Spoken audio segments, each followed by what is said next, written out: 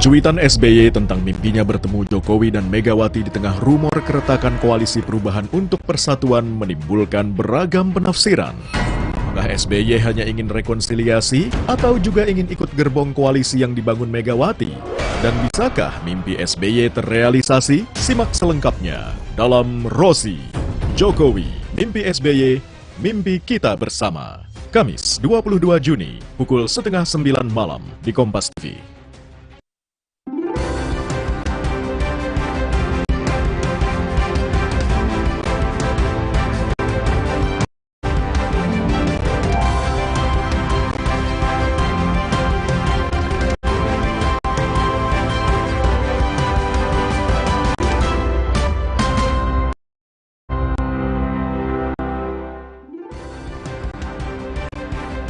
Selamat petang saudara, polisi membongkar kasus tindak pidana perdagangan orang. Pelaku diduga menampung sejumlah orang untuk dijual ginjalnya. Apa saja yang diungkap polisi dalam kasus ini? Sahabat Indonesia Malam hari ini juga akan membahas soal puncak peringatan Bulan Bung Karno yang akan digelar PDI Perjuangan. Apakah akan ada kejutan soal bacawa pres Ganjar Pranowo di acara itu? Inilah Sapa Indonesia Malam selengkapnya bersama saya Cindy Sistiarani. Dan saya Liviana Cerlisa. Inilah Sapa Indonesia Malam untuk Anda.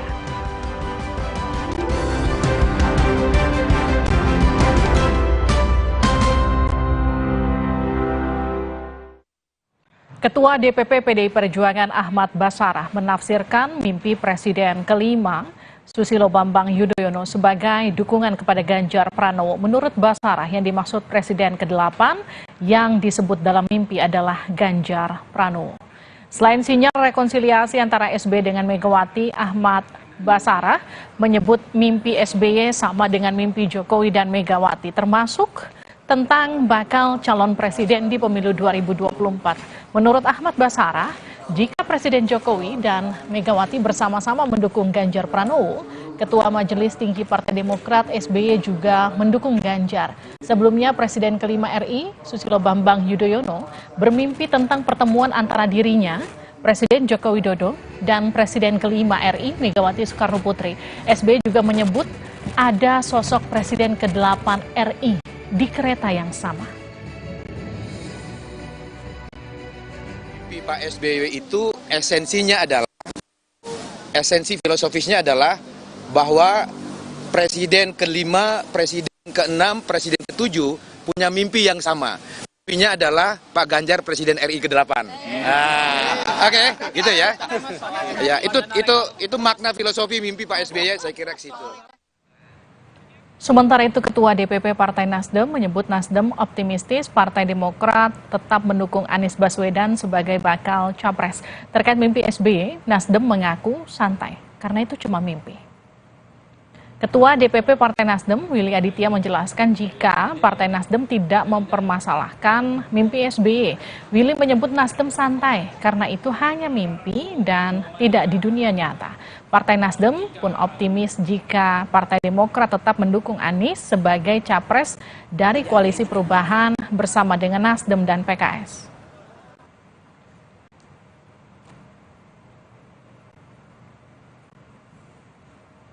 Ya namanya mimpi ya.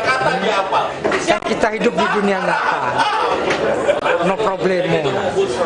Toh satu kereta itu juga bisa dibayangkan ya tetap dalam satu spirit membangun Indonesia lah ya.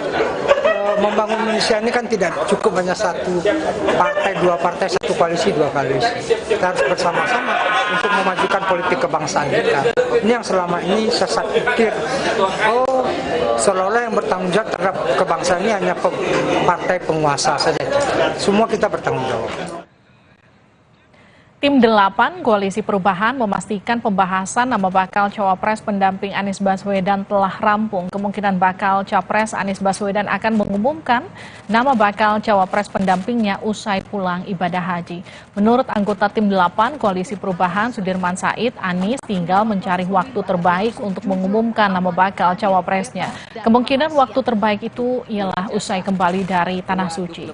Sudirman juga menyebut Anies telah memberitahukan nama bacawa pres pilihannya kepada para ketua umum partai pendukung. Eksekusi sama Anies. Karena pembebasan lahan ini lahan orang kita bebaskan, bukan lahan binatang, tapi lahan orang. 5 nama, kemudian belakangan mengerucut jadi 3 nama. akhirnya sudah dikatakan satu nama itu dianggap sudah final, sudah selesai, dan sekarang tiba gilirannya Pak Anies untuk mencari waktu terbaik untuk memutuskan dan pada akhirnya menjelaskan pada publik, dan kita memberi kesempatan pada Pak Capres untuk beribadah dengan tenang, dan siapa tahu setelah kembali beliau segera mengumumkan pilihannya. Kan berkeliling ke semua pimpinan partai untuk pamitan sekaligus menjelaskan arah keputusannya gitu. Saudara, nama Menko PMK Muhadjir Effendi disebut potensial menjadi bakal calon wakil presiden mendampingi Baca Pres Ganjar Pranowo.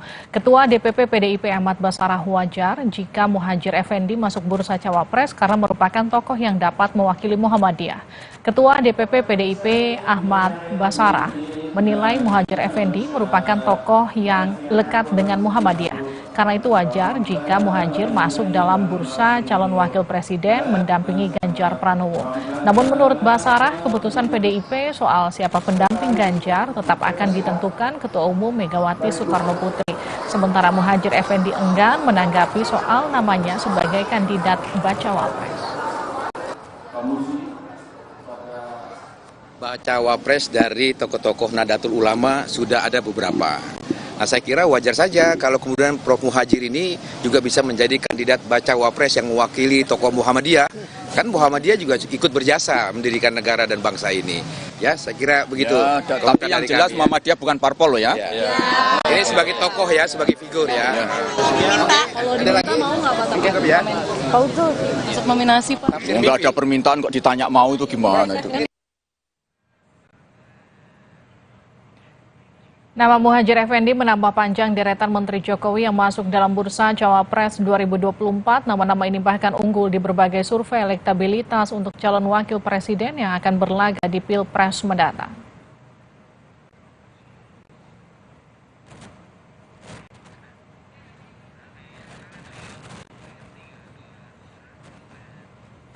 Bakal calon presiden Ganjar Pranowo menanggapi usulan nama Menko PMK Muhadjir Effendi sebagai calon wakil presiden pendampingnya.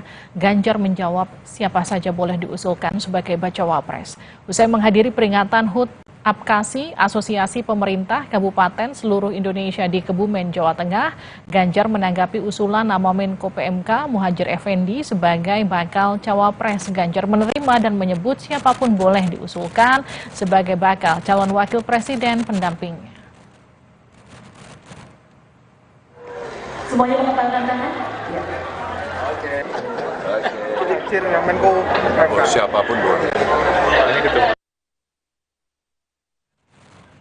Kita ke sorotan lain, Mabes Polri membenarkan adanya jaringan perdagangan orang terkait penjualan ginjal di Tarumajaya, Kabupaten Bekasi, Jawa Barat. Kasus tersebut kini tengah diselidiki Polda Metro Jaya. Polisi menegaskan proses penanganan dugaan penjualan ginjal jaringan internasional di Bekasi, Jawa Barat masih dalam penyelidikan Dirkrimum Polda Metro Jaya. Saat ini polisi sedang melakukan pengembangan kasus tersebut untuk mengungkap jaringan yang lebih besar.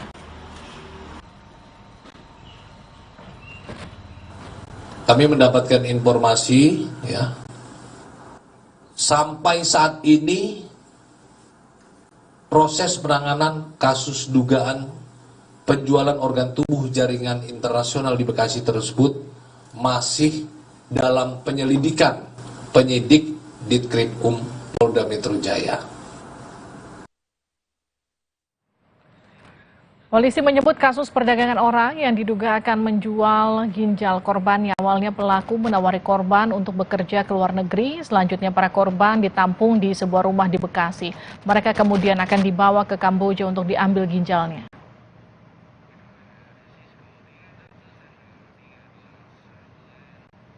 Tim gabungan Polda Metro Jaya dan Polres Metro Bekasi membongkar kasus tindak pidana perdagangan orang di Tarumajaya, Kabupaten Bekasi. Pelaku diduga menampung sejumlah orang untuk dijual ginjalnya. Apa saja yang sudah diungkap polisi dalam kasus ini? Kita sapa Francisco Donasiano, jurnalis Kompas TV yang ada di lokasi. Sisko, apa yang sudah diungkap polisi dalam kasus ini?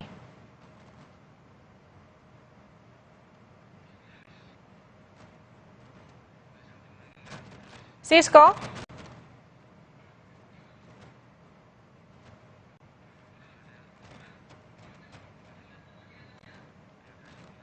Kita kembali menghubungi Francisco Donasiano di lokasi untuk mengungkap kasus perdagangan orang yang diduga ditampung di Bekasi untuk dijual ginjalnya. Kita kembali sapa jurnalis Kompas TV Francisco Donasiano. Sisko. Ya baik, selamat petang Livi dan juga saudara. Nah kalau memang dari pantauan kami hingga saat ini dari pihak Polda Metro Jaya setelah kasus ini kemudian dilimpahkan dari Polres Metro Bekasi beberapa waktu yang lalu memang masih dalam tahap pengembangan, begitupun yang juga dijelaskan oleh pihak Mabes Polri ataupun juga Baris Krim Polri melalui Karopenmas yaitu Brigjen Ahmad Ramadan dalam konferensi pers pada hari ini. Tentunya bagaimana pengembangan ini yang kita masih nantikan sebenarnya Livi dan juga saudara.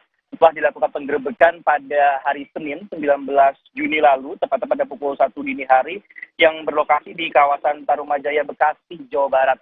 Tentunya dengan penggerebekan ini memang masih kami tunggu bagaimana kronologinya dan kemudian hasil rilis yang dilakukan dan juga pengembangan yang dilakukan oleh polisi, barang bukti apa saja yang kemudian diamankan. Inilah yang masih kami nantikan ataupun juga rilis resmi, khususnya dari pihak Polda Metro Jaya. Karena kita mengetahui setelah dilakukan penggeledahan di rumah kontrakan, di kawasan Tarumajaya Kabupaten Bekasi ini aktivitasnya juga terpantau sudah sepi seperti itu Livi dan juga saudara, sehingga memang kami nantikan terkait masalah perkembangan dari kasus tindak pidana perdagangan orang, khususnya adalah dalam hal ini adalah organ tubuh yang dijual. Apakah ini nantinya hanya dijual ke Kamboja saja ataupun juga ke lokasi-lokasi lainnya? Inilah kemudian yang masih kita gali informasinya. Tentunya dengan tindak pidana perdagangan orang ini, Livi dan juga saudara, ini juga cukup menarik perhatian publik dan juga perhatian dari Polri sendiri, karena sebelumnya Polri sendiri mengatakan bahwa telah ada 532 orang jadi tersangka kasus TPPO dalam ataupun juga berasal dari 456 laporan polisi, di mana total Polri berhasil menyelamatkan sedikitnya 1.572 korban. Tentunya dengan adanya kasus-kasus ini maraknya tindak pidana perdagangan orang yang dengan iming-iming berbagai macam, ada yang dijadikan pekerja rumah tangga ataupun juga anak buah kapal, masyarakat juga harus waspada. Terlebih lagi Livi dan juga saudara, memang beredar informasi bahwa dengan ada iming-imingnya khususnya untuk kalau kita lebih spesifiknya lagi adalah penjualan organ seperti itu ditawari ataupun juga diimingi uang yang cukup besar seperti itu. Bahkan kalau kita mereview atau melihat kasus sebelumnya di Makassar pada Januari ataupun juga awal 2023 lalu, Livi dan juga saudara, ada bocah berusia 11 tahun yang kemudian diculik dan hendak dijual organnya karena ada 2 orang seperti itu pelaku yang teriming-imingi bahwa nantinya dari akun media sosial tersebut membeli ginjal senilai 1,2 miliar, sehingga memang penting untuk masyarakat khususnya kasus tindak pidana perdagangan orang karena cukup marak saat ini di Indonesia. Dan juga memang jangan sampai juga teriming-imingi untuk TPPO sendiri, Livi dan juga saudara, terkait juga pemberian jasa ataupun juga layanan iming-iming bekerja di luar negeri seperti itu. Kembali ke Anda, Livi. Sisko, bisa diketahui nggak sudah ada berapa banyak korban yang kemudian terjaring dalam praktek ini, dan kemudian katakanlah berapa kalau dibilang iming-iming itu kemudian yang didapatkan para korban?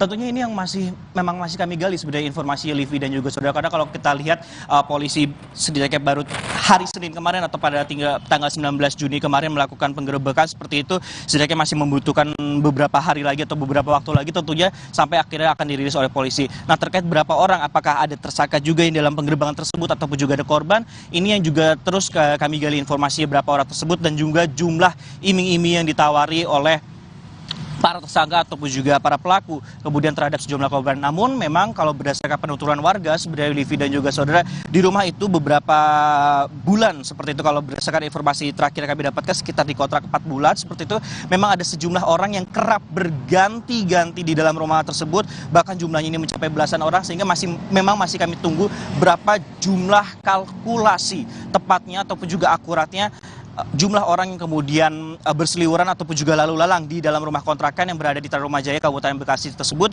dan berapa jumlah iming-iming dan ke lokasi mana saja kemudian orang-orang ini dikirim seperti itu, Livi. Kalau artinya kan pelaku dan juga korban ini baru saja mengontrak di tempat itu baru sekitar 4 bulan. Ini kan daerah yang kemudian padat penduduk ya, tidakkah kemudian ini dicurigai, ditanyakan oleh warga sekitar, ada aktivitas apa saja sampai kemudian penggerebekan itu terjadi? Sebenarnya memang ini cukup menarik perhatian dari khususnya warga sekitar, khususnya di kawasan kontrakan tersebut yang berada di Kabupaten Bekasi tersebut, Livi dan juga saudara. Karena memang orang-orangnya ini kerap berganti-ganti, bahkan yang mengontrak pun juga orang-orangnya sering berseliweran seperti itu. Bahkan ada beberapa yang membawa koper diangkut seperti itu dengan menggunakan kendaraan roda 4. Dalam kurun waktu 4 bulan terakhir ini, sehingga memang masih dinantikan seperti apa kemudian keterangan-keterangan ataupun juga konfirmasi dan juga kronologi pastinya. Tentunya kalau menjadi kecurigaan ataupun juga kewaspadaan dari masyarakat sekitar, Livi dan juga saudara, tentunya ini menjadi kewaspadaan karena itu tadi ada sejumlah orang kemudian yang terpantau berganti-ganti tinggal di kontrakan tersebut, dan juga memang kalau dikatakan oleh warga sekitar memang cukup jarang untuk melakukan komunikasi antara warga dengan orang-orang yang berada di kontrakan tersebut, dan wajahnya memang juga cukup berbeda-beda, ada wanita ataupun juga ada pria seperti itu. Kembali ke Anda, Livi. Terima kasih Francisco Donasiano, jurnalis Kompas TV langsung dari kawasan Bekasi, Jawa Barat.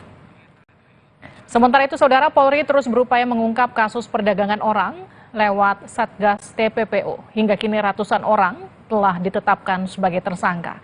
Karopenmas Divisi Humas Polri Brigjen Ahmad Ramadan menyebut hingga kini sudah ada 552 orang yang ditetapkan sebagai tersangka dalam kasus perdagangan orang di sejumlah daerah. Selain itu, polisi berhasil menyelamatkan 1.596 orang yang belum dibawa ke luar negeri. Jumlah korban TPPO yang berhasil diselamatkan ya oleh Polri, ini artinya berhasil diselamatkan belum menjadi pekerja migran ilegal. Ya, masih di masa penampungan, kita lakukan penindakan, penangkapan terhadap pelaku dan korban berhasil kita selamatkan.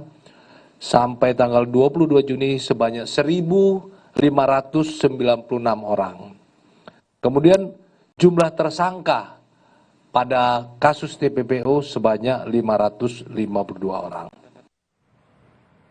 Ada sejumlah modus pelaku dalam tindak pidana perdagangan orang, diantaranya pelaku menggunakan jaringan media sosial menawarkan pekerjaan ke luar negeri secara ilegal. Selain itu ada juga pelaku menggunakan calo atau sponsor serta tidak melalui Disnaker Trans. Modus berikutnya ada pelaku yang memberikan uang panjar kepada korban.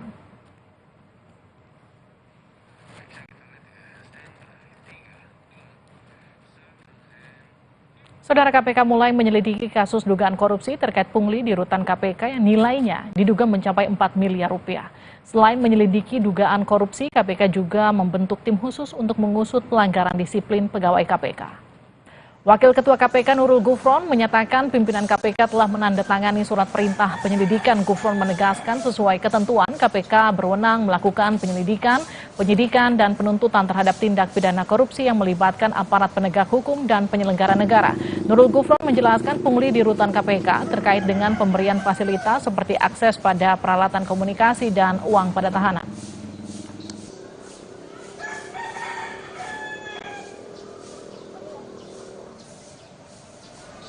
Pimpinan telah memerintahkan untuk melakukan penyelidikan atas kasus dimaksud dalam kerangka menemukan apakah benar telah terjadi tindak pidana korupsi sebagaimana telah disampaikan oleh Dewas kepada pimpinan KPK, baik periode 2021 sampai 2023 ataupun kemudian kalau ditemukan ternyata dugaan tersebut terjadi sebelum periode-periode tersebut, di mana berdasarkan Undang-Undang Nomor 11 Tahun 2019 tentang perubahan kedua, Undang-Undang Nomor 19 Tahun 2019 tentang perubahan kedua atas Undang-Undang 30 2002 tentang KPK, bahwa KPK berwenang melakukan penyelidikan, penyidikan dan penuntutan terhadap tindak pidana korupsi yang salah satunya pelakunya atau subjeknya melibatkan aparat penegak hukum, penyelenggara negara,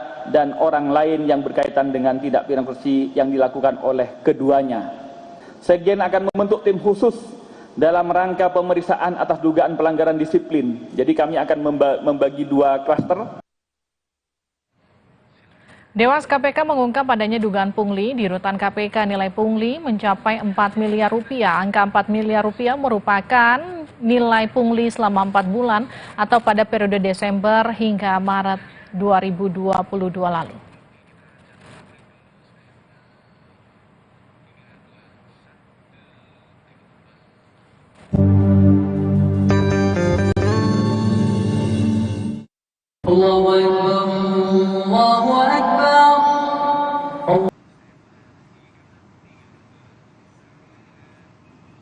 Saudara, kericuan terjadi saat unjuk rasa di Pondok Pesantren Al Zaitun, Indramayu, Jawa Barat menuntut pembubaran atas dugaan aliran sesat. Saling dorong dengan polisi terjadi di depan Ponpes Al Zaitun. Para demonstran tidak bisa masuk karena Ponpes Al Zaitun memasang blokade menggunakan kawat berduri. Terlihat juga warga sekitar yang ikut menyuarakan tuntutannya dengan cara menyusuri persawahan sekitar Ponpes Al Zaitun. Ada 6 tuntutan yang disampaikan, salah satunya pembubaran Al Zaitun karena dugaan aliran sesat di lingkungan Ponpes. Ada 1.200 polisi dari Polres Indramayu dan Polda Jawa Barat yang dikerahkan untuk mengamankan aksi unjuk rasa ini.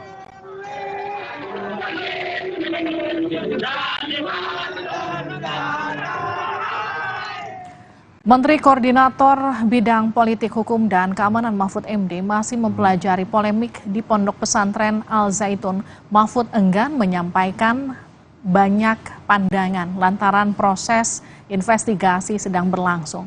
Mahfud juga tak ingin cepat menyimpulkan polemik di Al Zaitun, kendati gelombang protes terus berdatangan termasuk dari MUI Indramayu. Tim investigasi dalam kasus Pondok Pesantren Al Zaitun akan memanggil Panji Gumilang selaku pimpinan Ponpes. Pemanggilan itu dijadwalkan berlangsung Jumat besok di Gedung Sate, Kota Bandung, Jawa Barat. Kita tidak boleh sembarang menyikapi tanpa mendalami. Ya, kita sedang mendalami itu. Akan ada tindakan tegas, Prof, jika ada pelanggaran? Ya masih didalami. Kalau ada pelanggaran kan siapapun di seluruh Indonesia ini. Tapi apa betul ada pelanggaran apa tidak, nanti kita dalami. Mahfud, dari MUI Indramayu sendiri sudah menyatakan kalau Al Zaitun itu tidak sesuai dengan ajaran Islam. Tanggapannya seperti apa? Ya nanti kita dalami, tidak sesuainya apa. Kan saya belum tahu apa ketidaksesuaiannya kan. Kan nanti ada urusannya. Kalau ketidaksesuaiannya melanggar hukum itu urusan hukum nanti dengan saya. Kalau menyangkut penyelenggaraan institusi itu Kementerian Agama kan. Jadi kita belum tahu masalahnya di mana. Wakil Sekjen Bidang Hukum dan HAM MUI, Ihsan Abdullah menyampaikan hasil rekomendasi rapat dengan kementerian lembaga terkait kontroversi ajaran agama yang menyimpang di Ponpes Al Zaitun Indramayu, Jawa Barat. Salah satu rekomendasinya disebutkan jika pendiri Ponpes tersebut, Panji Gumilang, telah melakukan tindak pidana dan perlu diproses hukum. Saudara, usai jeda, Sapa Indonesia Malam kembali dengan informasi polisi berhasil ungkap jaringan perdagangan orang yang diduga akan menjual ginjal korbannya. Kita akan bahas lebih lengkap usai jeda di Sapa Indonesia Malam.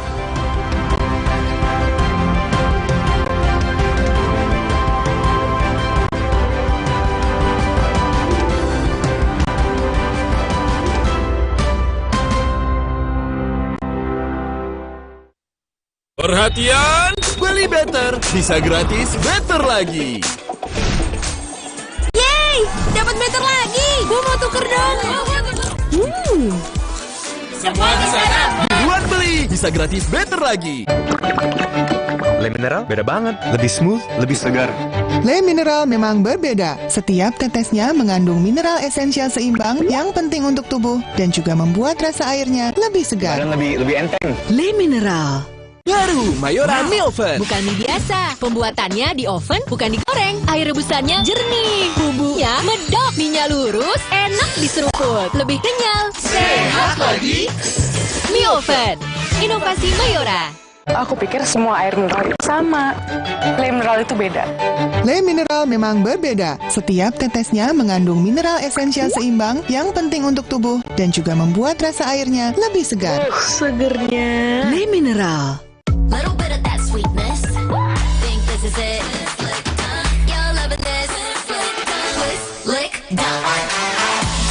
Scan Oreo Blackpink dan dapatkan pesan personal dari Blackpink. Oreo Blackpink. Di tanganmu, botol plastik bekas bisa jadi baru lagi. Seperti tas, baju, hingga sepatu ini. Bersama Gerakan Ekonomi Sirkular Nasional Le Mineral, mari mulai kebiasaan baru memilah sampah plastik dari rumah, menyalurkan lewat aplikasi, pemulung, ataupun bank sampah. Sampah plastikmu memberi nilai tambah untukmu dan juga untuk mereka. Dengan langkah sederhana, pisahkan sampah sesuai jenisnya, sampah organik, plastik termasuk PET, kertas, dan kaleng, lalu salurkan. Sampah plastik yang terpilah bisa didaur ulang. Mulai kebiasaan baru dan buat botol plastik bekasmu jadi baru lagi.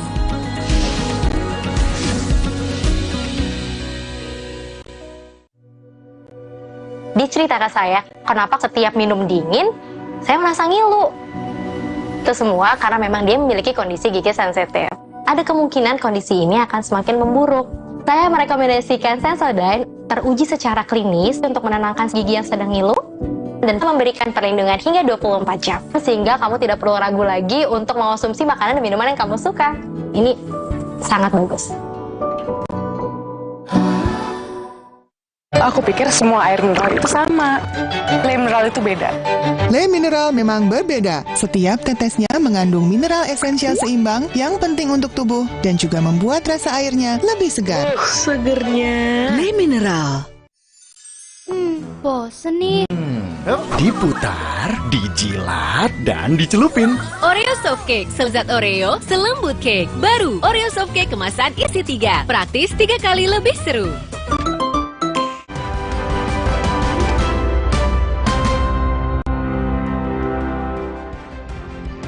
Anda kembali bersama kami di Sapa Indonesia Malam. Polisi terus mengungkap kasus perdagangan manusia di sejumlah wilayah melalui Satgas TPPO. Hingga kini polisi telah menetapkan 552 tersangka dalam kasus perdagangan orang di sejumlah daerah. Selain itu, polisi berhasil menyelamatkan 1.596 orang korban yang belum dibawa ke luar negeri. Badan Perlindungan Pekerja Migran Indonesia mencatat dari 2020 hingga Mei 2023 ada 1.937 pekerja migran yang meninggal dunia akibat jadi korban kejahatan. 90% dari korban tersebut merupakan pekerja migran ilegal. Mengapa kasus perdagangan manusia terus marak terjadi? Apa celah yang dimanfaatkan pelaku? Kita akan bahas usai tayangan berikut. Tim gabungan Polda Metro Jaya dan Polres Metro Bekasi berhasil membongkar kasus perdagangan orang di Tarumajaya, Kabupaten Bekasi, Jawa Barat. Pelaku menampung korban yang diduga akan dijual ginjalnya. Proses penanganan dugaan penjualan ginjal jaringan internasional ini masih dalam penyelidikan Polda Metro Jaya untuk mengungkap jaringan yang lebih besar. Kami mendapatkan informasi, sampai saat ini proses penanganan kasus dugaan penjualan organ tubuh jaringan internasional di Bekasi tersebut masih dalam penyelidikan penyidik Ditkrimum Polda Metro Jaya. Polisi menyebut kasus perdagangan orang yang diduga akan menjual ginjal korbannya. Awalnya pelaku menawari korban untuk bekerja ke luar negeri. Selanjutnya para korban ditampung di sebuah rumah di Bekasi. Mereka kemudian akan dibawa ke Kamboja untuk diambil ginjalnya. Sementara hingga hari ini polisi telah menetapkan 552 orang sebagai tersangka dalam kasus perdagangan orang di sejumlah daerah. Selain itu polisi berhasil menyelamatkan 1.596 orang korban yang belum dibawa ke luar negeri.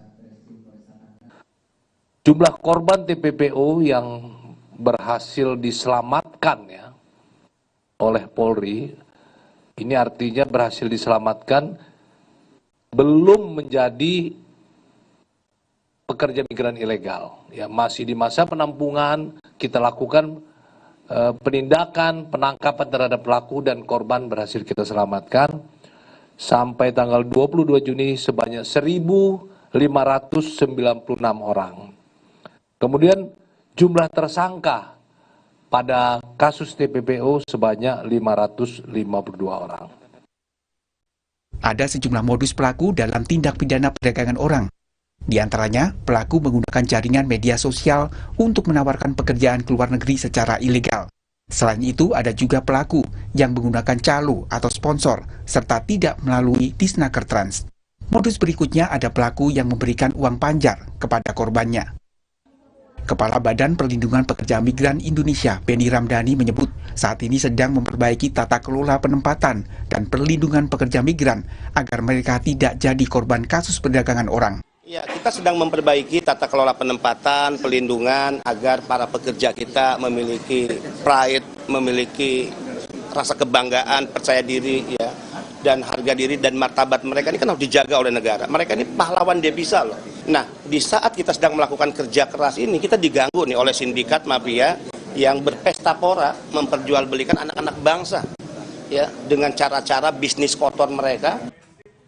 Tindakan tegas dan hukuman yang berat perlu diterapkan pada pelaku perdagangan orang untuk memberikan efek jera.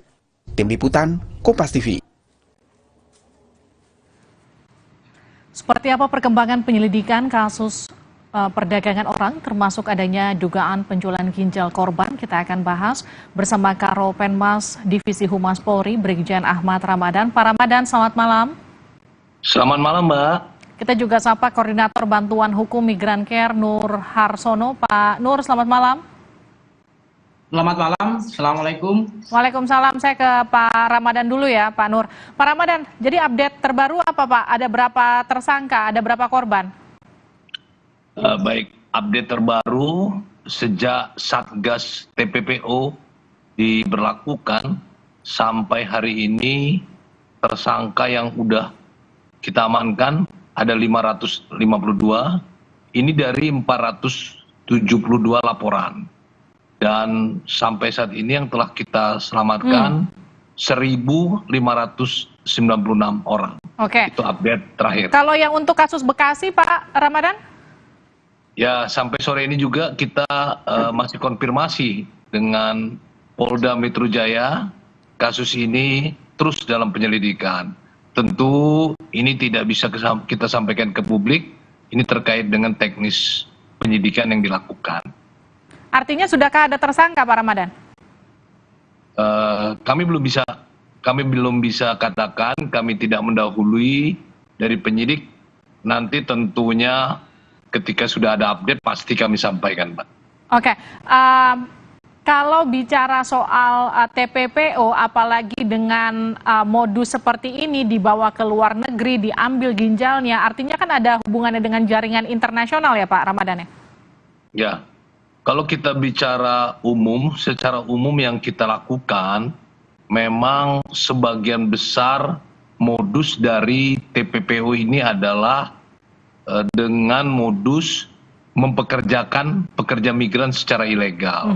Namun perlu dipahami bahwa tindak pidana perdagangan orang itu tidak hanya utuh orang, tapi seperti yang terjadi di Bekasi ya, dugaan itu adalah penjualan organ tubuh atau penjualan bagian dari tubuh, itu juga merupakan tindak pidana perdagangan orang. Oke, saya ke Pak Nur. Pak Nur, ini modus baru atau memang lama tapi baru kelihatan?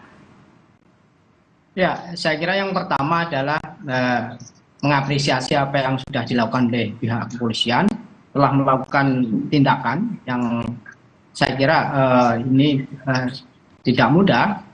Namun demikian ini adalah langkah-langkah yang maju setelah Pak Presiden Jokowi kemudian menginstruksikan kepada Kapolri untuk melakukan pembentukan Satgas TPPO mulai dari tingkat Mabes, kemudian Polda dan juga Kapolres. Nah, yang kedua saya kira ini modus bukan baru karena TPPO ini adalah suatu proses yang tentu proses tujuan dan proses cara dan tujuan itu harus terpenuhi. Artinya ketika tadi yang disampaikan oleh Bapak Ramdhani bahwa ini ada indikasi penjualan organ yang tentu ini juga merupakan eksploitasi penjualan organ tubuh. Saya kira ini dahulu juga ada modus-modus seperti ini. Bahkan dugaan ini sebenarnya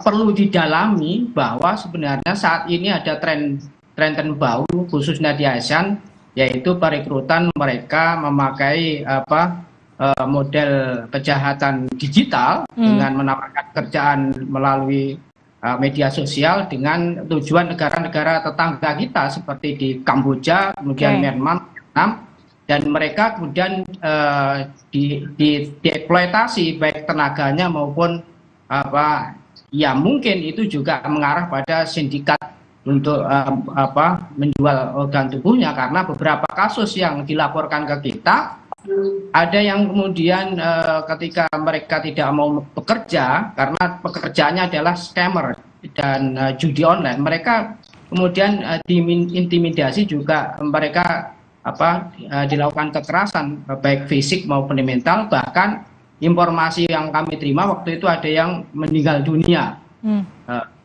awal tahun 2003 kemarin.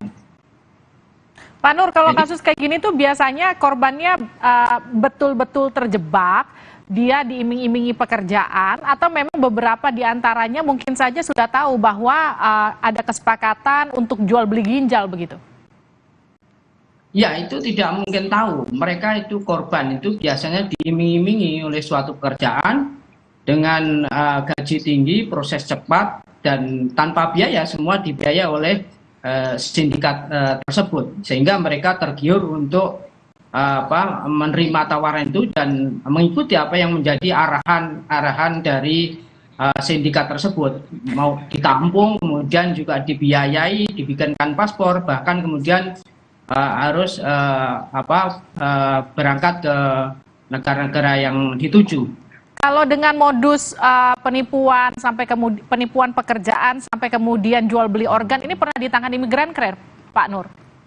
Ya, selama ini kita belum pernah menangani untuk dugaan penjualan organ tubuh, tapi berita-berita dan informasi yang kami terima itu banyak. Misalkan ada beberapa yang kemudian meninggal dunia dengan dipulangkan jenazahnya, kemudian ketika pulang kemudian keluarganya menerima jenazah dan dilihat itu sudah ada jahitan-jahitan seperti itu. Itu hanya dugaan-dugaan waktu itu, tapi belum sampai didalami apakah itu ada penjualan organ tubuh atau tidak. Oke, Pak Ramadan, kalau sejauh ini bagaimana kemudian publik mengetahui selain memang itu tadi dari awal saja sudah tidak benar ya, bahwa ini memang cara mereka bekerjanya secara ilegal begitu, tapi kemudian adakah modus-modus lain yang kemudian bisa diketahui oleh masyarakat untuk kemudian tidak terjebak menjadi korban perdagangan orang? Baik Mbak. Jadi sampai saat ini, sampai tanggal 22 ini tercatat di kami ada 4 modus ya. Modus dengan pekerja migran Indonesia ini yang paling besar. Kemudian juga yang tidak kalah perhatian ya, tidak kalah menjadi perhatian adalah modus menjadi PSK ya. Ini juga yang korbannya tentu wanita-wanita. Ada juga wanita yang di bawah umur atau anak-anak. Walaupun ini bukan pekerja migran ya, artinya pekerja migran itu bekerja ke luar negeri. Ini TPPO ini bisa terjadi ke luar negeri dan juga TPPO ini bisa terjadi di dalam negeri. Seperti diiming-iming untuk bekerja, seperti di rumah makan, ternyata dijadikan PSK ya. Ada yang secara nyata, ada juga secara online ya. Dijadikan PSK. Nah, ini juga merupakan tindak pidana perdagangan orang. Nah, memang ini yang paling banyak adalah modus dengan mempekerjakan pekerja migran ya. Seperti disampaikan oleh Kepala BP2MI ya. Banyak sekali korban kita yang mana juga menjadi korban TPPO yang hampir tiap hari menurut pihak BP2MI menerima jenazah yang merupakan korban TPPO. Nah, tentu negara harus hadir ya. Polri juga adalah bagian dari negara, harus hadir. Bersama-sama stakeholder lainnya, dengan BP2MI, dengan Kementerian Tenaga Kerja, dengan Kementerian Luar Negeri, kita harus bersama-sama hadir untuk melindungi segenap anak bangsa. Seperti dikatakan bahwa pekerja migran ini adalah pejuang ya. Untuk mencari sesuap nasi, dia berani meninggalkan keluarga ke luar negeri. Nah, ini adalah sebuah pekerjaan yang mulia, namun tidak mengerti cara yang benar, sehingga ditipu oleh calo, oleh perekrut, mereka menjadi korban TPPO. Mereka juga adalah pahlawan devisa yang harus kita lindungi. Demikian, Mbak. Pak Ramadan, kalau dari 500-an tersangka yang sudah diamankan oleh Satgas TPPO sejauh ini, dari pengakuan mereka, daerah mana saja yang paling banyak dijaring dalam kasus perdagangan orang? Daerah asal yang paling banyak tentu daerah-daerah seperti di Pulau Jawa ini, Jawa Barat, Jawa Timur, Jawa Tengah, Nusa Tenggara Timur, Nusa Tenggara Barat. Ini adalah daerah asal pekerja migran yang akan berangkat ke luar negeri. Ya. Mereka juga umurnya, tidak Pak? langsung. Bagaimana? Rentang umurnya? Rentang umurnya beragam ya. Mulai dari belasan tahun sampai 40 tahun ya. Mereka juga beragam pekerjaan. Kalau untuk perempuan pekerjaannya pekerja rumah tangga yang dominan. Tetapi kalau laki-laki menjadi korban pekerja buruh di kebun atau di perkebunan ya, perkebunan sawit.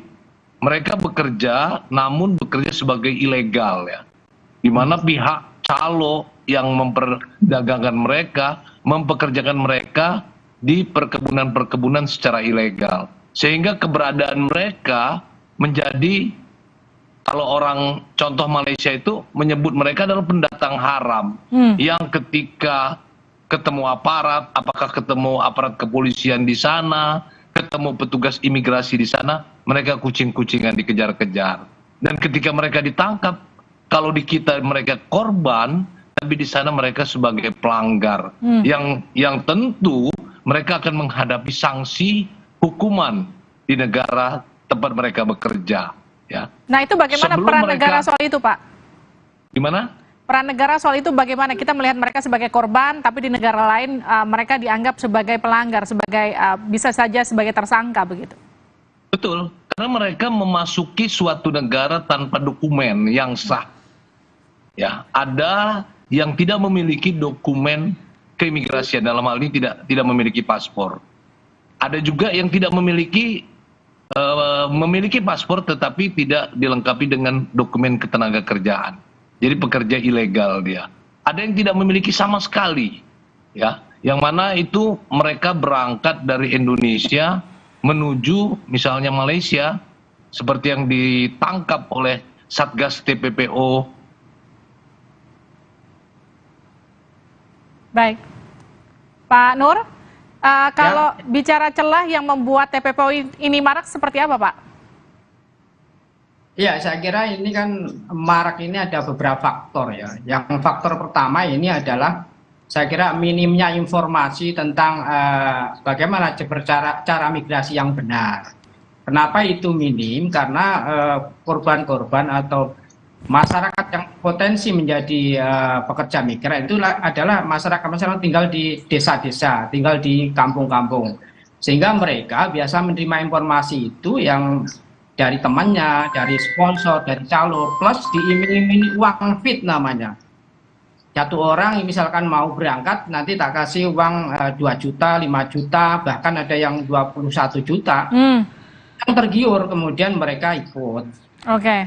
Mereka kemudian dijanjikan pergi ke, misalkan ke Yordania atau di Turki, tapi dipekerjakan di Irak. Nah, di Irak ini kemudian mereka juga dilema ya, karena tadi mungkin ini agak beda ya. Di Irak ini, walaupun mereka itu paspornya itu paspor pacok, maka di Irak ini bisa juga menjadi legal, karena menurut hukum mereka bahwa ketika mereka kemudian dijamin oleh majikan, kemudian dicarikan visa kerja, kemudian dianggap legal.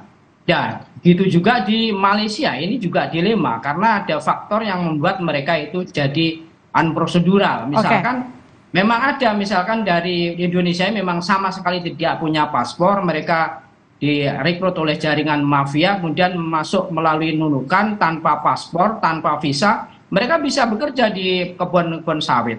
Yang kedua juga faktor mereka hanya punya paspor pelancong, kemudian direkrut oleh sindikat, kemudian dimasukkan. Contoh Malaysia, mereka itu kemudian ada paspor pelancong kemudian ditangkap di rahasia polisi. Tapi yang ada lagi yang dari sini lewat PT resmi, kemudian P3MI resmi, kemudian punya visa, kemudian di negara Malaysia juga cuma visa, tapi karena visanya itu expired, kemudian majikan tidak memperpanjang, kemudian karena ditahan ya paspor ditahan, tidak diperpanjang, kemudian ada rahasia polis, kemudian bisa ditangkap. Jadi ada beberapa faktor yang mengakibatkan mereka itu jadi unprosedural, gitu. Baik. Terima kasih telah bergabung bersama kami di Sapa Indonesia Malam, Pak Nur dan juga Pak Ramadan. Saudara, usai jeda Sapa Indonesia Malam kembali dengan informasi Kementerian Pertahanan disebut-sebut akan menjajaki pembelian pesawat tempur Mirage 2009 bekas dari Uni Emirat Arab. Lebih lengkap usai jeda.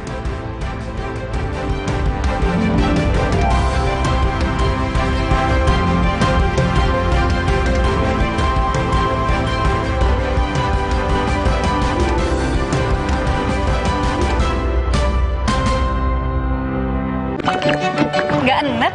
Iya, kayak aroma manisnya. Le Mineral memang berbeda.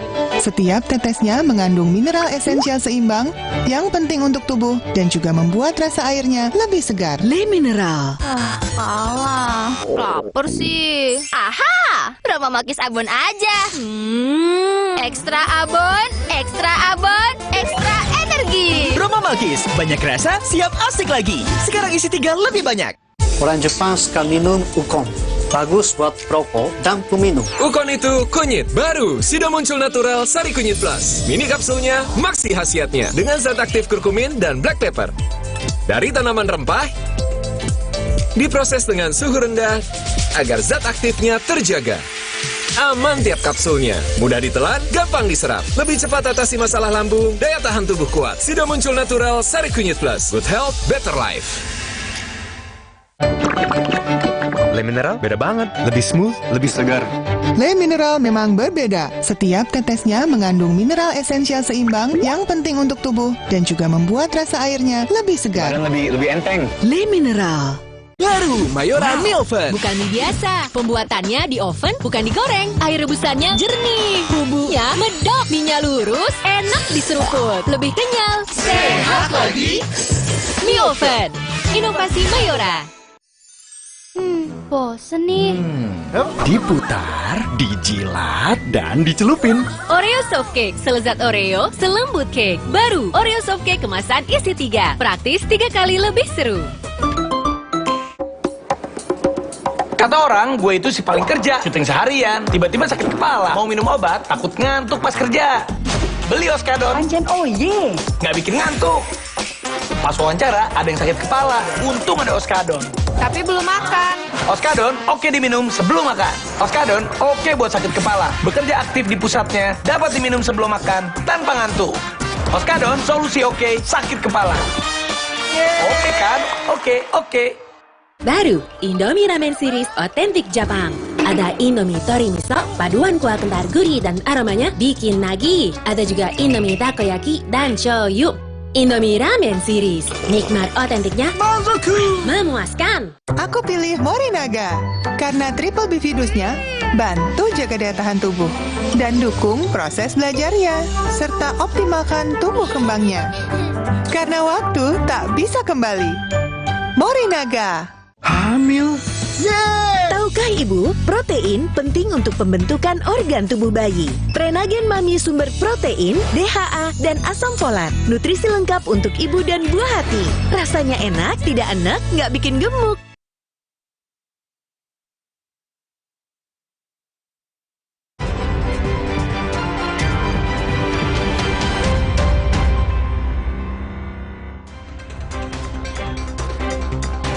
Kebakaran menghanguskan sebuah bengkel motor di kawasan Cakung, Jakarta Timur. Api membakar seluruh bangunan bengkel dan sejumlah sepeda motor yang sedang diperbaiki. 1 orang mengalami luka bakar dan langsung dilarikan ke puskesmas untuk mendapatkan penanganan. Kebakaran berhasil dipadamkan 1 jam kemudian dengan menurunkan sedikitnya 15 unit mobil pemadam kebakaran. Kebakaran diduga berasal dari tumpahan bensin yang mengalami luka dan dilarikan ke rumah sakit akibat kecelakaan ini.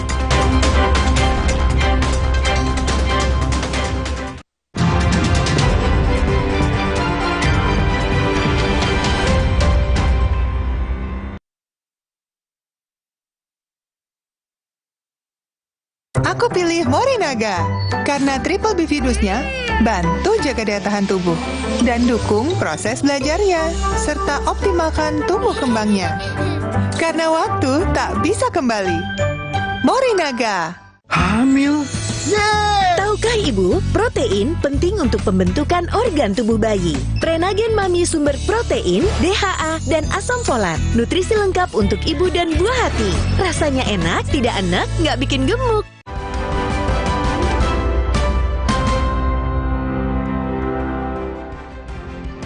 Anda kembali bersama kami di Sapa Indonesia Malam. Saudara, Kementerian Pertahanan disebut-sebut akan menjajaki pembelian pesawat tempur Mirage 2009 bekas dari Uni Emirat Arab.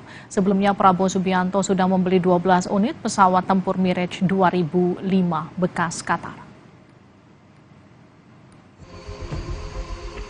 Menteri Pertahanan Prabowo Subianto menyebut Kementerian Pertahanan akan menjajaki pembelian pesawat tempur Mirage 2009 bekas dari Uni Emirat Arab. Sebelumnya, Menhan Prabowo memastikan bahwa Kementerian Pertahanan sudah menandatangani kontrak pembelian 12 jet tempur Mirage 2005 bekas dari Qatar. Menteri Pertahanan Prabowo Subianto menyebut, meskipun bekas 12 jet tempur Mirage 2005 ini jam terbangnya masih sedikit, sehingga masih bisa dipakai 15 hingga 20 tahun ke depan. Walaupun memang dikatakan bekas, tapi Qatar negara yang sangat kecil, jadi flying hours-nya masih sedikit.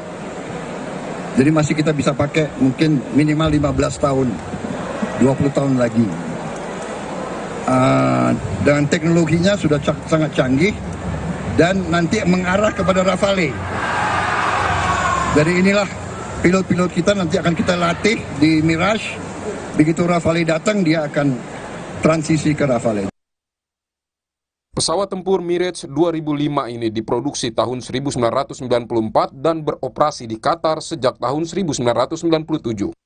Artinya jet tempur ini sudah berusia 26 tahun.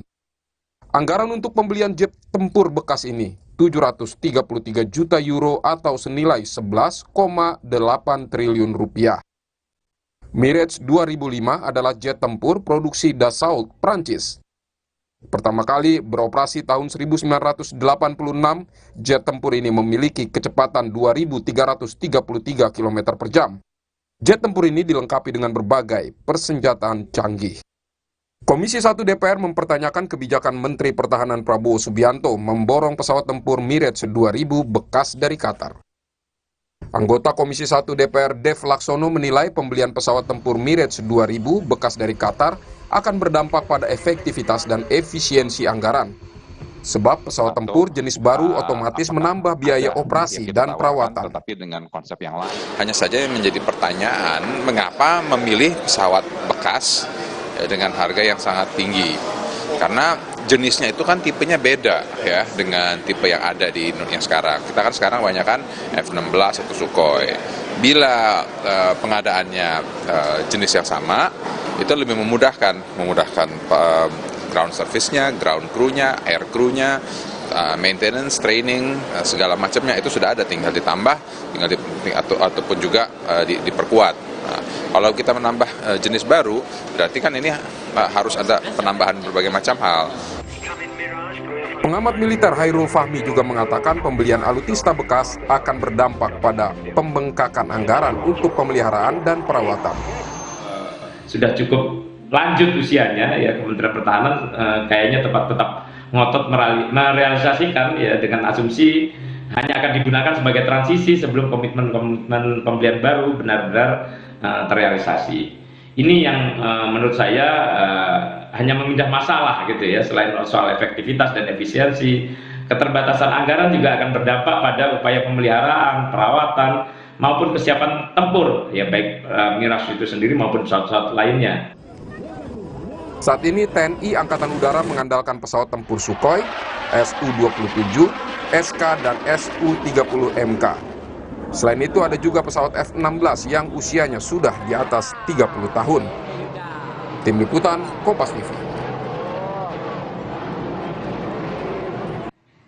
Kita ke sorotan lain, Muhammad Fajri, pasien obesitas yang memiliki berat 300 kg pada Kamis dini hari meninggal dunia di Rumah Sakit Cipto Mangunkusumo, Jakarta. Pria berusia 27 tahun asal Tangerang sempat dirawat di ruang ICU khusus selama 2 minggu. Fajri meninggal akibat mengalami shock septik atau komplikasi berat yang mengakibatkan kerusakan berbagai organ. Pria 27 tahun ini sempat dirawat di ruang ICU khusus RSCM selama 2 minggu. Sebelum dibawa ke RSCM, kondisi Fajri sudah memprihatinkan. Jenazah dimakamkan di TPU Menteng Pulo, Jakarta.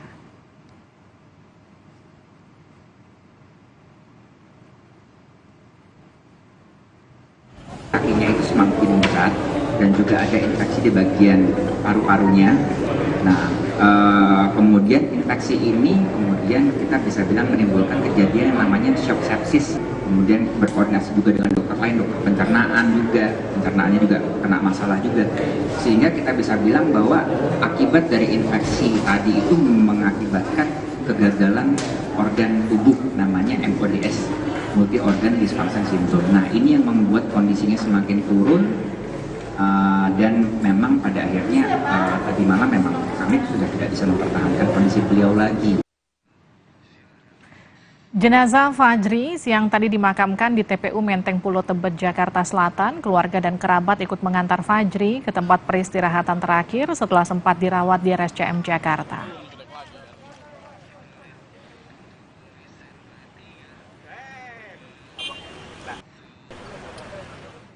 Sorotan lainnya, Saudara Kapolri Jenderal Listio Sigit Prabowo menyinggung praktek materi ujian SIM melewati jalur zigzag dan angka 8 sudah tidak relevan. Ia meminta Kakor Lantas memperbaiki dan mempermudah pembuatan SIM bagi masyarakat. Kapolri Listio Sigit meminta Kakor Lantas memperbaiki sistem ujian SIM lewat jalur angka 8 atau zigzag yang dinilai sudah tidak relevan dan semua harus fokus beralih ke digital atau aplikasi.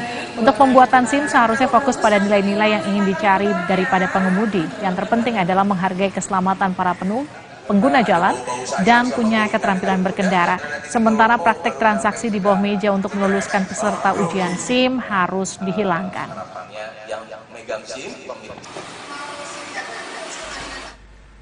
Dan khusus untuk pembuatan SIM ini saya minta Kakor Lantas tolong dilakukan perbaikan. Yang namanya angka 8 itu masih sesuai atau tidak. Yang namanya melewati apa itu siksak-siksak itu masih sesuai atau tidak. Saya kira kalau memang sudah tidak relevan perbaiki. Jangan terkesan bahwa pembuatan ujiannya khususnya praktek ya, ini hanya untuk mempersulit dan ujung-ujungnya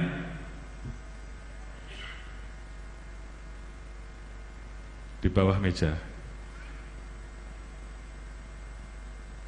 Nggak tes, malah lulus. Ini harus dihilangkan. Yang namanya ujian praktek SIM dipermudah, disesuaikan. Saudara Ketua DPP PDI Perjuangan Ahmad Basarah menafsirkan mimpi Presiden kelima RI Susilo Bambang Yudhoyono sebagai dukungan kepada Ganjar Pranowo. Menurut Basarah, yang dimaksud Presiden ke-8 yang disebut dalam mimpi adalah Ganjar Pranowo. Selain sinyal rekonsiliasi antara SBY dengan Megawati, Ahmad Basarah menyebut mimpi SBY sama dengan mimpi Jokowi dan Megawati, termasuk tentang bakal calon presiden di pemilu mendatang. Menurut Ahmad Basarah, jika Presiden Jokowi dan Megawati sama-sama mendukung Ganjar Pranowo, Ketua Majelis Tinggi Partai Demokrat SBY juga mendukung Ganjar. Sebelumnya, Presiden kelima RI Susilo Bambang Yudhoyono bermimpi tentang pertemuan antara dirinya, Presiden Jokowi, dan Presiden kelima RI Megawati Soekarno Putri. SBY juga menyebut ada sosok Presiden ke-8 di kereta yang sama. Pak SBY itu esensi filosofisnya adalah bahwa Presiden ke-5, Presiden ke-6, Presiden ke-7 punya mimpi yang sama. Mimpinya adalah Pak Ganjar Presiden RI ke-8. Oke, gitu ya. Ya, itu makna filosofi mimpi Pak SBY, saya kira ke situ. Sementara itu, Ketua DPP Partai Nasdem menyebut Nasdem optimis Partai Demokrat tetap mendukung Anies sebagai bakal capres. Terkait mimpi SBY, Nasdem mengaku santai karena itu hanya mimpi. Ini disebutkan Ketua DPP Nasdem Willy Aditya yang menjelaskan jika Nasdem tidak mempermasalahkan mimpi SBY. Willy menyebut Nasdem santai karena itu hanya mimpi dan tidak di dunia nyata. Partai Nasdem optimis jika Demokrat tetap mendukung Anies sebagai capres dari Koalisi Perubahan bersama dengan Nasdem dan PKS. Ya namanya mimpi ya. Yang kita hidup di dunia nyata. No problemo. Toh satu kereta itu juga bisa dibayangkan ya tetap dalam satu spirit membangun Indonesia lah ya. Membangun Indonesia ini kan tidak cukup hanya satu partai, dua partai, satu koalisi, dua koalisi. Kita harus bersama-sama untuk memajukan politik kebangsaan kita. Ini yang selama ini saya pikir, seolah-olah yang bertanggung jawab terhadap kebangsaan ini hanya partai penguasa saja. Semua kita bertanggung jawab. Saudara, Partai Demokrasi Indonesia Perjuangan mempersiapkan diri menghadapi pemilu 2024 di puncak peringatan Bulan Bung Karno. Puan Maharani menyatakan akan ada kejutan seperti apa? Kita kembali saja.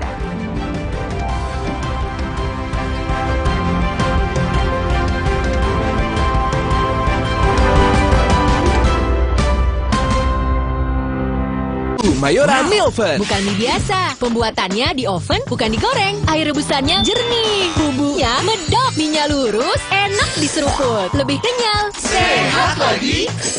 Mie oven. Inovasi Mayora. Little bit of that sweetness. Think this is it. You're loving this. Lick done. Scan Oreo Blackpink dan dapatkan pesan personal dari Blackpink. Oreo Blackpink. Nggak enak? Iya, kayak aroma manisnya. Le Mineral memang berbeda. Setiap tetesnya mengandung mineral esensial seimbang yang penting untuk tubuh dan juga membuat rasa airnya lebih segar. Le Mineral. Baru, Indomie Ramen Series otentik Jepang. Ada Indomie Tori Miso, paduan kuah kental gurih dan aromanya bikin nagih. Ada juga Indomie Takoyaki dan shoyu. Indomie Ramen Series, nikmat otentiknya memuaskan. Bosen nih. Diputar, dijilat, dan dicelupin. Oreo Soft Cake, selezat Oreo, selembut cake. Baru, Oreo Soft Cake kemasan isi 3. Praktis 3 kali lebih seru. Capek kurang ion? Stop! Tarik nafas, minum Isoplas Koko. Baru, seenak kelapa Thailand, plus 7 ion, menghidrasi sempurna. Bikin badan fit kembali excellent. Isoplas Koko, baru, excellent hydration dari Wingsfood. Selamanya kita takkan berhenti mengejar matahari. Rise to your life's adventure. Pemilu tahun 1977, Komisariat Wilayah Kota 73 Jakarta Barat menugaskan 50 ekor merpati pos untuk melancarkan komunikasi di 25 TPS. Dalam penerbangan uji coba, seluruh 12 burung yang ditugaskan berhasil sampai ke tujuan dengan hanya kehilangan 1 dokumen dalam perjalanan. Ikuti perkembangan dan informasi terkini seputar pemilu 2024 hanya di Kompas TV, Rumah Pemilu. Kenali Indonesia lebih dekat. Telisik keunikan tiap wilayahnya. Keindahan alam, ragam budaya, serta eksistensi kearifan lokal.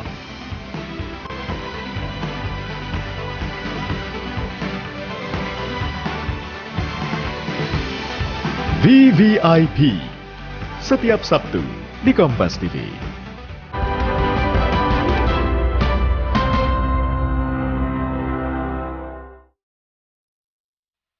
PDIP berusaha untuk mewujudkan hat-trick memenangi pemilu.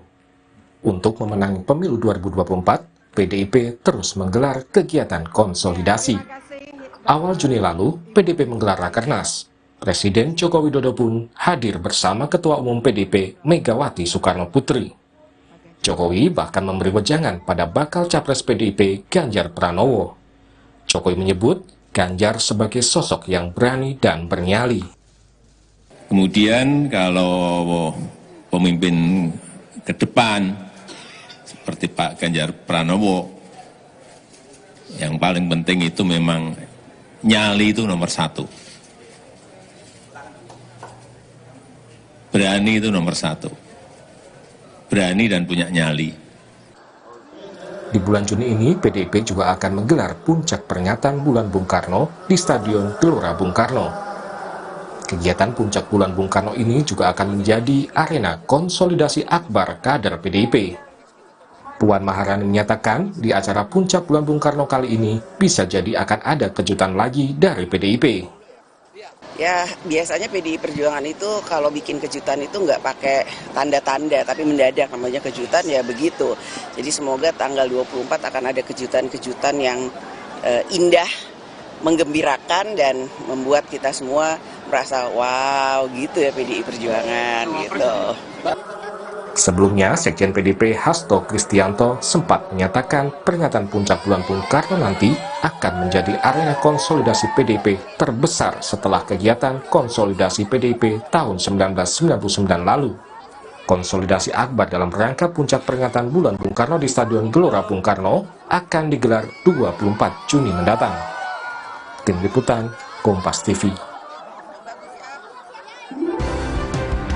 Lalu kejutan apa yang akan muncul di puncak peringatan Bulan Bung Karno di GBK nanti? Apa arti politik dari kegiatan PDI Perjuangan ini? Kami akan membahas bersama Sekjen PDI Perjuangan Hasto Kristianto. Selamat malam Mas Hasto. Malam Cindy. Terima kasih sudah bergabung di Sapa Indonesia Malam hari ini. Jadi puncak Bulan Bung Karno di GBK tanggal 24 disebut sebagai konsolidasi terbesar PDI Perjuangan sejak 99. Apa sebenarnya agenda acaranya tuh Mas? Kalau ditinjau dari tema, Mas Prananda saat itu mengusulkan ke Ibu, kepalkan tangan persatuan untuk Indonesia Raya. Jadi ini sila ketiga dan juga nomor keberuntungan PDI Perjuangan nomor 3, karena zaman Orde Baru juga semangat metal merah total itu dimunculkan, sehingga dalam konteks itu seluruh gerak kepartian ini ditampilkan, dan kita kan hampir 2 tahun lebih pandemi, sehingga ini merupakan momentum setelah Ibu Megawati Soekarno Putri mengumumkan calon presiden dari PDI Perjuangan, yaitu Pak Ganjar Pranowo pada tanggal 21 April yang lalu. Dan kemudian di dalam puncak peringatan Bulan Bung Karno ini semua bersatu padu, solid bergerak, menyatu dengan kekuatan akar rumput.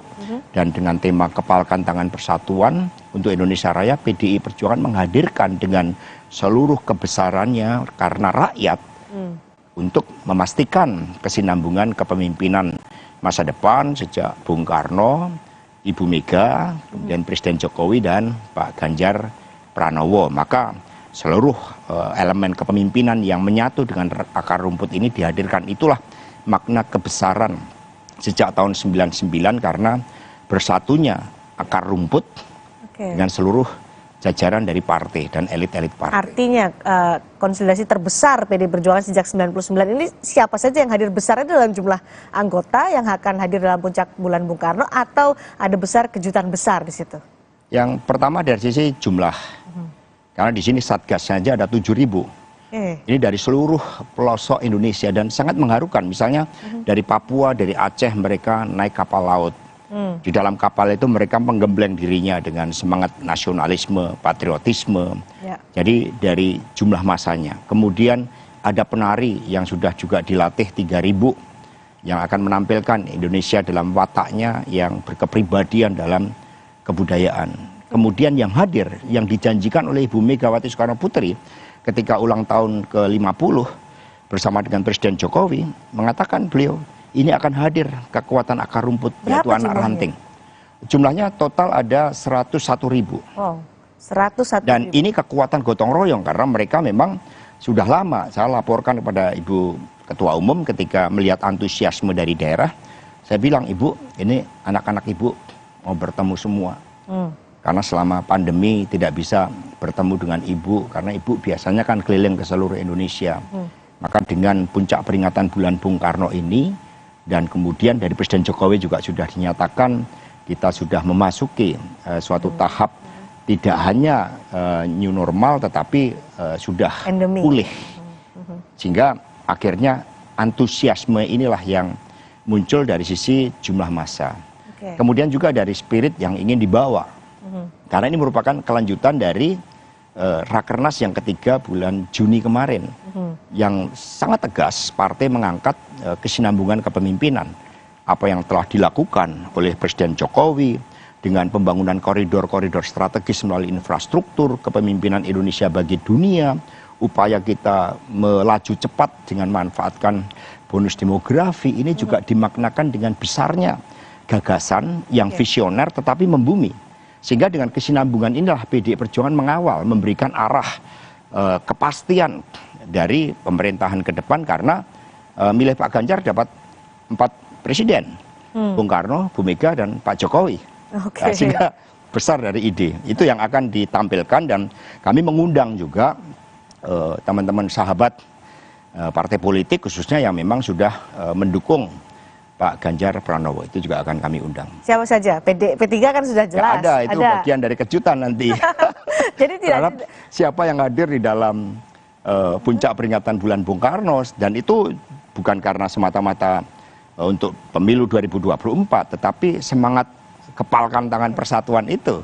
Itu kejutannya di situ. Jadi nanti partai politik yang hadir di puncak peringatan bulan Bung Karno adalah partai politik yang berkoalisi dengan PDI Perjuangan di 2024 mengusung Ganjar Pranowo, begitu? Ya, sementara ini yang memang sudah menyatakan dukungan kepada Pak Ganjar, ya, itu kita undang. Tetapi di luar itu, yang memiliki kesejarahan panjang dengan PDI Perjuangan, itu juga akan diundang. Nanti tunggu aja pada saat hari H. Jadi nggak cuma partai politik ya, nanti kejutannya apakah termasuk juga mengumumkan bacawa pres dari Ganjar Pranowo? Ini kan ditunggu, Mas Hasto.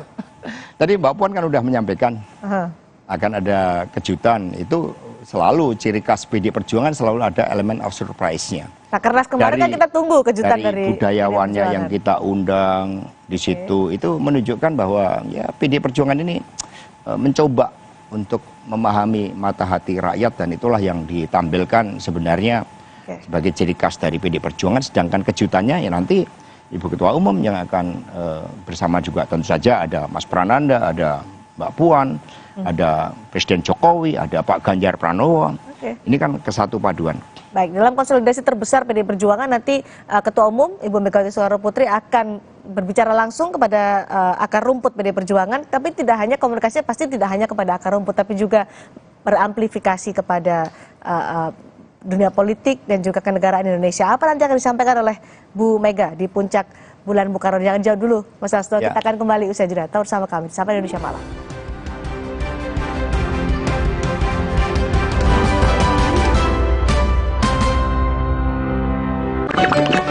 Le Mineral beda banget, lebih smooth, lebih segar. Le Mineral memang berbeda. Setiap tetesnya mengandung mineral esensial seimbang yang penting untuk tubuh dan juga membuat rasa airnya lebih segar. Dan lebih enteng. Le Mineral. Selalu ada cara jenius buat cerita traveling kamu makin seru. Gak repot lagi bawa cash, sambungin mata uang asing ke kartu debit Genius. Buat belanja, tarik tunai, sampai jadi tiket MRT. Semuanya bisa dan tercatat di aplikasi Genius. Little bit of that sweetness. Think this is it. You're loving this. Lick, Scan Oreo Blackpink dan dapatkan pesan personal dari Blackpink. Oreo Blackpink. Aku pikir semua air mineral itu sama. Le Mineral itu beda. Le Mineral memang berbeda. Setiap tetesnya mengandung mineral esensial seimbang yang penting untuk tubuh dan juga membuat rasa airnya lebih segar. Segernya. Le Mineral. Kalah. Lapar sih. Aha, Roma Makis Abon aja. Ekstra abon, ekstra abon, ekstra energi. Roma Makis, banyak rasa, siap asik lagi. Sekarang isi 3 lebih banyak. Kata orang, gue itu si paling kerja, syuting seharian, tiba-tiba sakit kepala, mau minum obat, takut ngantuk pas kerja. Beli Oskadon. Pancen oye. Nggak bikin ngantuk. Pas wawancara, ada yang sakit kepala, untung ada Oskadon. Tapi belum makan. Oskadon, oke diminum sebelum makan. Oskadon, oke buat sakit kepala. Bekerja aktif di pusatnya, dapat diminum sebelum makan, tanpa ngantuk. Oskadon, solusi oke, sakit kepala. Oke kan? Oke. Bosen nih. Diputar, dijilat, dan dicelupin. Oreo Soft Cake, selezat Oreo, selembut cake. Baru, Oreo Soft Cake kemasan isi 3. Praktis 3 kali lebih seru. Kontraksin, obat demam anak andalan ibu dari masa ke masa, yang diproduksi dengan teknologi modern, higienis, dan quality assurance yang baik. Lahir dari keamanan mutu dan tanggung jawab sepenuh hati. Kontraksin, andalan ibu Indonesia.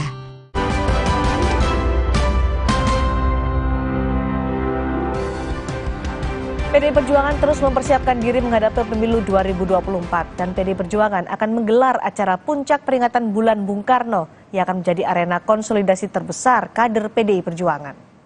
PDIP akan menggelar puncak peringatan Bulan Bung Karno di Stadion Gelora Bung Karno 24 Juni mendatang. Kegiatan puncak Bulan Bung Karno ini juga akan menjadi arena konsolidasi akbar kader PDI Perjuangan. Puan Maharani menyatakan di acara puncak Bulan Bung Karno kali ini bisa jadi akan ada kejutan lagi dari PDI Perjuangan.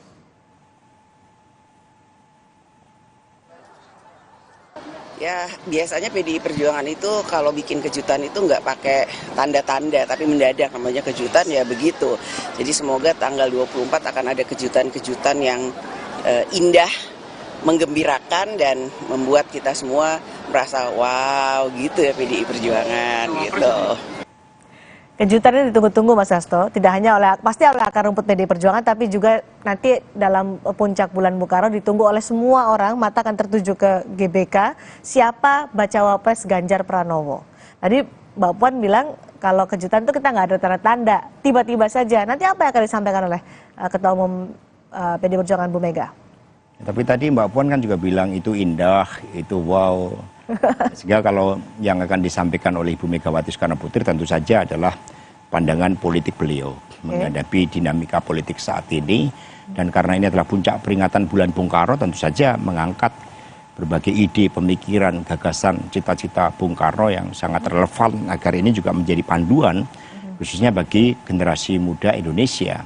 Ini yang merupakan hal yang sangat penting. Tetapi PDI Perjuangan tetap tidak berubah meskipun kami dipercaya rakyat menang 2 kali pemilu. Misalnya di situ ada yang menggunakan kapal laut, kemudian ada yang datang menggunakan motor. Tidak kami larang karena itulah kita partai rakyat. Karena itulah nanti dibalik kejutan apa yang akan disampaikan oleh Ibu Megawati Soekarno Putri dan juga berbagai komponen kepartian yang hadir. Ya terlebih dahulu kami juga menyampaikan kepada masyarakat Jakarta permohonan maaf karena mobilisasi ini sangat besar dan tanggal 24 Juni nanti tentu ini akan mengganggu dari sisi transportasinya, semoga tidak terjadi kemacetan, kemudian mereka yang punya aktivitas olahraga menjadi terganggu, maka kami minta maaf sebelumnya. Tetapi dengan kejutan yang Mbak Puan bilang tadi, itu indah, menyenangkan dan wow, moga-moga itu semua bisa terobati. Mudah-mudahan terobati juga kejutan soal siapa bacawa pres. Kembali lagi soal ini karena beberapa kali PDI Perjuangan menyatakan akan ada kejutan di Rakernas ketiga. Ditunggu-tunggu kejutannya bukan cawapres juga. Apakah nanti dalam puncak Bulan Bung Karno bakal cawapres Ganjar Pranowo akan ikut diundang? Oh tentu saja, karena kan sudah diumumkan oleh Ibu Mega dalam momentum yang sangat baik, 21 April peringatan hari lahir Ibu Kartini. Sehingga nanti Pak Ganjar juga hadir, nanti juga ada tentu saja Presiden Jokowi, Ibu bacawa presnya maksud saya, akankah diundang juga? Ya, kan rakyat sudah tahu kalau Ibu Mega ada 10 nama. 10 nah nama dari 10 nama ini kan sudah ada yang disebut, ada yang belum disebut. Nah sehingga ini tentu saja menjadi suatu, ya politik kan perlu teka-teki, politik perlu suatu hal yang sifatnya surprise ketika diumumkan, oh ini. Tetapi kalau kita belajar dari Ibu Megawati ketika mengambil keputusan, pasti bahwa yang diambil adalah suatu yang terbaik, suatu perpaduan seorang pemimpin nasional yang ditunggal, yang saling melengkapi. Karena Ibu Mega kan sosok negarawan, sehingga beliau selalu mengingatkan kepada kami bahwa tugas PDI Perjuangan ini tidak hanya menyelesaikan masalah rakyat, tetapi dengan gagasan pemikiran Bung Karno, kita memberikan direction terhadap arah masa depan. Dan itu baru bisa terjadi. Bayangkan kita membahas tema Rakernas fakir, miskin, dan anak terlantar dipelihara negara. Kalau pergerakan partai ini ke akar rumput, selama kita menyatu dan akar rumput yang diputuskan oleh Ibu Megawati Soekarno Putri, pasti suatu yang menjadi harapan bahwa calon wakil presiden yang akan mendampingi Pak Ganjar memang menjawab harapan terhadap kebutuhan rakyat untuk mencapai loncatan kemajuan Dan ini juga menjadi harapan dari Presiden Jokowi. Sehingga satu kesatuan, maka tadi kami katakan, milih Pak Ganjar dapat 4 presiden. Ya kan? Bung Karno, Bu Mega, Pak Jokowi, dan Pak Ganjar sendiri. 24 Juni berarti ya? Iya. Ini akan kita lakukan, tapi untuk cawapres tentu saja nanti pada momentum yang tepat. Bu Mega kan bukan sosok pemimpin yang suka Bulan Bung Karno mencampur-adukkan. bukan momen yang tepat. Bulan Bung Karno kan sesuatu yang sangat baik bagi kita, tidak hanya untuk berkontemplasi, tetapi juga untuk melihat dengan jernih bagaimana Bung Karno yang diakui oleh dunia sebagai pemimpin pembebas bangsa-bangsa Asia, Afrika, dan Amerika Latin. Ini menjadi inspirasi bagi anak-anak muda kita. Ini yang jauh lebih penting. Dan mohon maaf ya, daripada pada bulan Bung Karno ini untuk mengumumkan cawapres. Sehingga ada kejutan-kejutan lain. Tetapi Ibu Mega ini kan sosok yang juga memiliki tradisi spiritualitas yang tinggi. Misalnya Ibu tiba-tiba mengambil keputusan, itu juga bisa dimungkinkan. Seperti 21 April. Tidak ada yang menyangka, termasuk kami, bahwa Ibu Mega akan mengumumkan secepat itu pada tanggal 21 April, 1 hari sebelum Lebaran, sehingga kemudian menciptakan efek wow Mbak Puan tadi. Dan kemudian terjadilah suatu dukungan survei Pak Ganjar meningkat, ngeroket, meskipun sebelumnya sempat menurun ketika karena sikap-sikap aspek-aspek historis dan keyakinan ideologis partai, Pak Ganjar harus mengambil suatu sikap yang tegas. Dan ini merupakan hal yang positif bagi kami bahwa dengan bulan Bung Karno ini menunjukkan bahwa seluruh pemimpin yang lahir dari rahim PDI Perjuangan memang memiliki akar ideologis yang kuat. Memiliki fighting spirit yang sangat kuat. Ini yang membedakan dengan yang lain. Oke, posisi tadi kan disebutkan kalau pilih di PDIP ada 4 presiden. Kalau tadi disebutkan oleh Mas Hasto ada Bu Mega, ada Pak Jokowi, kemudian ada Ganjar Pranowo. Nanti akan posisinya bagaimana di panggung pada puncak peringatan bulan Bung Karno ini? Ya, semuanya kita diajarkan oleh Ibu Megawati Soekarno Putri. Ketika kita duduk sebagai satu saudara kepartean, itu nggak pernah dibeda-bedakan secara hakikat. Saya misalnya sebagai sekjen dengan anak ranting itu sama. Sama-sama pengikut Bung Karno yang punya tanggung jawab bagi masa depan, yang harus meluruh dengan basis partai yang berada paling bawah. Termasuk dengan umum partai politik yang akan diundang? Oh, tentu saja berbeda. Kita juga memberikan penghormatan sebagai tuan rumah yang baik. Kami memberikan penghormatan kepada Bapak Presiden Jokowi, juga akan hadir Kiai Haji Ma'ruf Amin. Kami memberikan penghormatan terhadap para ketua umum partai yang hadir. Para ketua umum partai, ya lebih dari 2, karena kan sudah bergabung saat ini P3 dan juga Perindo. Hanura juga sudah menyatakan. Hanura sudah?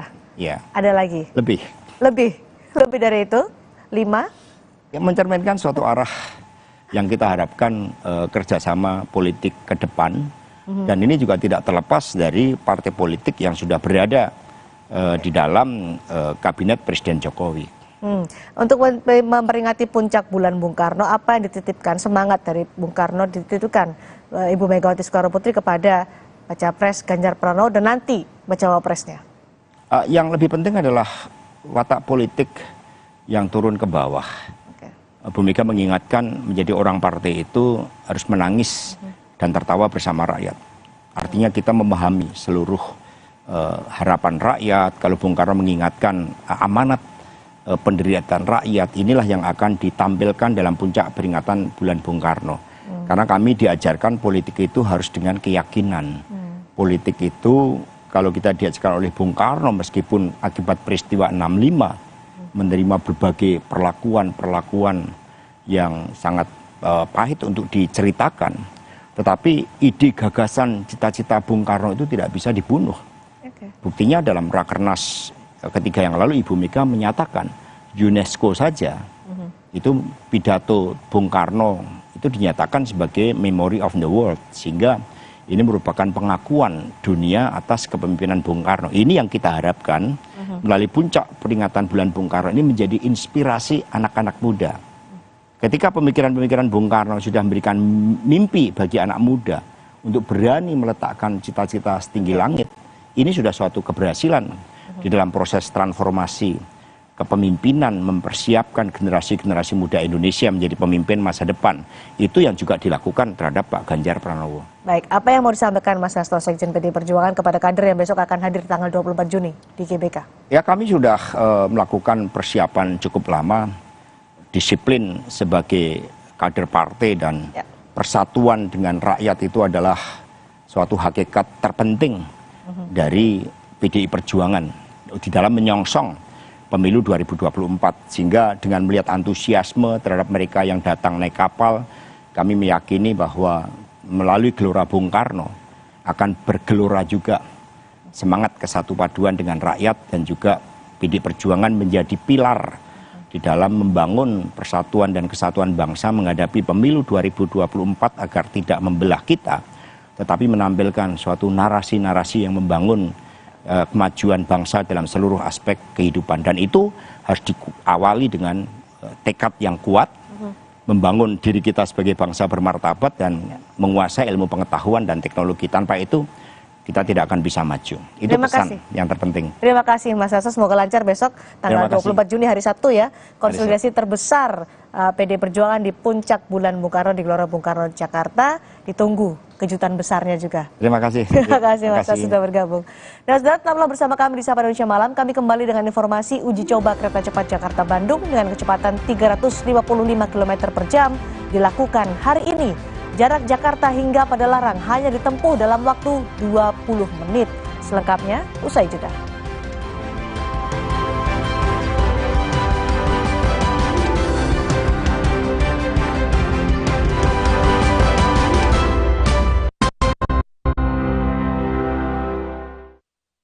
(1955) Pemilu pertama di Indonesia menyertakan 172 partai politik.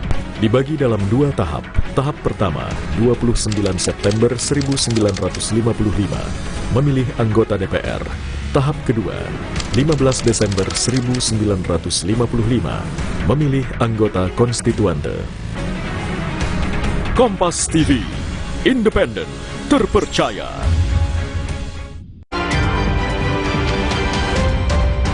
Kompas Update dipersembahkan oleh Fitbar.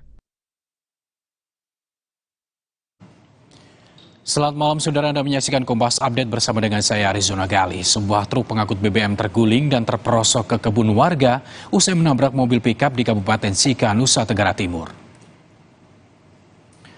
Kecelakaan terjadi di Jalan Trans Flores, Desa Keringa, Kabupaten Sika, Nusa Tenggara Timur.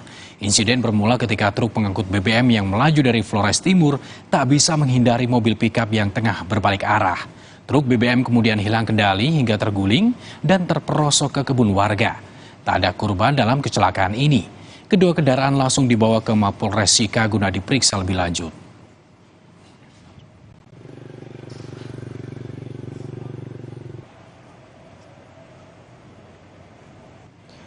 Demikian Kompas Update, saya Arizona Gali, sampai jumpa.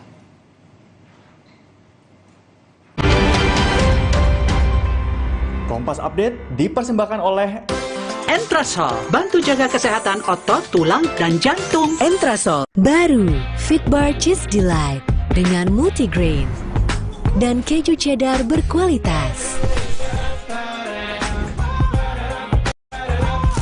Fitbar, delicious multigrain bar. Sekarang badan gampang pegal dan lelah. Itu bisa jadi masalah di otot, tulang, dan jantung. Minum Entrasol dengan ekstrak buah zaitun bantu jaga kesehatan otot, tulang, dan jantung. Jadi bisa tetap aktif. Entrasol. Le Mineral beda banget, lebih smooth, lebih segar. Le Mineral memang berbeda. Setiap tetesnya mengandung mineral esensial seimbang yang penting untuk tubuh dan juga membuat rasa airnya lebih segar. Dan lebih enteng. Le Mineral. Capek kurang ion? Stop! Tarik nafas, minum Isoplas Koko, baru seenak kelapa Thailand, plus 7 ion, menghidrasi sempurna. Bikin badan fit kembali excellent. Isoplas Koko, baru excellent hydration dari Wings Food. Selamanya kita takkan berhenti mengejar matahari. Rise to your life's adventure. Dunia terus berputar. Begitu banyak hal yang berakhir, Namun, banyak juga yang kembali dalam bentuk baru, memberi harapan baru. Seperti botol plastikmu yang dapat menjadi barang baru lagi melalui gerakan ekonomi sirkular nasional Le Mineral.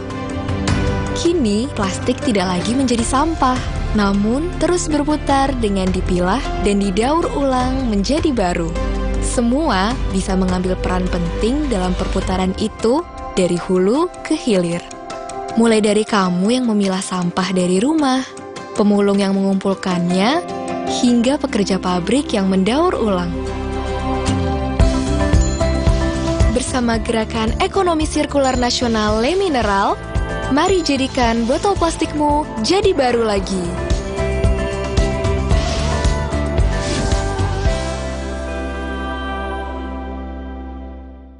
Baru Fitbar Cheese Delight dengan multigrain dan keju cheddar berkualitas. Fitbar Delicious Multigrain Bar. Sekarang badan gampang pegal dan lelah. Itu bisa jadi masalah di otot, tulang, dan jantung. Minum Entrasol. Dengan ekstrak buah zaitun, bantu jaga kesehatan otot, tulang, dan jantung. Jadi bisa tetap aktif. Entrasol. Nggak enak? Iya, kayak ada manis-manisnya. Le Mineral memang berbeda. Setiap tetesnya mengandung mineral esensial seimbang yang penting untuk tubuh dan juga membuat rasa airnya lebih segar. Le Mineral. Alah, lapar sih. Aha, Roma Makis Abon aja. Ekstra abon, ekstra abon, ekstra energi. Roma Makis, banyak rasa, siap asik lagi. Sekarang isi 3 lebih banyak. Baru, Indomie Ramen Series otentik Jepang. Ada Indomie Tori Miso, paduan kuah kental gurih dan aromanya bikin nagih. Ada juga Indomie Takoyaki dan shoyu. Indomie Ramen Series, nikmat otentiknya memuaskan. Perhatian, beli better, bisa gratis better lagi. Yeay, dapat better lagi. Gue mau tuker dong. Semua di sana. Buruan beli, bisa gratis better lagi.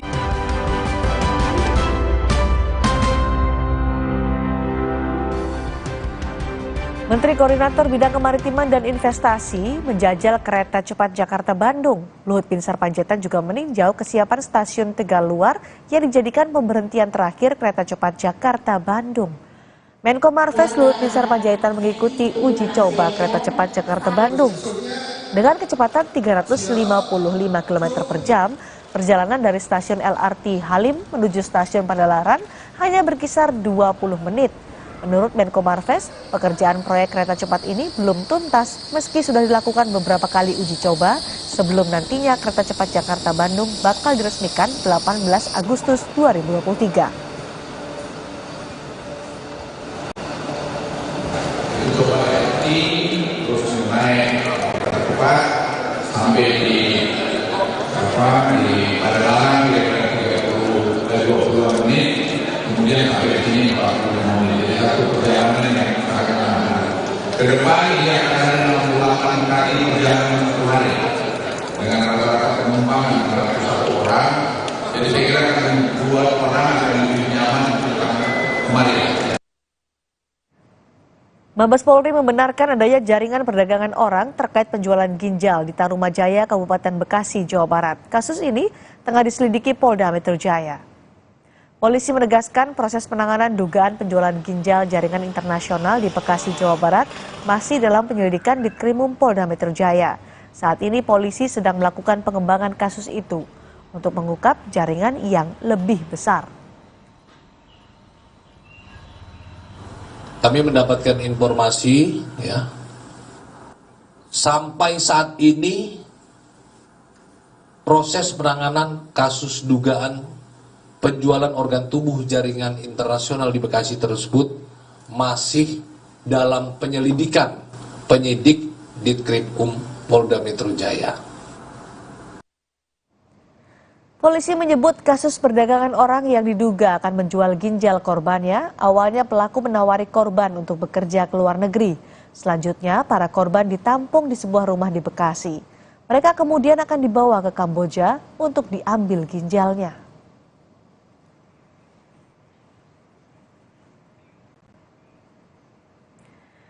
Saudara, kericuhan terjadi saat unjuk rasa di Pondok Pesantren Al Zaitun di Indramayu, Jawa Barat. Massa menuntut pembubaran atas dugaan aliran menyimpang di Ponpes Al Zaitun.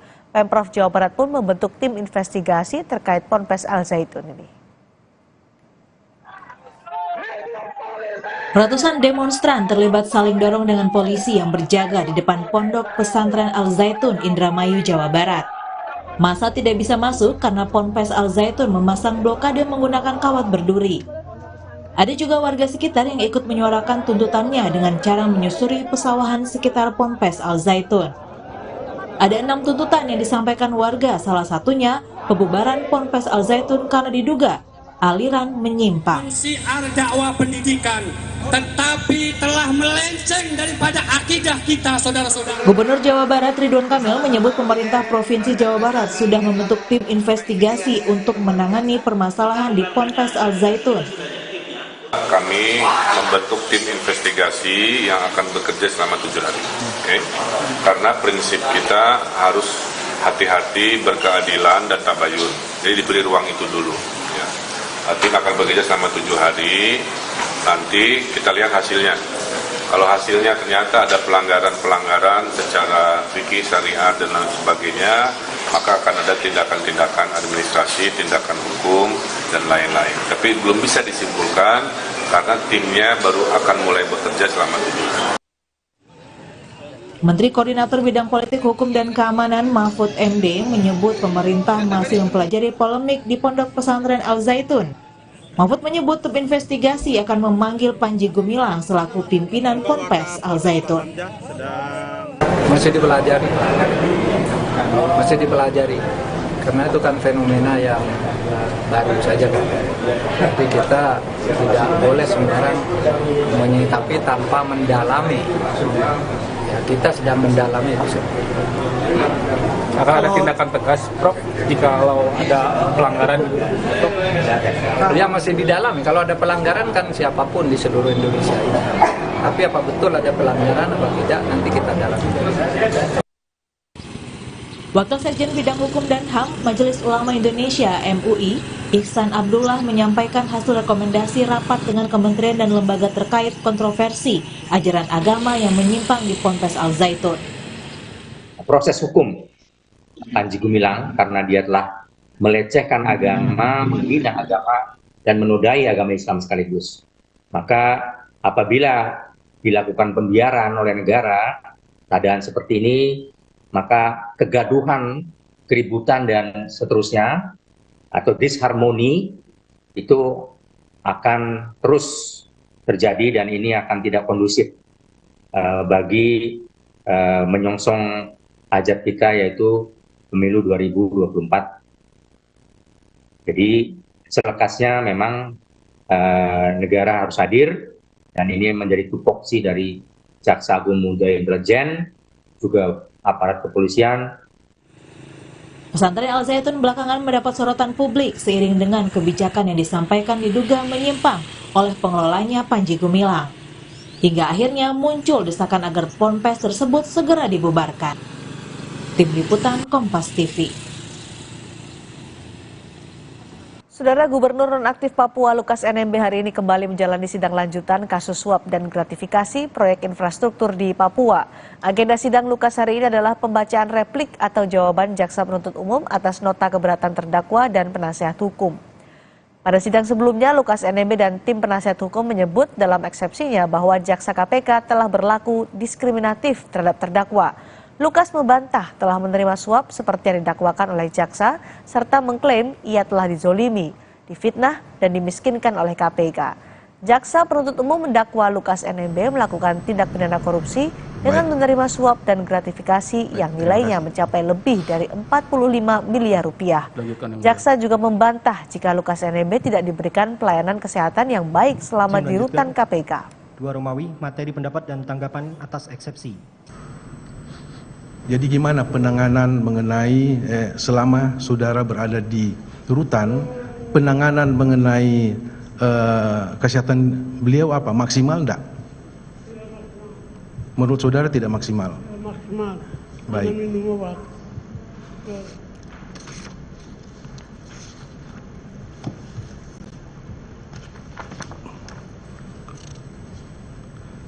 Baik, untuk penuntut umum tadi kan saudara sudah dengar sendiri ya, pernyataan dari saudara terdakwa selama ini menurut beliau ya, menurut terdakwa bahwa penanganan dari tim kesehatan dari rutan KPK katanya tidak maksimal. Gimana pernyataan saudara? Kami mohon izin menyampaikan terkait dengan penanganan kesehatan terdakwa. Perlu kami sampaikan bahwa selama ini telah dilakukan konsultasi rutin terdakwa di RSPAD Gatot Subroto dengan dokter-dokter spesialis yang sudah disiapkan sejak awal penangkapan, dan kita koordinasi secara intens dengan ID juga. Dan kami ada bukti-bukti kontrol rutinnya yang mulia. Apabila nanti yang mulia membutuhkan, kami siapkan hadirkan bukti-bukti rutinnya kita melakukan pemeriksaan terdakwa di RSPAD Gatot Subroto. Sebuah ledakan hebat melanda bangunan yang berada di Left Bank Paris, Prancis hingga mengakibatkan sejumlah orang terluka.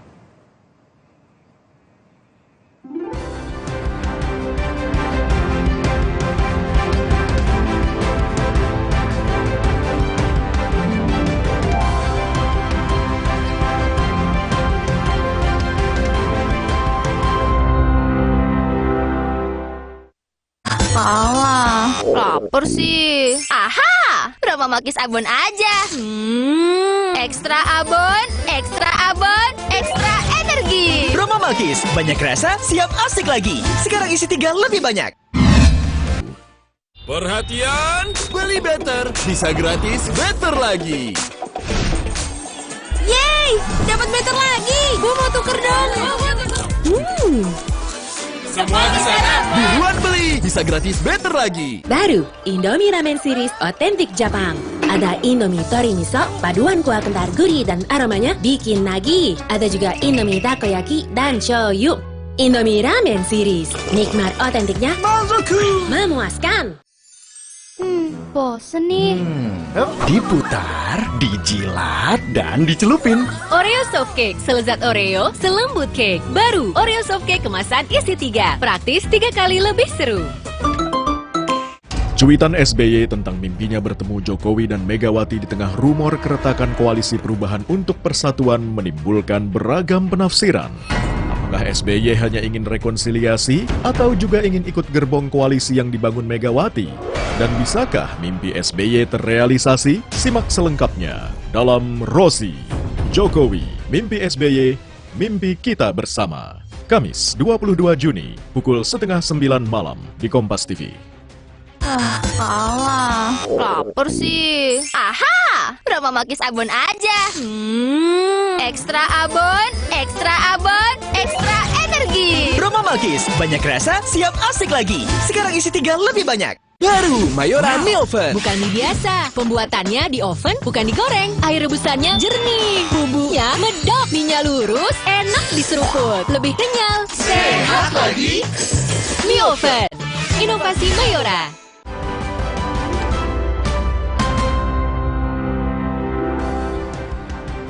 Sebuah ledakan besar melanda bangunan di kota Paris, Prancis hingga mengakibatkan sejumlah orang terluka. Akibat ledakan, sebuah bangunan di wilayah arrondissement Left Bank Paris, kepolisian militer langsung menutup area tersebut. Beberapa mobil ambulans mengevakuasi warga yang terluka. Ledakan ini juga memicu kebakaran besar hingga membuat asap hitam terlihat membumbung tinggi. Penyebab kebakaran ini masih dalam proses penyelidikan pihak berwenang.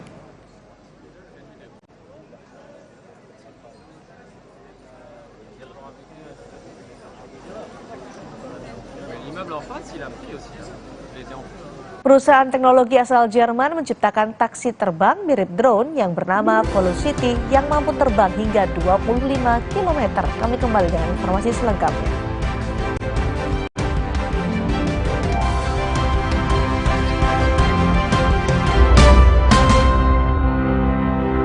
Aku pikir semua air mineral itu sama. Le mineral itu beda. Le mineral memang berbeda. Setiap tetesnya mengandung mineral esensial seimbang yang penting untuk tubuh dan juga membuat rasa airnya lebih segar. Segernya. Le mineral. Sedia payung sebelum hujan. Sedia Altex waterproofer sebelum rembes. Anti rembes. Cat Altex Waterproofer. Anti rembes paling the best. Warnanya? Banyak amat. Altex Cat Protector dengan 7 warna natural. Tahan cuaca, anti lumut, anti rembes. Cat Altex Waterproofer anti rembes paling the best. Berani. Menjadi berani butuh langkah yang pasti. Berani tetap berjalan di jalan yang benar. Berani hijrah secara finansial. Berani hijrah secara syariah. Saatnya beranikan diri berubah menjadi yang lebih baik. Dimulai dari Dana Syariah yang bisa jadi partner pendanaan yang amanah. Untuk bantu kamu raih banyak impian. Berani hijrah, temukan jalan. Ayo hijrah finansial. Baru Fitbar Cheese Delight dengan multigrain dan keju cheddar berkualitas. Fitbar, delicious multigrain bar. Sekarang badan gampang pegal dan lelah. Itu bisa jadi masalah di otot, tulang, dan jantung. Minum Entrasol dengan ekstrak buah zaitun bantu jaga kesehatan otot, tulang, dan jantung. Jadi bisa tetap aktif. Entrasol. Cat besi dan kayu yang biasa dong. Jangan yang biasa-biasa. Kapsul? Pilih cat kayu dan besi kualitas Jawara. Cat Altex kaleng merah, Altex sintetik, warna mengkilap, pilihannya lengkap. Cat Altex sintetik, keringnya cepat, tahan lama. Wow. Cat Altex sintetik kaleng merah, kualitas Jawara. Capek kurang ion? Stop! Tarik nafas, minum Isoplas Koko, baru seenak kelapa Thailand, plus 7 ion, menghidrasi sempurna. Bikin badan fit kembali excellent. Isoplas Koko, baru excellent hydration dari Wings Food. Le Mineral beda banget, lebih smooth, lebih segar. Le Mineral memang berbeda. Setiap tetesnya mengandung mineral esensial seimbang yang penting untuk tubuh dan juga membuat rasa airnya lebih segar. Dan lebih enteng. Le Mineral. Selamanya kita takkan berhenti mengejar matahari. Rise to your life's adventure.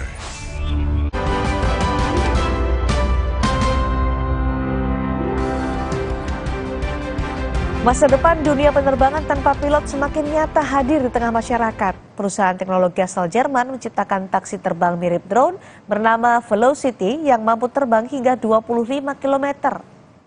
Perusahaan Jerman Volocopter telah bermitra dengan otoritas Prancis untuk menerbangkan penumpang yang membayar pesawat dengan 2 tempat duduk.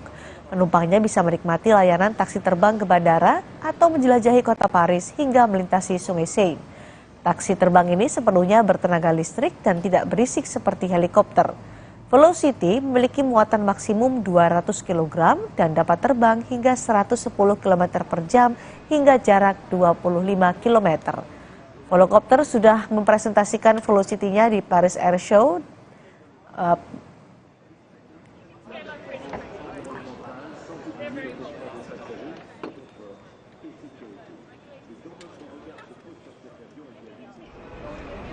Total new experience for the people, and in a few years people will just take it as a normal transportation mode, and 20 years from now I think people will talk about this event as the revolution of bringing the next step of aviation. Perlombaan perahu naga terbesar di Eropa kembali digelar di Manchester. Ribuan orang datang untuk menghadiri festival perahu naga Tiongkok di Inggris.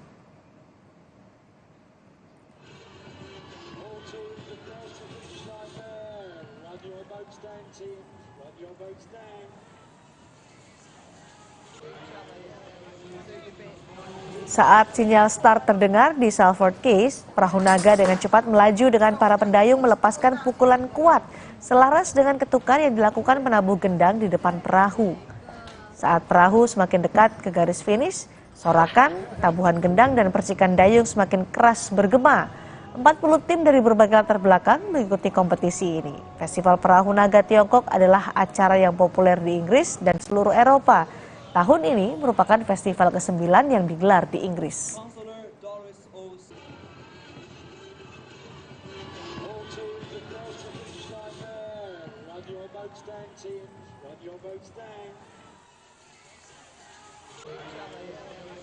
long-standing tradition of rowing within this country. It's something that people enjoy doing. So it's great to be doing this through the lens of celebrating Chinese culture, along with all of that sporting competition that sits around the Dragon Boat race. Ada perahu naga ala Eropa ya, biasanya Indonesia jagoannya nih kalau di SEA Games itu perahu naga kita pasti juara. Ya, betul harusnya diundang nih. Informasi tadi menutup perjumpaan kita, saudara, di Sapa Indonesia Malam. Jangan lupa juga sukseskan pemilu 2024 dan ikuti perkembangannya di Kompas TV Independen Terpercaya. Saya Liviana Charlisa. Dan saya Sidi Sitiarani, sampai jumpa.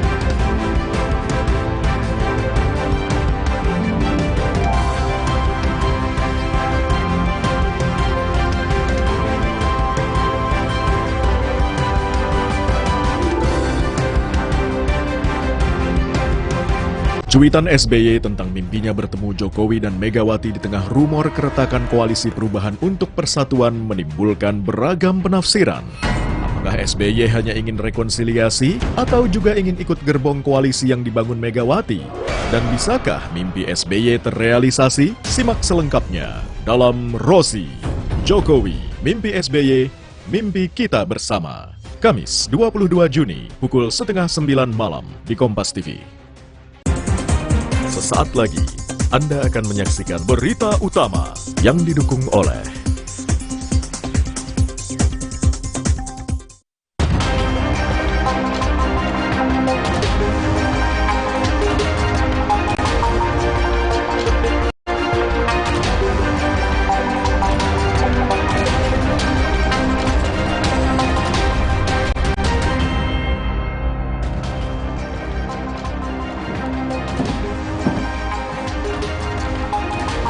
Halo, apa kabar saudara? Selama 1 jam ke depan berita utama akan menyajikan sejumlah informasi menarik bersama dengan saya Arizona Gali. Dan saya saudara Adisti Larasati. Unjuk rasa yang berlangsung di Pondok Pesantren Al Zaitun, Indramayu, Jawa Barat berujung ricuh. Massa saling dorong dengan polisi di depan pondok pesantren. Dan informasi lengkapnya saudara akan kami hadirkan bersama dengan berita pilihan yang sudah kami siapkan untuk Anda. Dan juga berita utama lain yang aktual untuk Anda simak, di antaranya.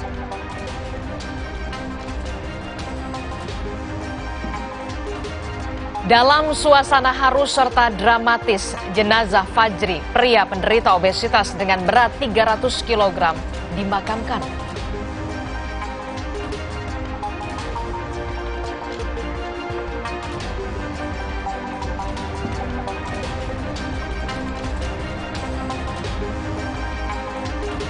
Pemerintah akan menggratiskan masyarakat untuk naik kereta cepat Jakarta-Bandung selama 3 bulan usai diresmikan oleh Presiden Joko Widodo pada bulan Agustus mendatang.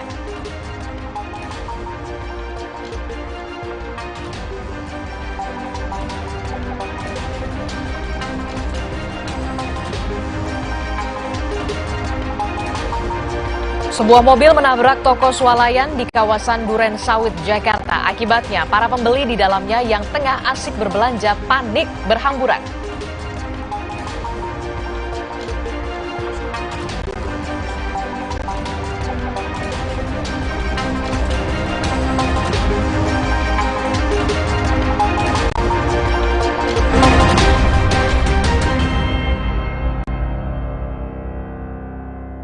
Kita langsung ke informasi pertama, saudara. Sebuah bengkel motor di kawasan Cakung, Jakarta Timur habis dilalap api.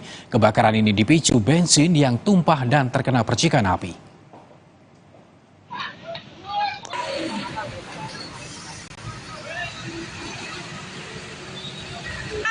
Api membakar seluruh bangunan bengkel dan sejumlah sepeda motor yang sedang terparkir untuk diperbaiki. Api juga nyaris membakar toko furnitur yang berada di samping bengkel motor. Kebakaran diduga berasal dari tumpahan bensin yang mengenai api saat pemilik bengkel sedang menambal ban sepeda motor. 1 orang mengalami luka bakar dan langsung dilarikan ke puskesmas. Petugas Sudin Damkar Jakarta Timur menurunkan sedikitnya 15 unit mobil pemadam kebakaran. Kebakaran berhasil dipadamkan 1 jam kemudian.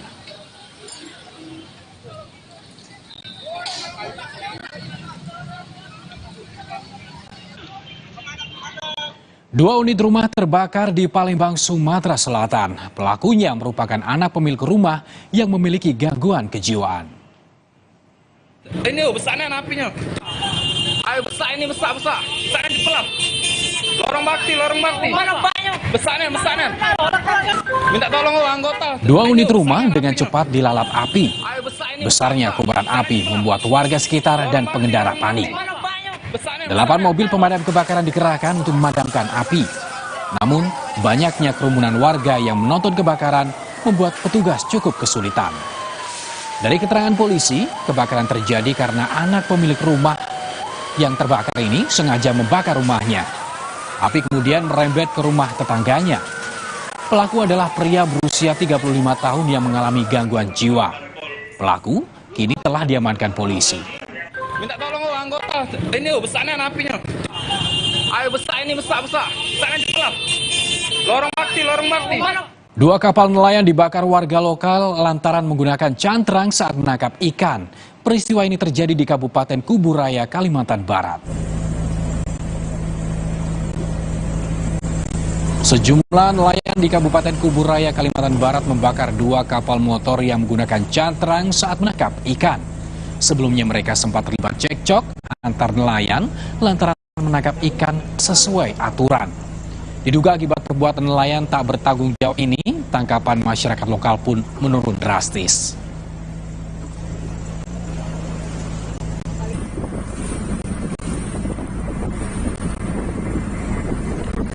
Saudara tuntut Rektor Universitas Muhammadiyah Buton mundur dari jabatannya. Aksi unjuk rasa mahasiswa berlangsung ricuh.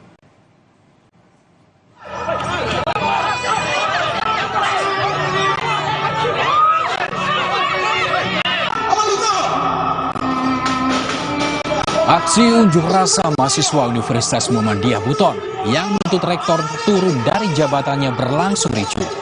Kericuhan bermula setelah mahasiswa memaksa masuk ke kampus. Akibatnya mahasiswa dan satpam terlibat saling dorong. Suasana memanas saat mahasiswa memaksa untuk membakar ban namun dihadang security. Kericuhan dapat diredam setelah aparat kepolisian dari Polsek Wolio memisahkan mahasiswa dan security.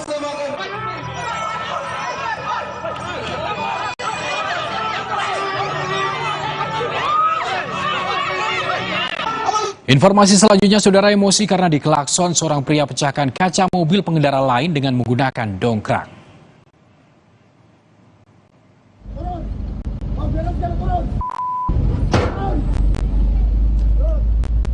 Seorang pria, saudara, terlihat emosi dan menantang pengendara lain turun dari mobilnya. Tersangka tidak terima diklakson korban usai menyalip mobilnya. Tersangka juga marah-marah kepada pengendara lain. Ia bahkan dibantu 2 rekan untuk memukuli korban. Tersangka kini sudah ditangkap polisi, sementara 2 orang lainnya masih diburu polisi.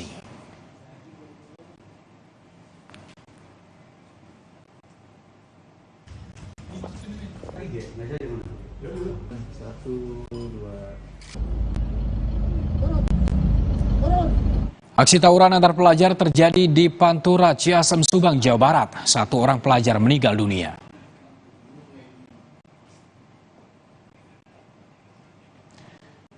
Dalam rekaman yang beredar, saudara, para pelajar melakukan aksi tawuran dengan membawa senjata tajam.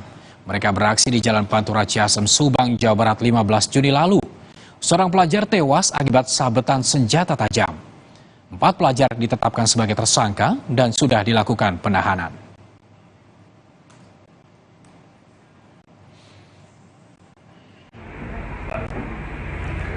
Saudara, polisi menangkap produsen narkoba jenis tembakau sintetis di wilayah Karawang, Jawa Barat. Mau dapat?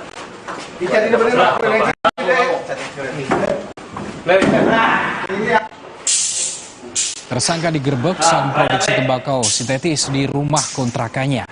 Pelaku mengedarkan narkoba di media sosial. Target pelaku yakni remaja dan pelajar. 5 pelaku pengedar narkoba jenis tembakau sintetis ini ditangkap di 4 lokasi berbeda.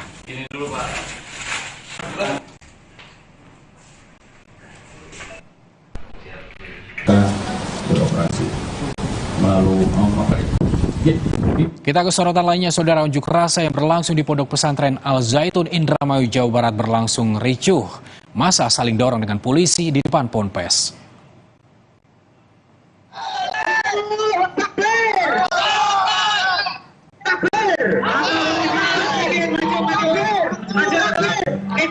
Para demonstran yang datang tidak bisa masuk karena Ponpes Al Zaitun memasang blokade menggunakan kawat berduri. Terlihat juga warga sekitar yang ikut menyuarakan tuntutannya dengan cara menyusuri persawahan sekitar Ponpes Al Zaitun. 1.200 personel polisi dari Polres Indramayu dan Polda Jawa Barat dikerahkan untuk mengamankan aksi unjuk rasa ini.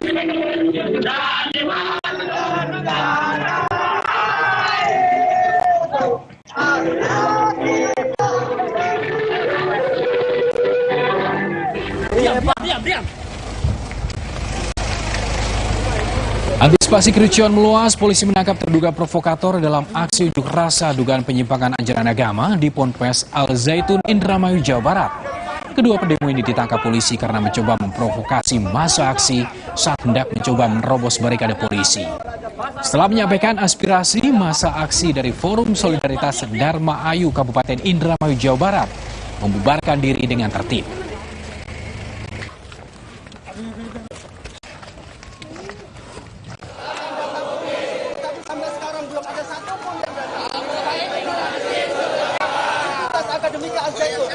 Di sisi lain, saudara, massa yang mengklaim pendukung Ponpes Al Zaitun sudah siaga di depan pintu masuk Ponpes. Namun, massa tidak bisa masuk karena Ponpes Al Zaitun memasang blokade kawat berduri. Ditambah kepolisian juga memblokade jalan menuju Ponpes sekitar 200 meter menuju lokasi. Pimpinan Ponpes Al Zaitun Panji Gumilang pun hadir menemui pendukungnya di depan Ponpes untuk memastikan kondisi aman. Namun, Panji bungkam dan enggan bicara saat wartawan coba meminta keterangan.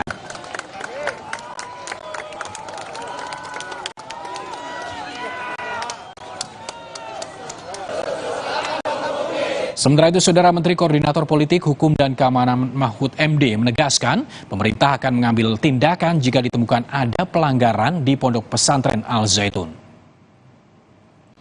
Menurut Mahfud, pemerintah kini masih mempelajari kasus dugaan pelanggaran di Pondok Pesantren Al Zaitun. Ia menyebut kontroversi yang terjadi di Pondok Pesantren Al Zaitun merupakan fenomena baru. Pihaknya berharap tim investigasi yang dipimpin oleh Majelis Ulama Indonesia MUI Jawa Barat bisa bekerja dengan baik mengungkap kebenaran terkait dengan dugaan penyimpangan ajaran agama yang ada di Ponpes Al Zaitun.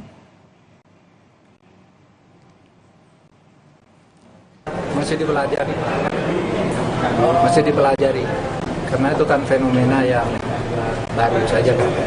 Tapi kita tidak boleh sembarang menyikapi tanpa mendalami.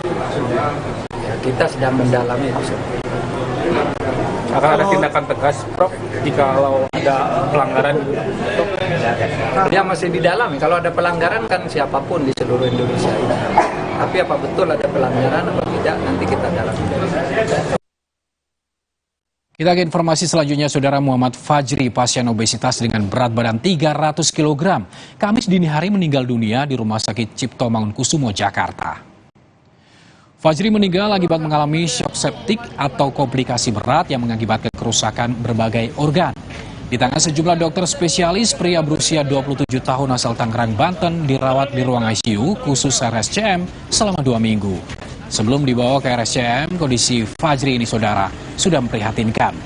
Jenazah Fajri dimakamkan di TPU Menteng Pulo, Jakarta Selatan. Itu semakin berat dan juga ada infeksi di bagian paru-parunya. Nah, kemudian infeksi ini kemudian kita bisa bilang menimbulkan kejadian yang namanya shock sepsis. kemudian berkoordinasi juga dengan dokter lain, dokter pencernaannya juga kena masalah juga, sehingga kita bisa bilang bahwa akibat dari infeksi tadi itu mengakibatkan kegagalan organ tubuh, namanya MODS, multi organ dysfunction syndrome. Nah, ini yang membuat kondisinya semakin turun, dan memang pada akhirnya tadi malam memang kami sudah tidak bisa mempertahankan kondisi beliau lagi. Jenazah Fajri yang tadi dimakamkan di tempat pemakaman umum Menteng Pulo, Tebet, Jakarta Selatan. Proses pemakaman berlangsung haru dan dramatis. Petugas gabungan harus menggunakan forklift untuk membawa jenazah almarhum Muhammad Fajri ke tempat peristirahatan terakhirnya di TPU Menteng Pulo, Tebet, Jakarta Selatan. Dengan penuh kehati-hatian, petugas membawa jenazah menuju liang lahat yang sudah disiapkan oleh keluarga. Tangis sang ibu pun pecah saat jasad putra tercintanya masuk ke dalam liang lahat. Keluarga dan kerabat pun ikut mengantar Fajri ke tempat peristirahatan terakhirnya.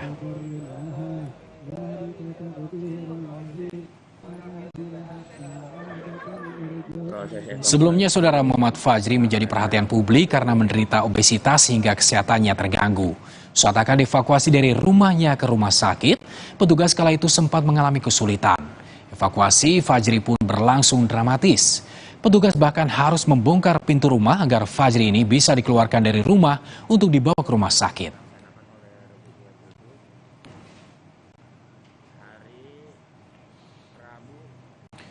Saudara, akibat tak mampu mengontrol emosi karena saling bersenggolan di jalan, pengemudi mobil dan motor terlibat cekcok yang berujung melayangnya nyawa pengemudi motor. Informasi selengkapnya kami hadirkan selesai jeda.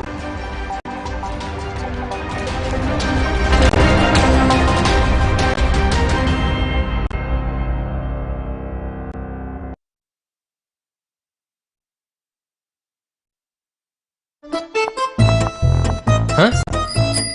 Hai. Ada yang viral nih. Pasti top cappuccino. Aroma dan rasanya khas Itali. Karena milky foamnya lebih tebal, melimpah. Ini baru cappuccino. Crunchy choco milknya perfecto. Delicioso. So Italiano. Enak. Top cappuccino yuk. The Italian taste of cappuccino. Dari Wingsput. Enak. Arhan menggiring bola dibayangi oleh lawannya, sanggup meloloskan diri, dan tiba-tiba ia berhenti menolong lawan yang cedera. Main bersih, wajah juga harus bersih. Ka Face Wash, jadikan wajah cerah dan berenergi. Volca, menang kalah, pilih main bersih. Bocor, bocor! Bocor, bocor! Kalau bocor, gunakan No Drop, cat pelapis anti bocor. Mulai perlindungan dari luar untuk keceriaan dan rasa aman di dalam rumah. No Drop, no bocor-bocor. Percaya Avian Brands. Aku pikir semua air mineral itu sama. Le mineral itu beda. Le mineral memang berbeda. Setiap tetesnya mengandung mineral esensial seimbang yang penting untuk tubuh dan juga membuat rasa airnya lebih segar. Segernya. Beauty and Fashion Festival promo gajian. Susah nutup, gampang nutup. Susah mati, gampang mati. Kansai Property dengan teknologi Jepang, ngecat jadi gampang, hasilnya bikin tenang. Dari Kansai Ben. Untuk kayu dan besi, percayakan cat Kansai Eftalin. Teknologi Kansai Pen Jepang. Tangguh hadapi tantangan sulit. Warnanya dari tahun ke tahun tetap terjaga. Kansai Eftalin. Dari Kansai Pen. Lagi hunting makanan, lupa bawa uang cash. Bayarnya tap aja, dapetin makanannya. Bayarnya tap aja, dapetin makanannya. Tinggal tap Visa, dapat semuanya. Le mineral beda banget, lebih smooth, lebih segar. Le mineral memang berbeda. Setiap tetesnya mengandung mineral esensial seimbang yang penting untuk tubuh dan juga membuat rasa airnya lebih segar. Dan lebih enteng. Le mineral. Health is life. Keep yourself healthy with vitamin C, an antioxidant that fights free radicals and helps strengthen the immune system. Stay healthy with UC 1000 vitamin. Healthy inside, fresh outside. Berkumur setelah sikat gigi buat mulut jauh lebih sehat dan harimu lebih menyenangkan. Kumur Listerine Fresh Citrus. Dengan sensasi dingin menyegarkan dan zinc chloride untuk kurangi pembentukan karang gigi. Buat harimu lebih menyenangkan. Listerine. Shopee pipi, Shopee pipi, ada Shopee 77. Shopee pipi.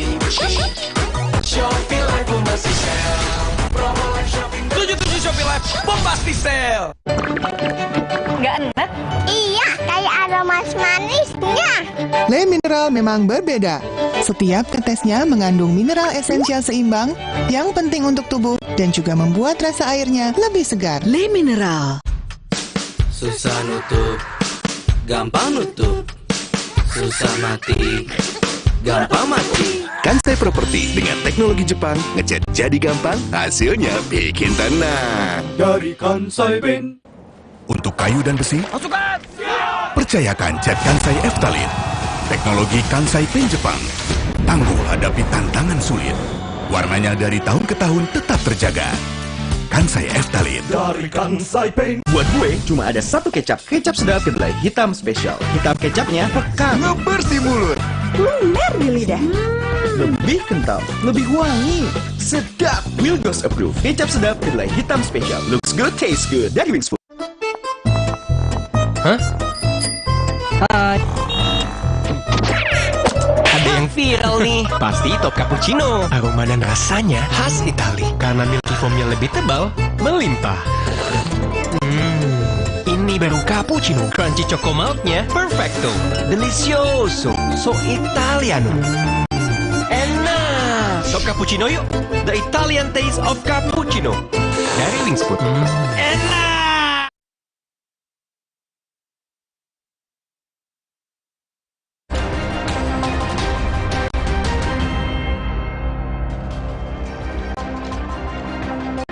Kalah jadi abu, menang jadi arang. Peribahasa ini menggambarkan peristiwa maut yang terjadi di depan pintu tol Cakung Kelapa Gading, Jakarta Timur. Akibat tidak mampu mengontrol emosi karena saling bersenggolan di jalan, pengemudi mobil dan juga motor terlibat cekcok yang berujung melayangnya nyawa pengemudi motor. Sementara pengemudi mobil dipenjara dan dijerat dengan pasal pembunuhan. Darah adik sekarang. Kutuklah engkau, terbunuh jauh dari tanah yang mengeluarkanmu.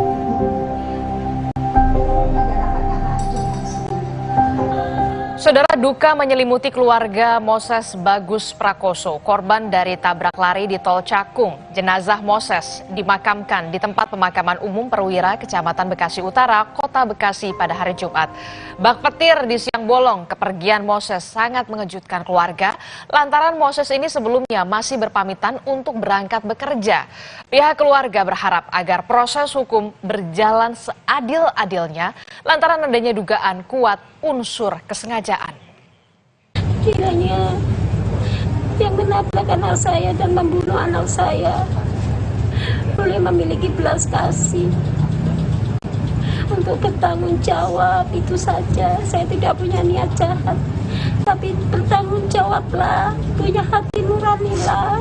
Ini ayah dari 4 anak yang masih kecil. Lalu siapa sebenarnya korban ini? Korban bernama Moses Bagus Prakoso, usianya 34 tahun dan sehari-hari ia bekerja sebagai manajer perusahaan distributor alat kesehatan. Moses dan istri memiliki 4 orang anak yang masih kecil, yakni berusia 5 tahun, 4 tahun, dan sepasang anak kembar yang baru berusia 6 bulan.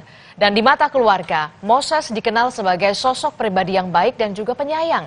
Bahkan saudara, sebelum peristiwa maut terjadi, Moses sempat mengantarkan sang anak ke rumah sakit. Meski antara pelaku dan juga korban tinggal di lingkungan yang berdekatan, namun keluarga korban mengaku tidak kenal dengan pelaku. Bisa dipastikan Moses sama sekali tidak mengenal pelaku. Kita juga keluarga tidak mengenal, jadi boleh teman-teman media bantu kami untuk klarifikasi juga, untuk ya kita kawal sama-sama karena infonya pasti kita akan update ya dari keluarga. Ya, kasus tabrakan maut di Cakung ini jadi sorotan publik. Media sosial pun ramai dengan rekaman CCTV saat detik-detik peristiwa kecelakaan terjadi. Dan dari pengungkapan polisi, kecelakaan maut di Cakung ini dilatar belakangi karena cekcok. Cekcok yang dipicu karena kendaraan milik keduanya bersenggolan di jalan. Lalu bagaimana peristiwa ini bisa terjadi? Pada Rabu pagi, pelaku dan juga korban ini berkendara dari Bekasi menuju arah Jakarta. Pelaku yang berkendara dengan mobil ditemani ibunya, sementara korban menggunakan sepeda motor. Ada insiden kecil menyebabkan korban terlibat cekcok dengan pelaku. Ya, setelah cekcok, saudara, menurut keterangan pelaku kepada polisi, korban merusak kaca spion kanan mobil pelaku dan kabur. Karena emosi dengan perlakuan dari korban, pelaku pun mengejar korban hingga di dekat gerbang tol. Dan di dekat gerbang tol, saudara, di dekat gerbang tol Cakung inilah pelaku menabrak korban. Dari rekaman kamera pemantau terlihat jarak mobil pelaku dan juga motor korban sangatlah dekat. Dan saat korban yang mengendarai motor akan berpindah jalur, ia pun langsung ditabrak oleh mobil pelaku yang tepat berada di belakangnya. Korban pun, saudara, langsung tersungkur di tengah jalan. Sementara pelaku bukannya menolong, tapi malah tancap gas masuk ke pintu tol dan meninggalkan korban di lokasi kecelakaan. Setelah sempat kabur, saudara, pelaku akhirnya diamankan petugas Polres Jakarta Timur. Sebelumnya, polisi berkomunikasi dengan ibu dari pelaku yang juga berada di dalam mobil pada saat tabrakan terjadi. Hingga akhirnya pelaku mau menyerahkan diri ketika petugas mendatangi rumahnya. Dari hasil gelar perkara dan juga keterangan sejumlah saksi ahli, polisi menyebut penyidikan kasus tabrak lari di Cakung beralih ke dugaan pembunuhan.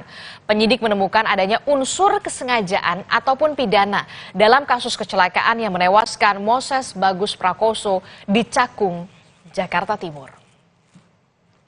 Dugaannya laka lantas, tetapi setelah dilakukan penyidikan, pemeriksaan saksi-saksi, mau yang saksi tersangka maupun saksi yang melihat maupun CCTV dilakukan gelar, para penyidik ini meyakini bahwa ini adalah pasal tindak pidana, yaitu masuk ke pasal 338. Kasus emosi berujung petaka juga terjadi di Solo tahun 2018. Setali 3 uang pemicunya karena cekcok dan peristiwa terjadi pada 22 Agustus 2018. Korbannya seorang pemotor bernama Eko Prasetyo. Korban, saudara, tewas ditabrak oleh pengusaha cat Iwan Adranacus.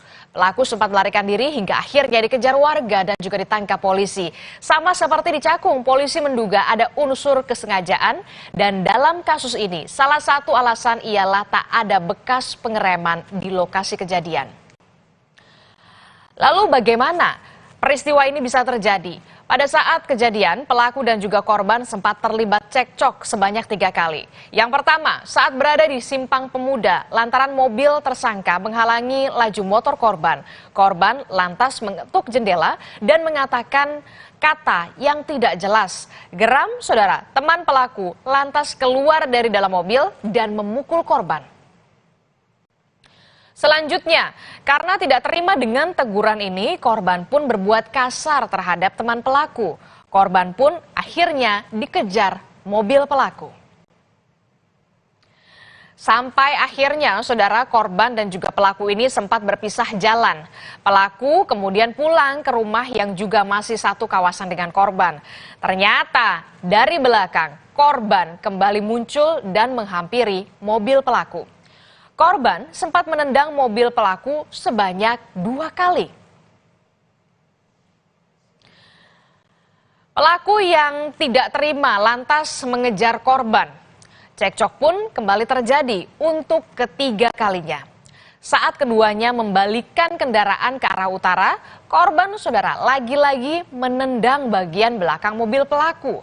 Lantas dengan amarah yang memuncak, pelaku menabrakkan mobilnya ke sepeda motor korban hingga korban terpental hingga belasan meter. Penabraknya ini dia, saudara, Iwan Adranacus. Akhirnya divonis 1 tahun penjara oleh Majelis Hakim Pengadilan Negeri Solo, Jawa Tengah. Vonis ini lebih ringan dari tuntutan jaksa, yakni 5 tahun penjara. Majelis Hakim berpendapat Iwan tidak terbukti melakukan pembunuhan, tetapi terbukti melakukan pelanggaran undang-undang lalu lintas. Tentu saja, peringatan hati-hati di jalan bukan hanya sekedar peringatan untuk hati-hati dalam berkendara. Namun, saudara, juga peringatan untuk berhati-hati dalam menjaga emosi. Salah meluapkan amarah bisa berujung seperti kasus di Cakung. Tidak hanya nyawa melayang, namun pidana penjara juga menanti. Kita ke informasi selanjutnya, saudara. Tidak terima ditegur, dua preman menantang duel seorang polisi di jalan. Informasinya akan kami hadirkan seusai jeda, hanya di Berita Utama.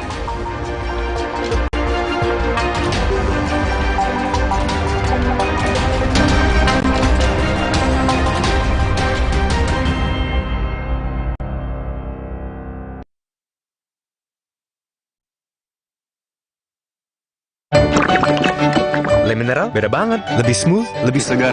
Le Mineral memang berbeda. Setiap tetesnya mengandung mineral esensial seimbang yang penting untuk tubuh dan juga membuat rasa airnya lebih segar. Dan lebih enteng. Le Mineral. Barang tiket.com, liburanku selalu jadi yang terindah. Banyak pilihan hotel, villa favorit, dan tiket pesawat manapun. Promonya melimpah, tiket.com jamin harga termurah. Dapatkan tiketmu sekarang. Orang Jepang suka minum ukon. Bagus buat perokok dan peminum. Ukon itu kunyit baru. Sudah muncul natural Sari Kunyit Plus. Mini kapsulnya maksi khasiatnya dengan zat aktif kurkumin dan black pepper. Dari tanaman rempah, diproses dengan suhu rendah agar zat aktifnya terjaga. Aman tiap kapsulnya, mudah ditelan, gampang diserap. Lebih cepat atasi masalah lambung, daya tahan tubuh kuat. Sudah muncul natural Sari Kunyit Plus. Good health, better life.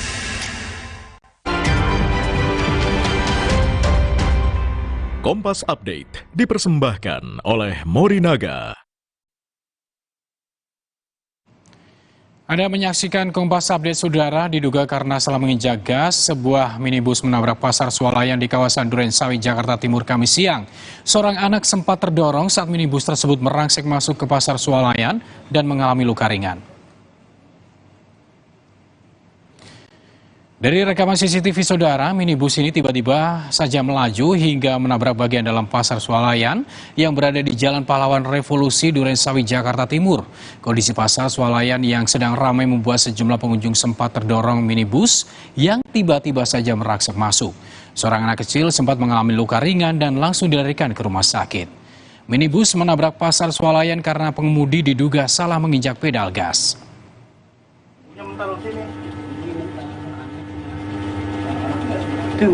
Demikian Kompas Update, saya Arizona Gali, sampai jumpa.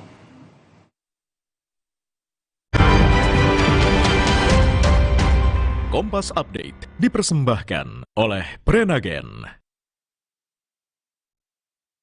Aku pilih Morinaga karena triple bifidusnya bantu jaga daya tahan tubuh dan dukung proses belajarnya serta optimalkan tumbuh kembangnya. Karena waktu tak bisa kembali. Morinaga. Hamil? Tahukah Ibu, protein penting untuk pembentukan organ tubuh bayi. Prenagen Mami sumber protein, DHA, dan asam folat. Nutrisi lengkap untuk ibu dan buah hati. Rasanya enak, tidak enak, nggak bikin gemuk. Susah nutup, gampang nutup. Susah mati, gampang mati. Kansai Properti dengan teknologi Jepang, ngecat jadi gampang, hasilnya bikin tenang. Dari Kansai Ben. Untuk kayu dan besi, percayakan cat Kansai Eftalin. Teknologi Kansai Pen Jepang. Tangguh hadapi tantangan sulit. Warnanya dari tahun ke tahun tetap terjaga. Kansai Eftalin. Dari Kansai Ben. Shopee pipi, Shopee pipi, Shopee. Ada Shopee tudu. Shopee pipi, Shopee.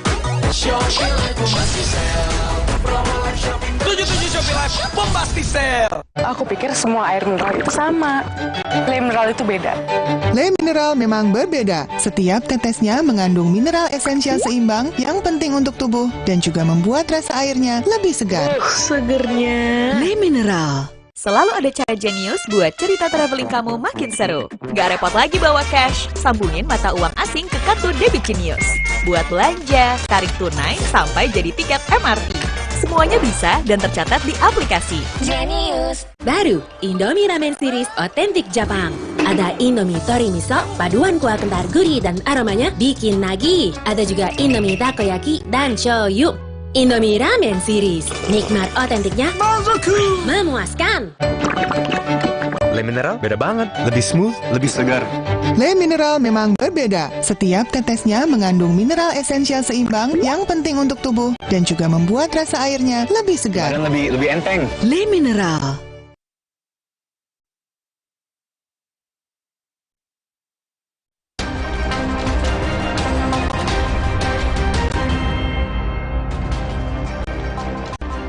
Kembali di berita utama saudara, saatnya kami memiliki 5 informasi pilihan yang tentunya sangat menarik untuk Anda simak. Kita lihat yang pertama saudara, ada tukang bubur dan polisi berdamai.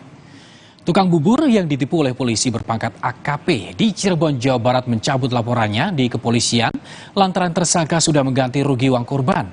Meski begitu, korban menyerahkan masalah sidang etik tersangka kepada Polri. Sempat terpuruk lantaran jadi korban penipuan oleh polisi berpangkat AKP, Wahidin kini bisa bernapas lega. Pasalnya, tersangka AKP Supai Warna mau mengembalikan uang yang sudah ia terima dari korban sebesar 310 juta rupiah. Sebelumnya, tersangka sempat menjanjikan anak pertama Wahidin untuk diterima di sekolah polisi, asalkan mau membayar sejumlah uang yang ditransfer kepada tersangka lain, Nuriana. Karena uang sudah dikembalikan, Wahidin pun mencabut laporannya di Polres Cirebon Kota dan juga Polda Jawa Barat. Pak Wahidin yang selama ini mencari keadilan dengan adanya diombang-ambing dan tidak ada kepastian hukum untuk Pak Wahidin, ternyata semalam kita mendapatkan dari pihak perwakilan keluarga, yaitu Pak AKP SW dalam hal ini, setelahnya melakukan perdamaian, dan Pak Wahidin juga saling memaafkan dan tidak akan ada lagi saling menuntut dan dipenuhi restitusinya, ganti kerugiannya semuanya. Langkah ini sebagai bentuk restoratif justice lantaran sudah ada perdamaian antara kedua pihak. Namun pihak korban menyerahkan kepada Polri untuk masalah sidang etik yang rencananya akan digelar bagi AKP Supai. Walaupun mungkin kejadiannya tahun lalu, baru diproses sekarang, melibatkan pangkat AKP. Jadi yang begini-begini jangan terjadi lagi. Dan saya sudah perintahkan Kadipropam yang seperti ini proses pecat dan pidanakan. Dengan perintah tegas dari Kapolri ini, diharapkan bisa menghentikan praktik percaloan penerimaan anggota Polri. Muhammad Syari Romdon, Kompas TV, Cirebon, Jawa Barat. Kita lihat informasi berikutnya, saudara. Bocah tertusuk besi. Seorang bocah berusia 6 tahun di Kabupaten Muna, Sulawesi Tenggara tertusuk potongan besi cor pondasi rumah kosong. Korban tertusuk besi ini saat tengah bermain bersama dengan temannya. Visual terpaksa kami samarkan untuk menghindari ketidaknyamanan. Inilah detik-detik proses penyelamatan terhadap bocah berusia 6 tahun yang tertusuk besi cor. Iya, meski sulit dipercaya, namun inilah yang terjadi. Bocah bernama Alif ini terjatuh saat bermain dengan teman-temannya di sebuah rumah kosong Selasa lalu. Naas ia terjatuh dan dagunya mengenai besi cor. Warga pun bergegas menolong korban dengan memotong besi menggunakan gerinda. Dia sementara main-main. Tidak lama kemudian datanglah kemakanku katanya. Mama Alif katanya Alif dia jatuh kena besi. Saya kira tuh hanya tangannya atau apa. Terus tiba-tiba saya keluar di luar sudah tertusuk nih. Dia berpegang begini. Sang ibu kini terus menemani Alif yang berhasil dilepaskan dari besi. Korban harus mendapatkan perawatan intensif akibat luka di dagunya. Meski begitu kondisinya kini berangsur membaik. Devriat Noneke, Kompas TV, Muna, Sulawesi Tenggara. Selanjutnya, saudara, 2 pria seret anjing di jalan. Polisi menangkap pelaku penyiksa anjing yang menyeret hewan itu dengan motor. Rencananya anjing itu hendak dijual ke salah satu warung di Jambi.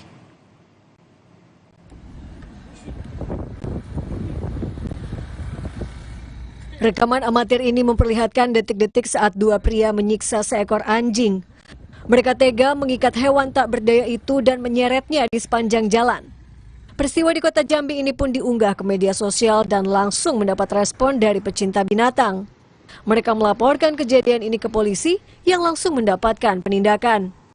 Kedua pelaku berhasil ditangkap dan kini harus mempertanggungjawabkan perbuatannya.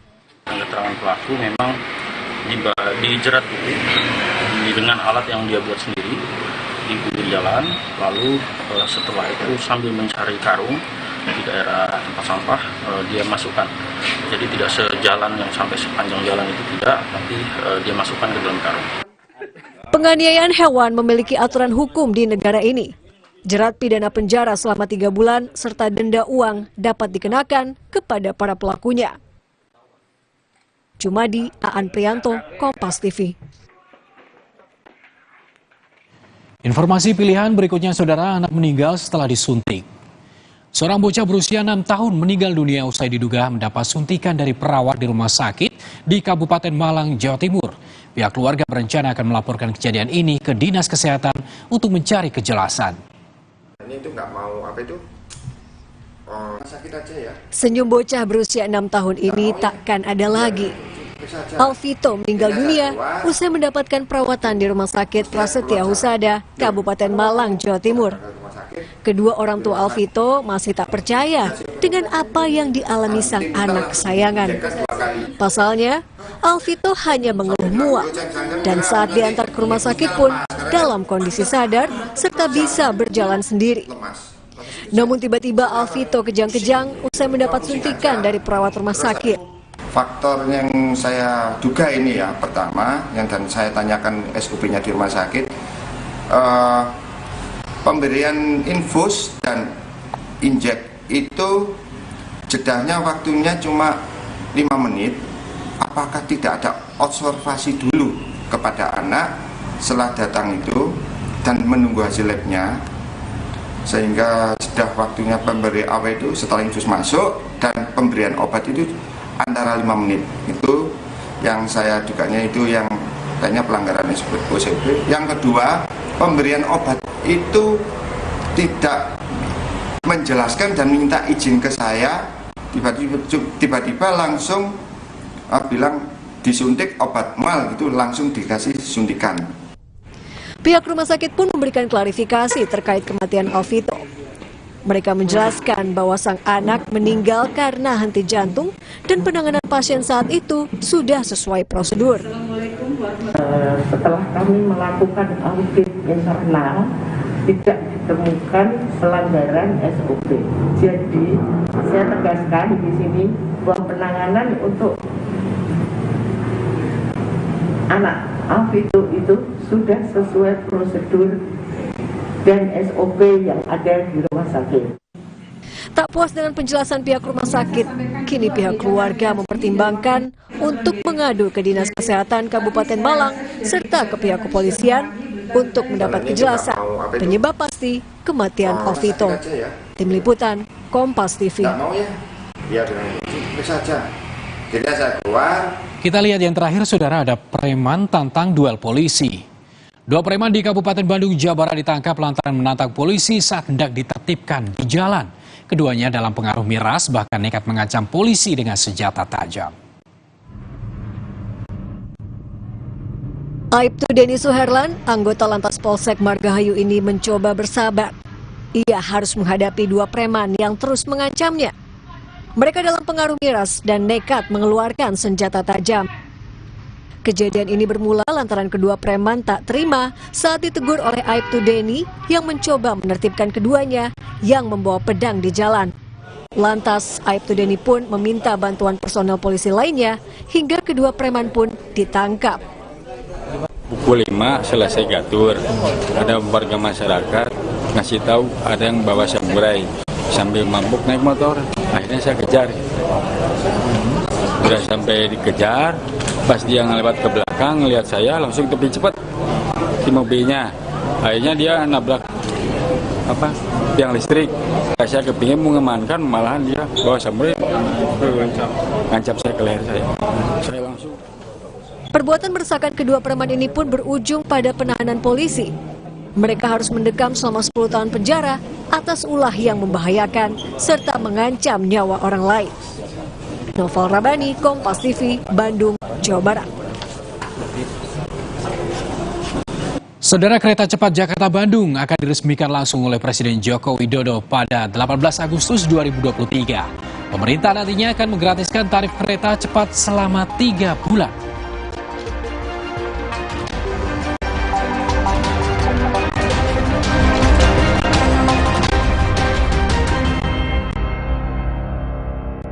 Alah, lapar sih. Aha, Roma Makis abon aja.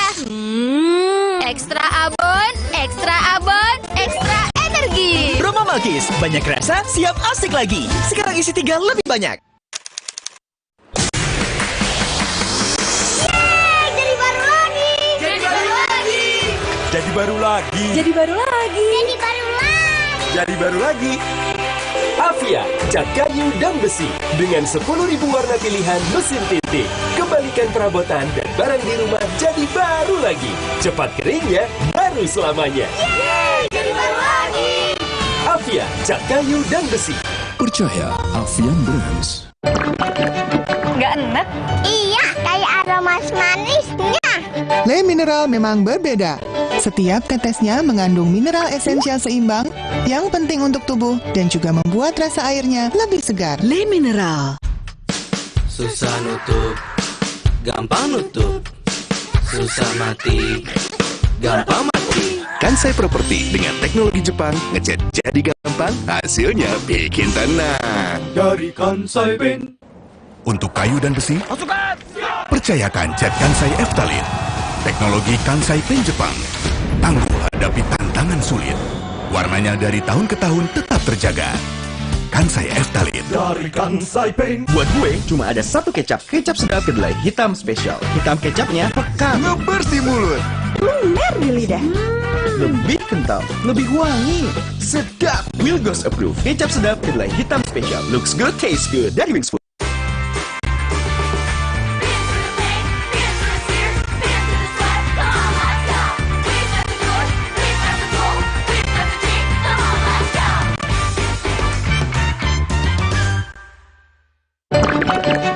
Nggak enak? Iya, kayak aroma manisnya. Le Mineral memang berbeda. Setiap tetesnya mengandung mineral esensial seimbang yang penting untuk tubuh dan juga membuat rasa airnya lebih segar. Le Mineral. Saat tubuh terasa lemah, tidak fresh, vitamin C biasa tidak cukup. Vitalong C Zinc beda. Dengan time release, diserap bertahap, melindungi seharian. Nyaman di lambung. Fitnya standby, lemahnya goodbye. Vitalong C Zinc. Di tanganmu, botol plastik bekas bisa jadi baru lagi. Seperti tas, baju, hingga sepatu ini. Bersama Gerakan Ekonomi Sirkular Nasional Le Mineral, mari mulai kebiasaan baru memilah sampah plastik dari rumah, menyalurkan lewat aplikasi, pemulung, ataupun bank sampah. Sampah plastikmu memberi nilai tambah untukmu dan juga untuk mereka. Dengan langkah sederhana, pisahkan sampah sesuai jenisnya, sampah organik, plastik termasuk PET, kertas, dan kaleng, lalu salurkan. Sampah plastik yang terpilah bisa didaur ulang. Mulai kebiasaan baru dan buat botol plastik bekasmu jadi baru lagi.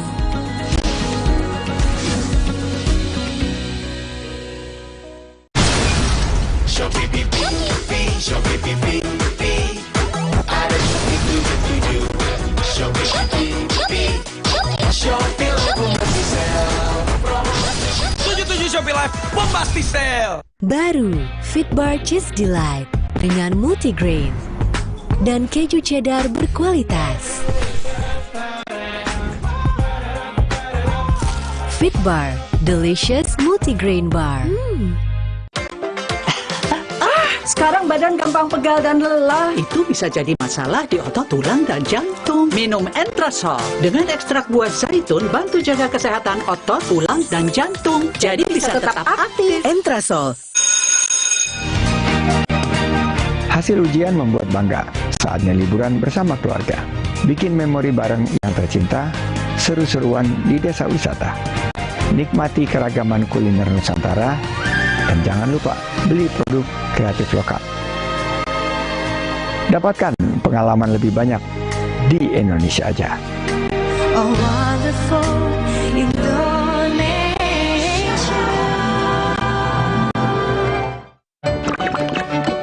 Mineral beda banget. Lebih smooth, lebih segar. Le Mineral memang berbeda. Setiap tetesnya mengandung mineral esensial seimbang yang penting untuk tubuh dan juga membuat rasa airnya lebih segar. Lebih enteng. Le Mineral.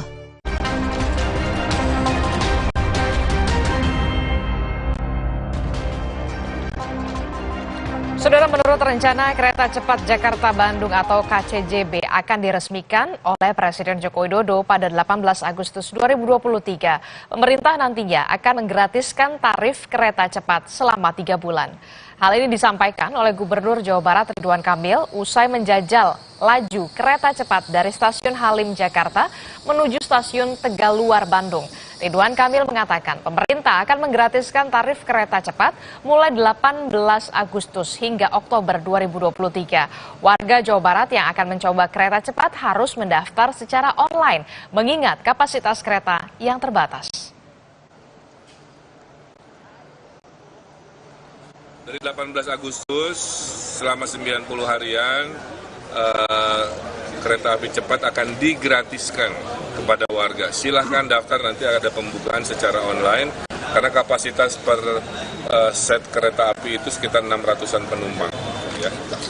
Siapa yang ingin tidak bayar, orang desa, anak kecil, semua mau piknik asal bisa tiket war namanya untuk mencoba kereta api cepat tanpa bayar selama 90 harian atas arahan Bapak Presiden.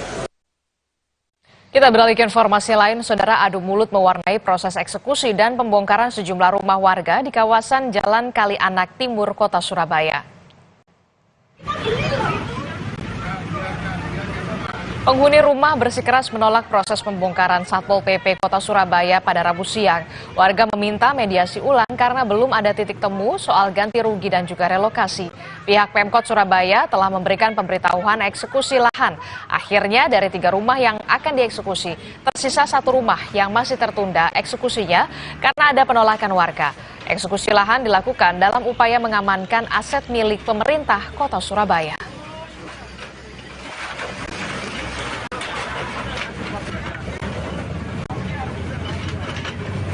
Masih dari Surabaya, puluhan guru menggeruduk rumah seorang ketua koperasi karena diduga menggelapkan uang koperasi untuk membeli aset-aset pribadi seperti tanah dan juga rumah. Sejumlah guru kesal karena uang yang dikelola di koperasi senilai 1,6 miliar rupiah tidak dapat dicairkan. Puluhan guru sekolah dasar mendatangi rumah milik Koperasi Tegar di kawasan Rungkut, Surabaya pada Rabu kemarin. Dengan mediasi wali kota atau dengan mediasi wakil wali kota Surabaya, Armuji para guru menagih dana yang telah ditabung di koperasi kepada M. Iskak selaku ketua Koperasi Tegar. Kepala Koperasi Tegar berjanji akan mengembalikan dana para guru dengan cara diangsur. Salah seorang anggota koperasi mengungkap kejanggalan terlihat sejak 2019. Uang milik ratusan guru SD tidak bisa dicairkan dan uang sisa hasil usaha koperasi sudah tidak dibayarkan kepada anggota koperasi.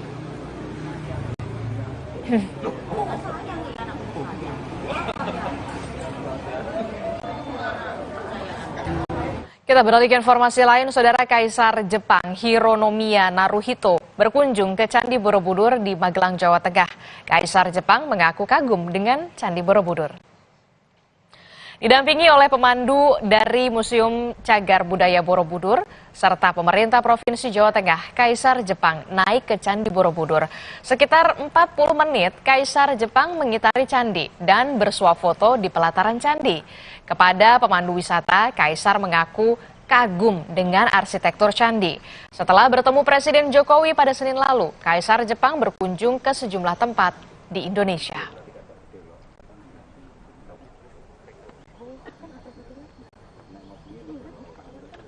Sehingga menjelaskan seluruh yang terjadi di sini dengan sangat enteng, sangat bagus, sangat enak, dan saya melihat Kaisar Naruhito sangat senang dan sangat impresif begitu ya, melihat, mengikuti, senang sekali karena kayaknya keren gitu ya. Bisa selfie juga ya Pak? Ya selfie juga.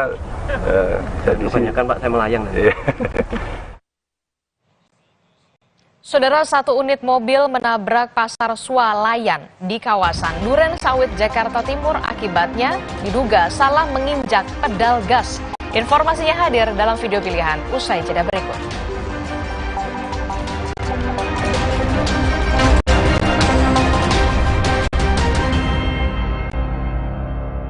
Aku pikir semua air mineral itu sama. Le mineral itu beda. Le mineral memang berbeda. Setiap tetesnya mengandung mineral esensial seimbang yang penting untuk tubuh dan juga membuat rasa airnya lebih segar. Segernya Le mineral.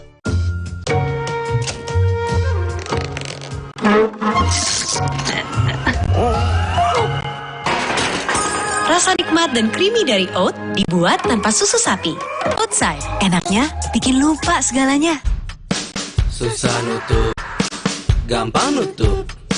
Susah mati, gampang mati. Kansai Property dengan teknologi Jepang, ngecat jadi gampang, hasilnya bikin tenang. Dari Kansai Ben. Untuk kayu dan besi, Pasukan! percayakan cat Kansai Eftalin. Teknologi Kansai Pen Jepang. Tangguh hadapi tantangan sulit. Warnanya dari tahun ke tahun tetap terjaga. Kansai Eftalin. Dari Kansai Ben. Aku pikir semua air mineral itu sama. Le mineral itu beda.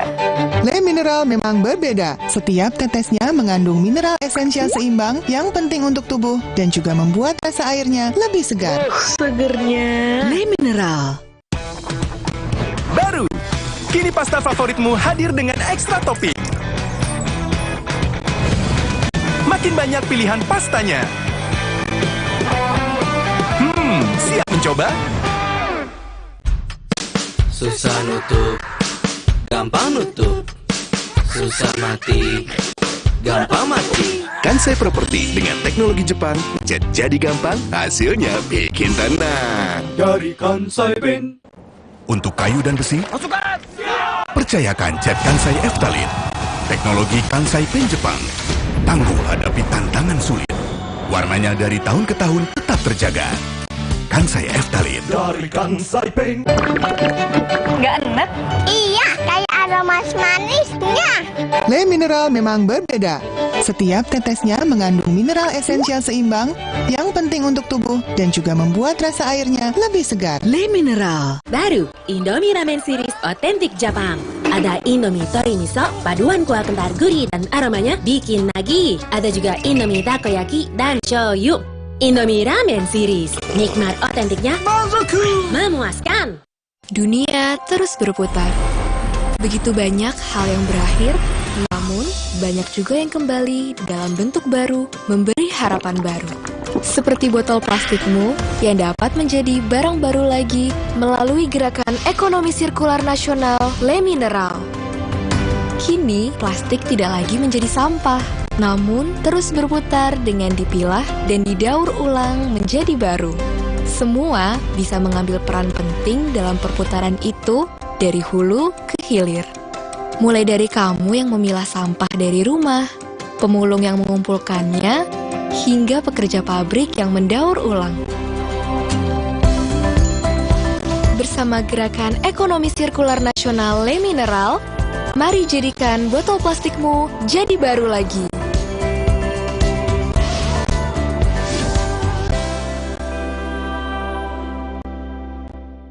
Shopee. Yuk pakai SPayLater.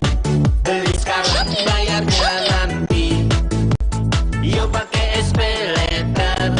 Gratis ongkir se-Indonesia. Belinya sekarang, bayarnya nanti. Aku pikir semua air mineral itu sama. Le mineral itu beda. Le mineral memang berbeda. Setiap tetesnya mengandung mineral esensial seimbang yang penting untuk tubuh dan juga membuat rasa airnya lebih segar. Segernya Le mineral. Alah, lapar sih. Aha, Roma Makis Abon aja. Ekstra abon, ekstra abon, ekstra energi. Roma Makis, banyak rasa, siap asik lagi. Sekarang isi 3 lebih banyak.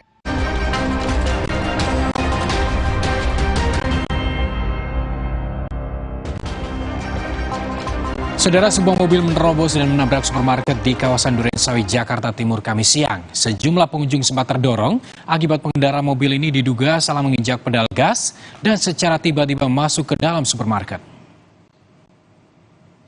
Tumpukan sampah menggunung di sebuah lahan dekat permukiman warga di wilayah Bintara, Kota Bekasi, Jawa Barat.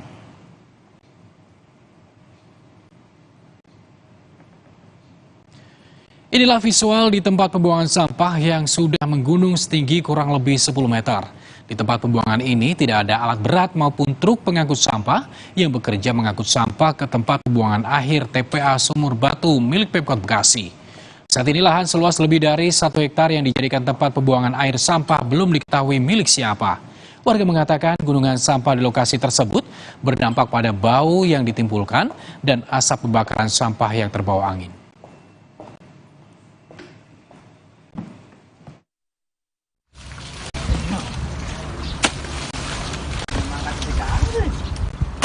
Informasi tadi, saudara, menjadi akhir berita utama kali ini. Ikuti terus berita pemilu di Kompas TV independen terpercaya. Sukseskan pemilu 2024. Saya Arizona Gali. Dan saya Disa Larasati. Terima kasih atas kebersamaan Anda. Sampai jumpa.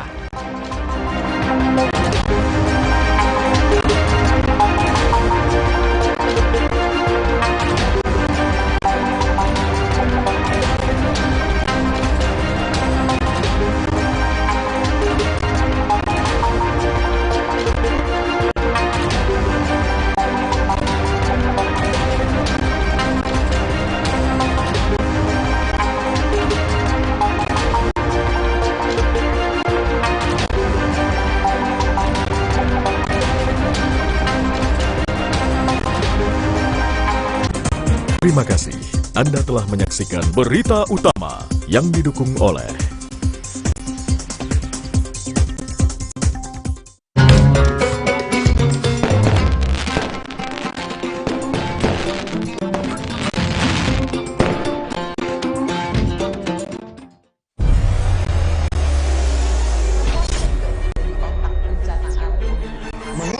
menjadi seorang koruptor sebagai pertanggungjawaban moral. Saya mau minta klarifikasi, ini tanggung jawab siapa? Bapak malu nggak sih? Apakah saya dengar permintaan maaf yang benar?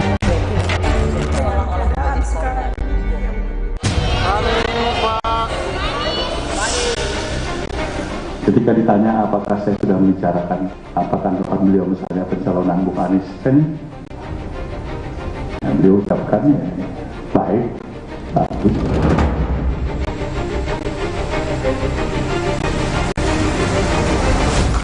Menetapkan Saudara Ganjar Pranowo untuk ditingkatkan penugasannya sebagai calon Presiden Republik Indonesia dari Partai Demokrasi Indonesia Perjuangan.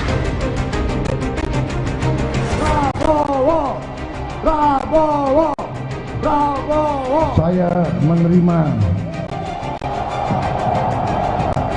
permohonan saudara untuk bersedia dicalonkan sebagai calon Presiden Republik Indonesia.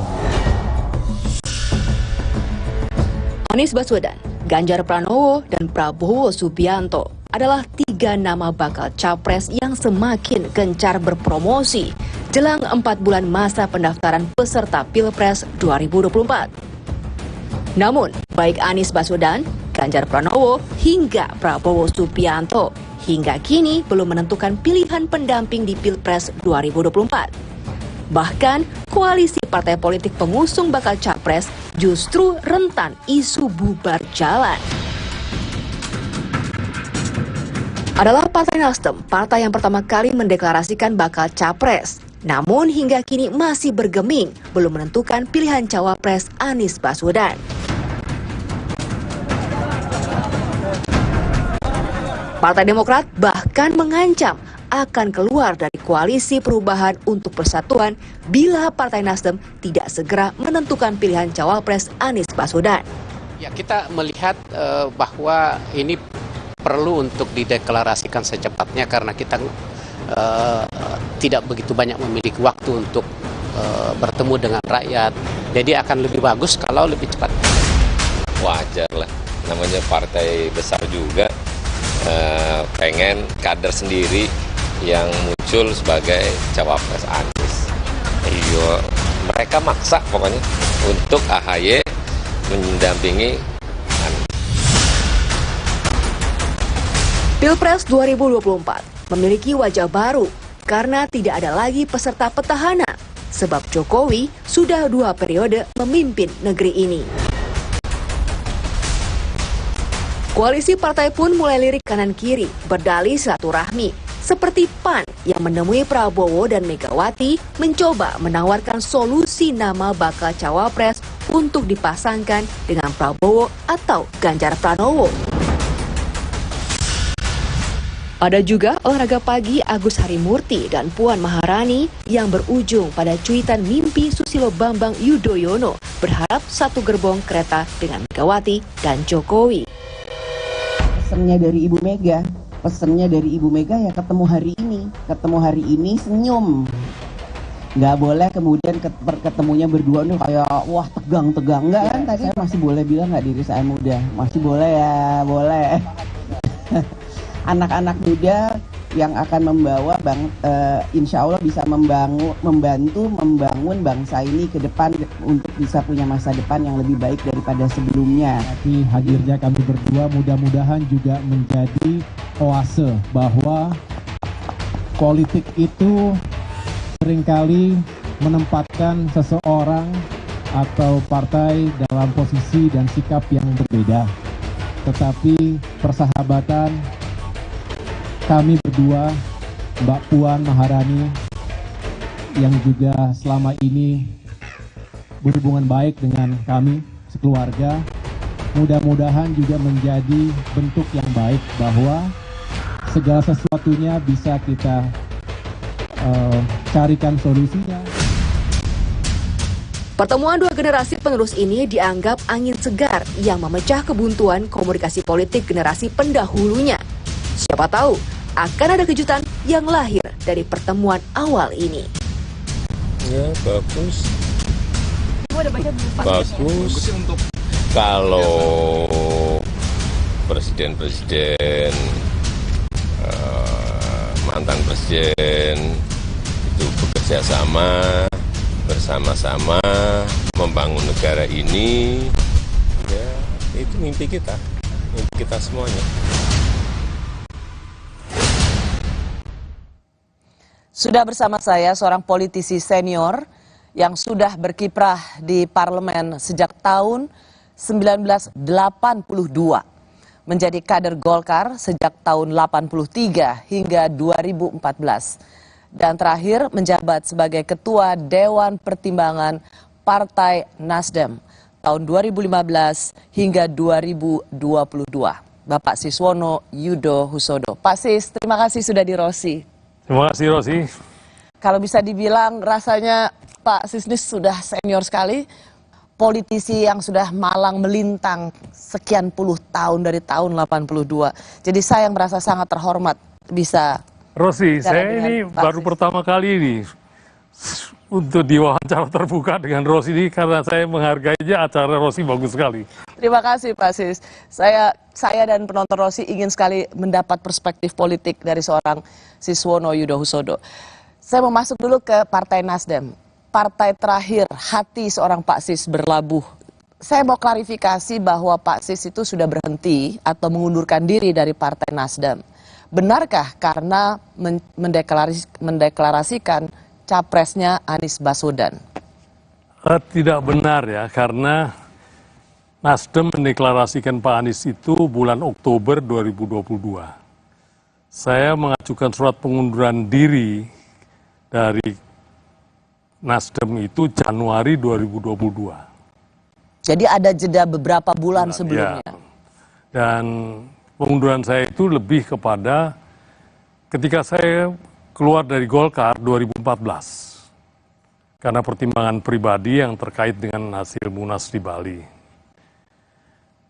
Kemudian setelah saya di luar, Pak Surya meminta saya bergabung di Nasdem berkali-kali untuk menjadi Ketua Dewan Pertimbangan. Dan ketika itu kita ada kesepakatan dengan Pak Surya bahwa saya bersedia, tapi hanya sampai selesainya pemilu 2019. Jadi begitu 2019 selesai pemilu, saya menyampaikan pengunduran diri. Kita semua waktu itu di Nasdem sangat berbahagia, karena Nasdem menjadi partai dari 36 kursi di DPR menjadi 59, naik 23 yang tertinggi dari semua partai.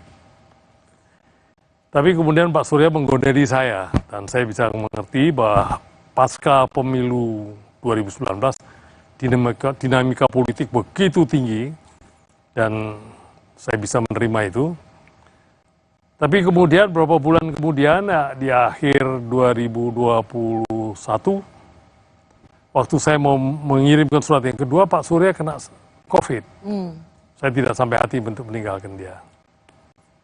Dan akhirnya Januari 2022, secara sepihak saya mengundurkan diri dari Partai Nasdem. Kenapa? Apa yang buat Bapak kok pokoknya ada atau nggak ada jawaban saya mundur dari Partai Nasdem? Pertimbangan satu-satunya adalah karena umur saya yang sudah menjelang 80 tahun pada waktu saya mundur itu. Jadi tidak ada kaitannya dengan masalah pencapresan Pak Anies oleh Nasdem. Jadi di sini Bapak mengklarifikasi secara langsung soal spekulasi apakah seorang Siswono Yudo Husodo keluar karena deklarasi capres Nasdem itu Anies Baswedan, bukan karena itu, sama sekali bukan karena itu. Sekarang Pak Sis sudah tidak lagi di Partai Nasdem. Apa yang terjadi pada Partai Nasdem itu adalah satu, kadernya, kader utama yang menjadi menteri itu sudah ditetapkan sebagai tersangka. Dan kedua juga ada Menteri Pertanian yang juga kena masalah hukum di KPK. Sebagai orang yang pernah punya hati di Partai Nasdem, apakah insting politik Pak Sis itu pernah memprediksi ini akan terjadi pada Nasdem? Ya, saya kira tidak mungkin kejaksaan maupun KPK itu mentersangkakan seseorang tanpa ada bukti yang kuat. Dan saya melihat bahwa para politisi yang tersangkut korupsi banyak sekali yang selalu memakai isu kriminalisasi, ada rekayasa politik. Jalan yang terbaik adalah sederhana, jadilah politisi yang tidak korup. Dan bisa dibuktikan bahwa dia tidak korup. Jadi saya yakin bahwa apa yang sedang berlangsung ini hadapi saja dengan baik, dengan bukti-bukti hukum, dan kalau memang tidak bersalah ya pasti tidak akan ada tindakan lanjutan.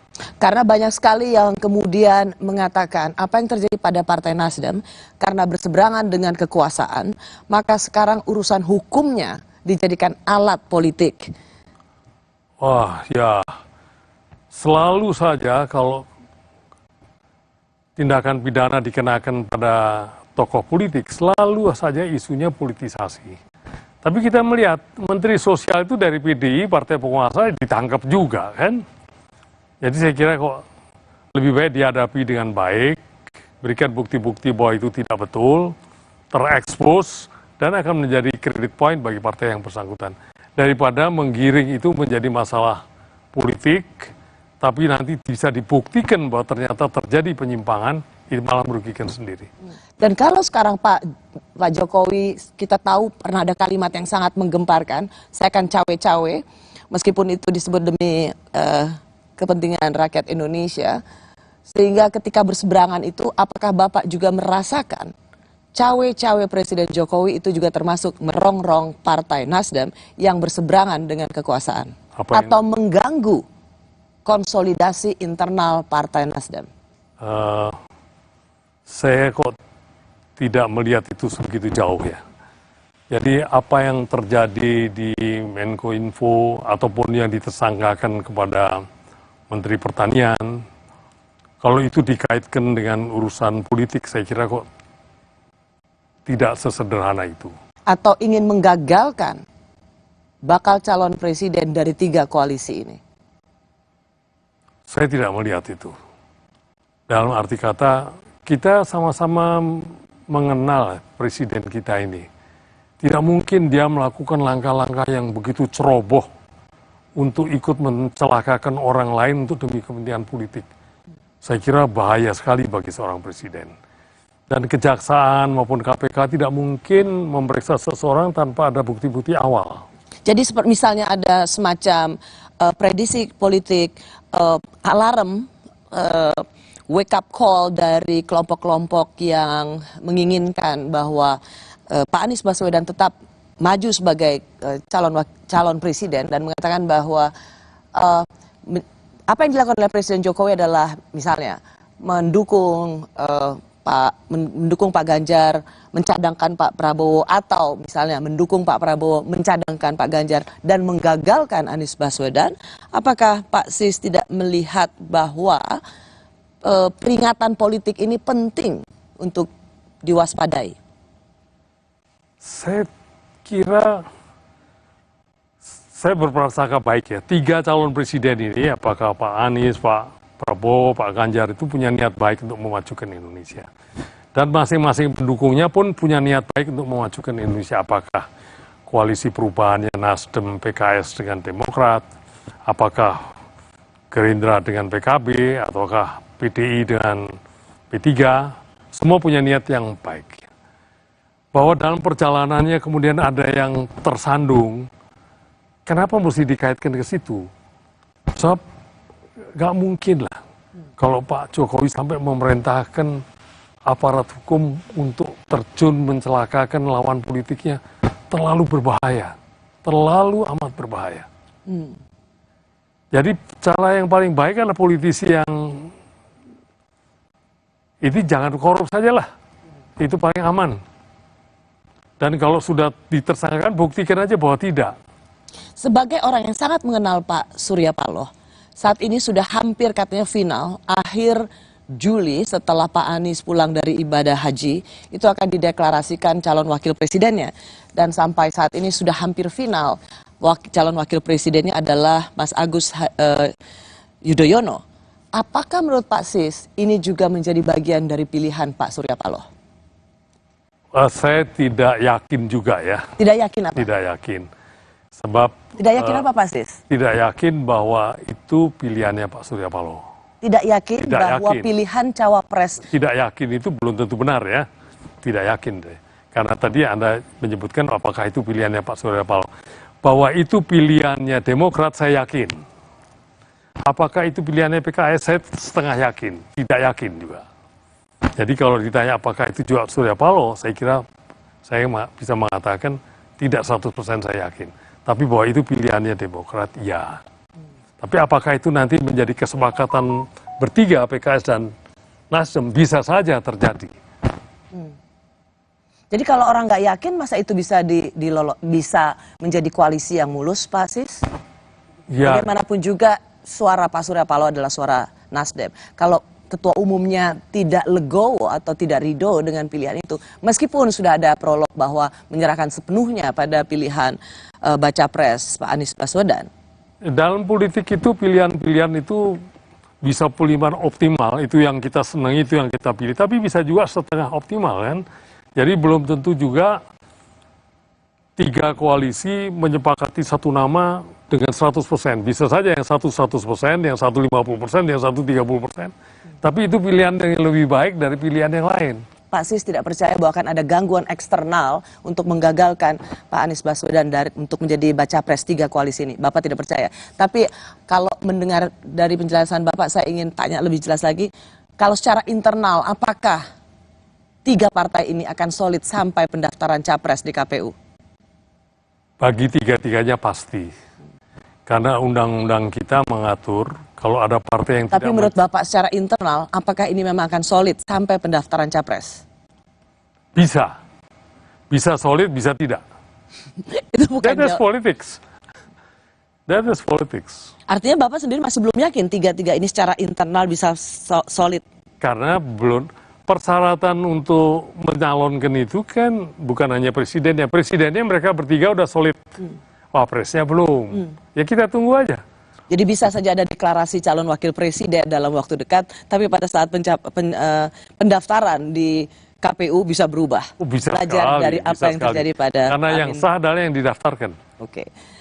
Selain persoalan deklarasi pencapresan Anies, ada sejumlah faktor lain yang memicu keretakan di internal Partai Nasdem. Ulasannya kami hadirkan usai jeda.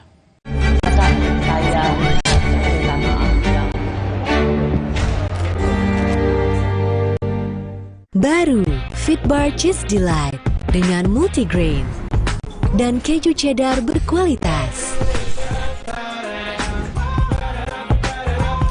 Fitbar, delicious multigrain bar. Duh, badan suka gampang pegal dan lelah. Bisa jadi ada masalah di otot, tulang, dan jantung, mah. Nah, minum Entrasol dengan ekstrak buah zaitun, bantu jaga kesehatan otot, tulang, dan jantung. Bisa tetap aktif berdua. Entrasol.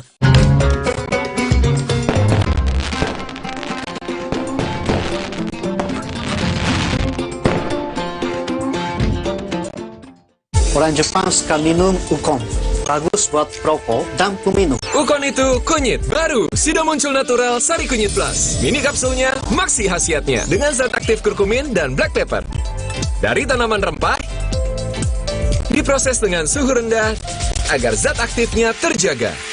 Aman tiap kapsulnya, mudah ditelan, gampang diserap. Lebih cepat atasi masalah lambung, daya tahan tubuh kuat. Sudah muncul natural Sari Kunyit Plus. Good health, better life. Bosen nih. Diputar, dijilat, dan dicelupin. Oreo Soft Cake, selezat Oreo, selembut cake. Baru, Oreo Soft Cake kemasan isi 3. Praktis 3 kali lebih seru.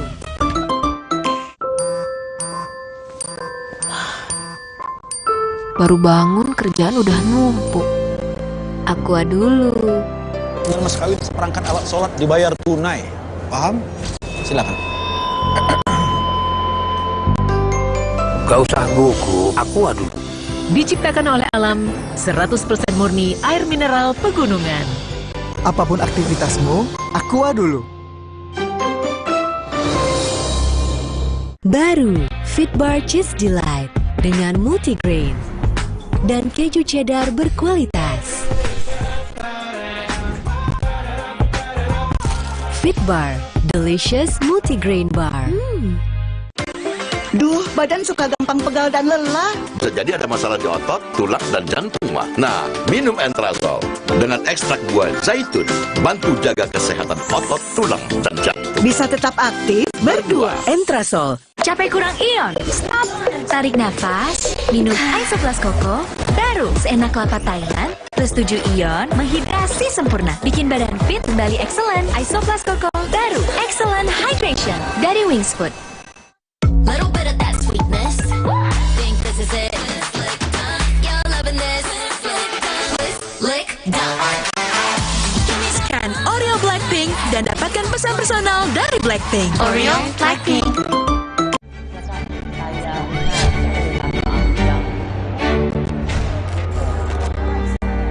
Nasdem menganggap apa masalahnya dengan pencalonan seseorang warga negara Indonesia yang seutuhnya mempunyai hak politik untuk dicalonkan dan mencalonkan dirinya untuk dicalonkan.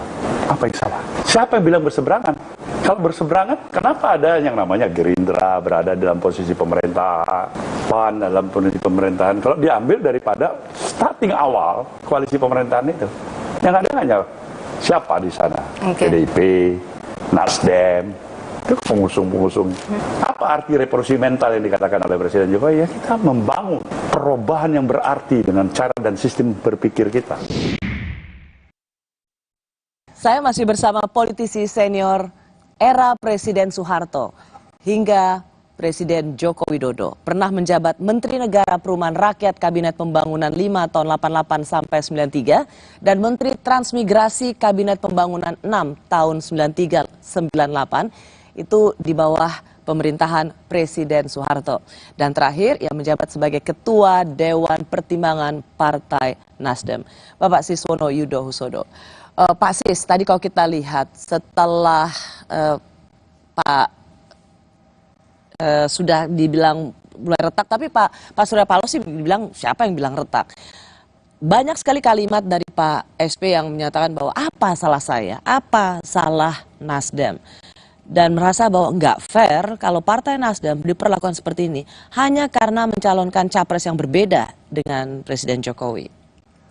Memang yang berubah drastis adalah hubungan Pak Surya dengan Bapak Jokowi yang dulu begitu intens bertemu, setelah deklarasi Pak Anies menjadi kurang. Tapi sebetulnya tidak ada yang salah juga.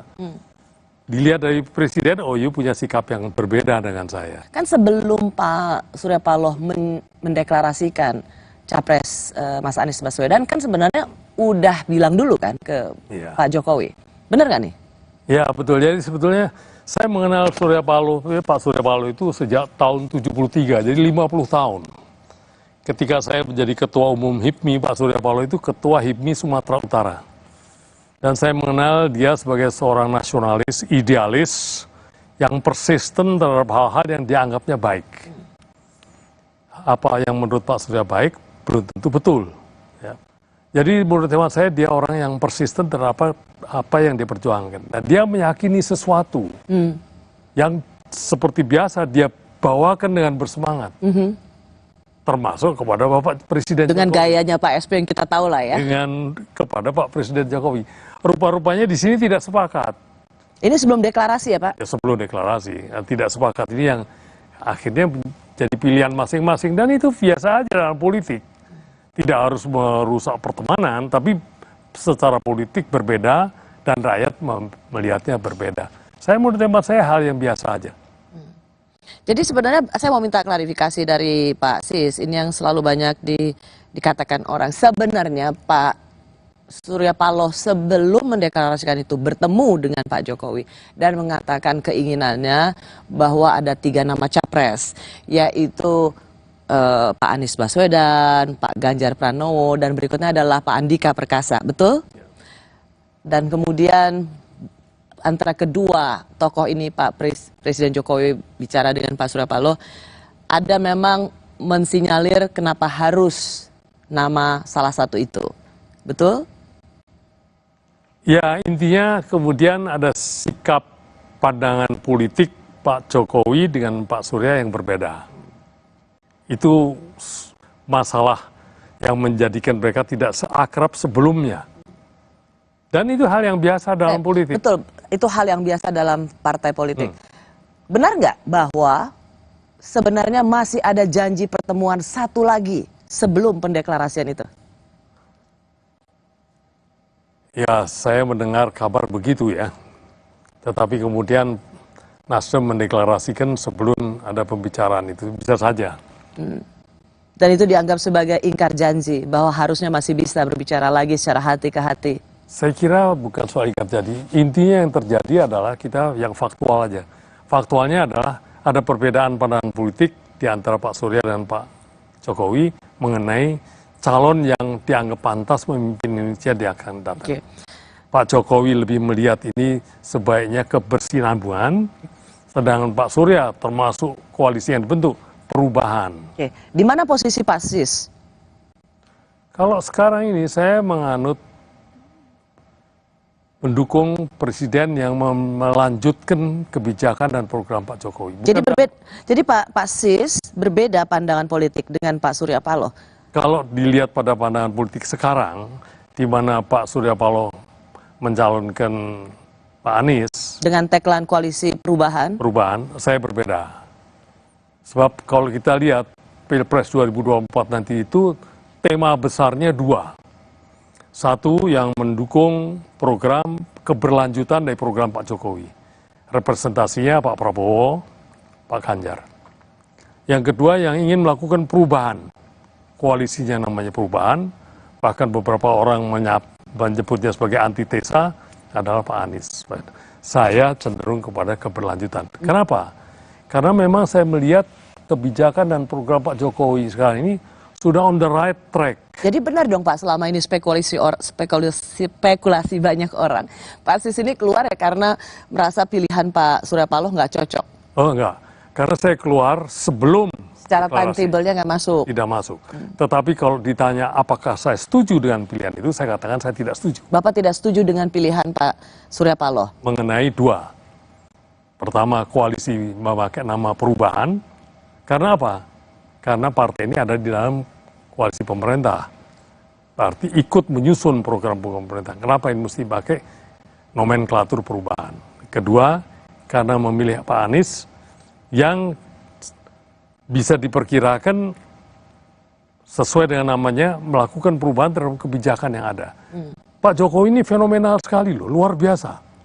Jadi jangan disebut dia ikut campur atau apa. Dia ini 3 bulan lagi pendaftaran capres, 7 bulan lagi pilpres. Tingkat Acceptancy masyarakat 82%. Ya, kalau di Kompas 70, sekian persen, Litbang 70. Pak Sis, begini, tapi ada ketika wawancara dengan Kompas TV di program Niluh, Pak Surya Paloh mengatakan bahwa, loh kenapa, apa salah Nasdem memilih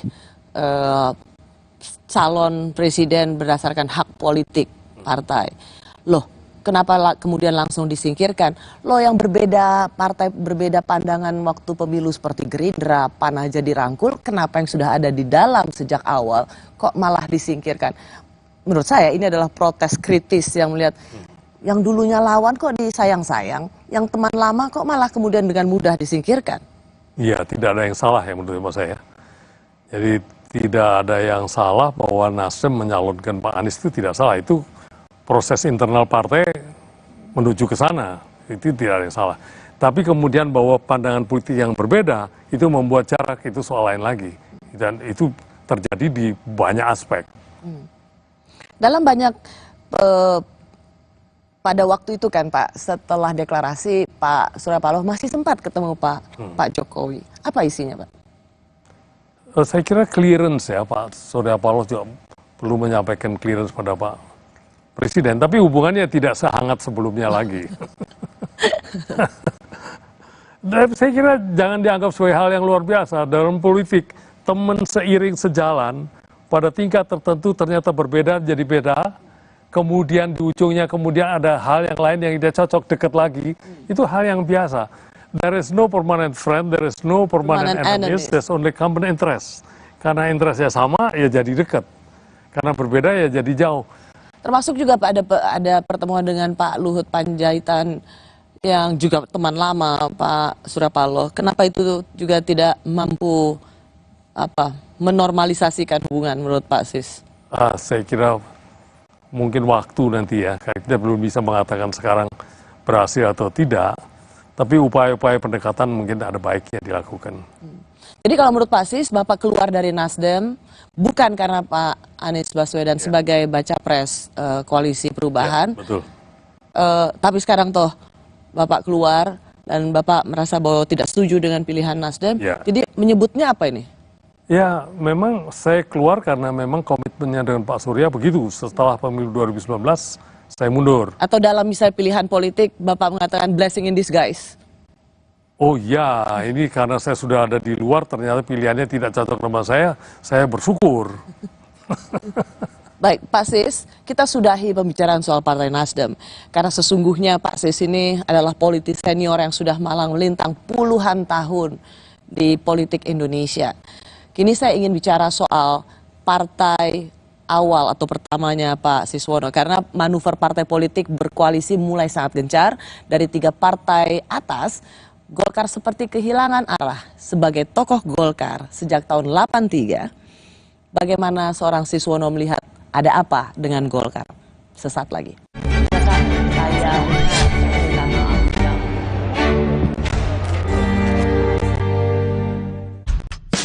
Susah nutup, gampang nutup.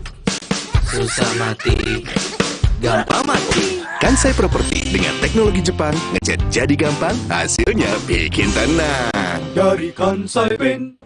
Untuk kayu dan besi, percayakan cat Kansai Eftalin. Teknologi Kansai Paint Jepang. Tangguh hadapi tantangan sulit.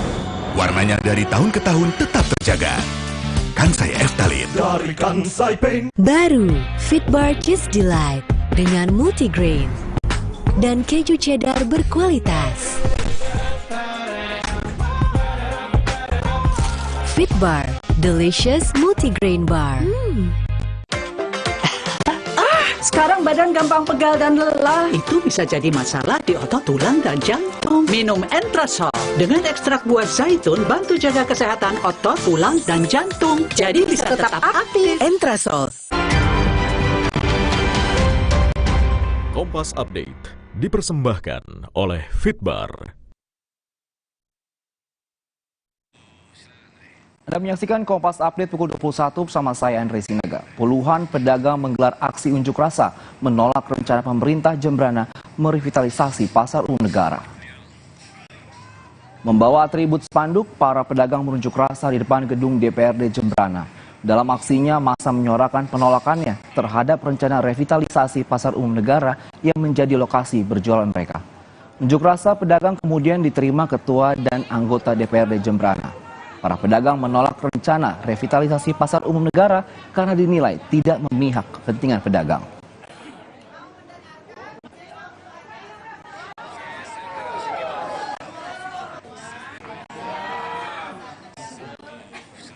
Demikian Kompas Update pukul 21, program Rosi kami lanjutkan kembali.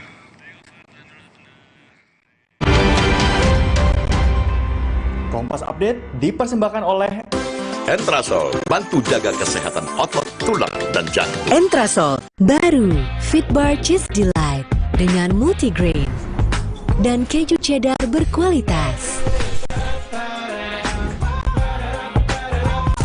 Fitbar, delicious multigrain bar. Duh, badan suka gampang pegal dan lelah. Bisa jadi ada masalah di otot, tulang, dan jantung, mah. Nah, minum Entrasol dengan ekstrak buah zaitun, bantu jaga kesehatan otot, tulang, dan jantung. Bisa tetap aktif berdua. Entrasol. Orang Jepang suka minum Ukon. Bagus buat perokok dan peminum. Ukon itu kunyit baru, sudah muncul natural Sari Kunyit Plus. Mini kapsulnya maksi khasiatnya dengan zat aktif kurkumin dan black pepper. Dari tanaman rempah, diproses dengan suhu rendah agar zat aktifnya terjaga. Aman tiap kapsulnya, mudah ditelan, gampang diserap. Lebih cepat atasi masalah lambung, daya tahan tubuh kuat. Sudah muncul natural Sari Kunyit Plus. Good health, better life. Alah, lapar sih. Aha, Brahma Magis Abon aja. Ekstra abon, ekstra abon, ekstra energi. Brahma Magis, banyak rasa, siap asik lagi. Sekarang isi 3 lebih banyak. Wah, badan sip, muka glowing. Beda ya sama kita yang beranak terus. Direncanain dong. Caranya, tutup pabrik pakai LED andalan. Ribet tak? Enggak, cukup sekali pasang, aman tahunan. Hemat dong. Betul, KB Ayudi ekonomis, tidak bikin berat badan bertambah. Ibu bisa fokus pada keluarga dan kerjaan. Yuk pasang Ayudi andalan. Ayo pasang Ayudi andalan. Baru Fitbar Cheese Delight dengan multigrain dan keju cheddar berkualitas. Fitbar, delicious multigrain bar. Sekarang badan gampang pegal dan lelah. Itu bisa jadi masalah di otot, tulang, dan jantung. Minum Entrasol dengan ekstrak buah zaitun bantu jaga kesehatan otot, tulang, dan jantung. Jadi bisa tetap aktif. Entrasol. Baru bangun kerjaan udah numpuk. Aqua dulu. Dengan mas kawin seperangkat alat sholat dibayar tunai. Paham? Silakan. Gak usah gugup, Aqua dulu. Diciptakan oleh alam, 100% murni air mineral pegunungan. Apapun aktivitasmu, Aqua dulu. Perhatian, beli better, bisa gratis better lagi. Yeay, dapat better lagi. Gue mau tuker dong. Semua di sana, buruan beli, bisa gratis better lagi.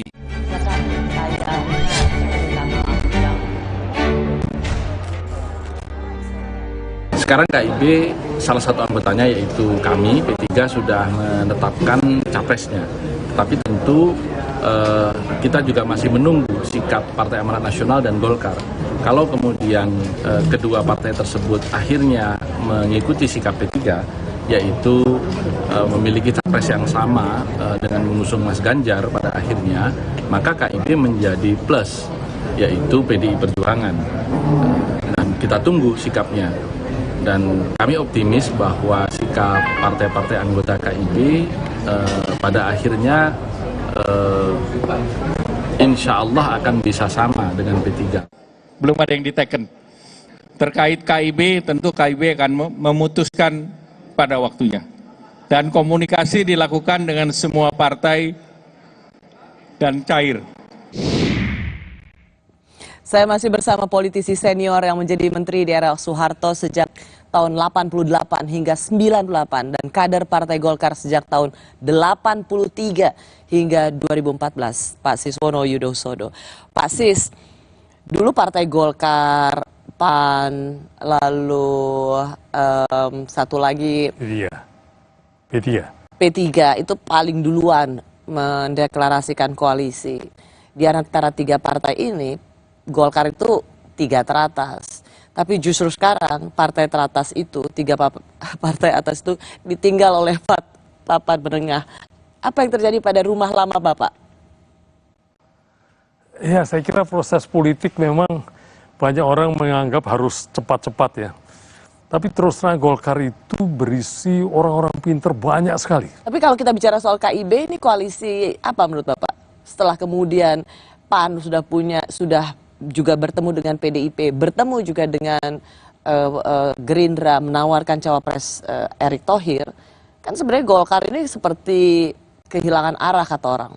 Ya, Jadi KIB ini apa menurut Bapak? Saya kira itu suatu koalisi yang dibentuk dengan kesadaran yang baik dari ketiga-tiganya dan melalui proses politik yang matang. Tapi masih punya tenaga atau jadi koalisi produk gagal? Saya nggak berani mengatakan itu gagal karena belum selesai. Ini kan masih berproses. Bisa saja ternyata terjadi tiga-tiganya setuju dengan pilihan yang sudah dilakukan. Kan udah selesai urusannya. Apalagi kalau kemudian tiga-tiganya sepakat sama-sama mendukung capres karena P3 udah Ganjar, berarti ke Ganjar, dengan wakil yang disepakati oleh P3, selesai juga. Jadi menyatakan KIB sebagai sesuatu yang gagal juga terlalu pagi. Jadi saya lihat ya mereka sedang berproses. Sebagai partai besar, Bapak lihat bahwa partai ini Golkar tidak cukup lincah memainkan perannya atau rasanya kalau bilang sedang berproses. Ya. Golkar ini sudah ada sejak zaman Orde Baru. Ya. Masa prosesnya kalah sama partai yang baru lahir di era reformasi? Ya. Memang sebelumnya Munas Golkar menyebutkan di samping memilih Pak Erlangga sebagai ketua umum juga Pak Erlangga sebagai calon presiden. Sehingga proses itu mengikat dirinya setelah Rapimnas kemarin. Jadi harus menjadi capres. Itu jadi mengikat dirinya. Kemudian setelah Rapimnas kemarin baru dilonggarkan. Dan mungkin sejak hari itu baru kita bisa menghitung Golkar melakukan langkah-langkah yang lebih fleksibel. Dilonggarkan bahwa sebagai tidak harus menjadi capres. Sebagai ketua umum Partai Golkar yang tadinya diamanatkan sebagai calon presiden, tetapi dilonggarkan di Rapim yang lebih rendah dari forum Munas bahwa ikut menentukan capres. Ya, itu kan dia jadi lebih fleksibel dalam mengatur manuver ke depannya ini.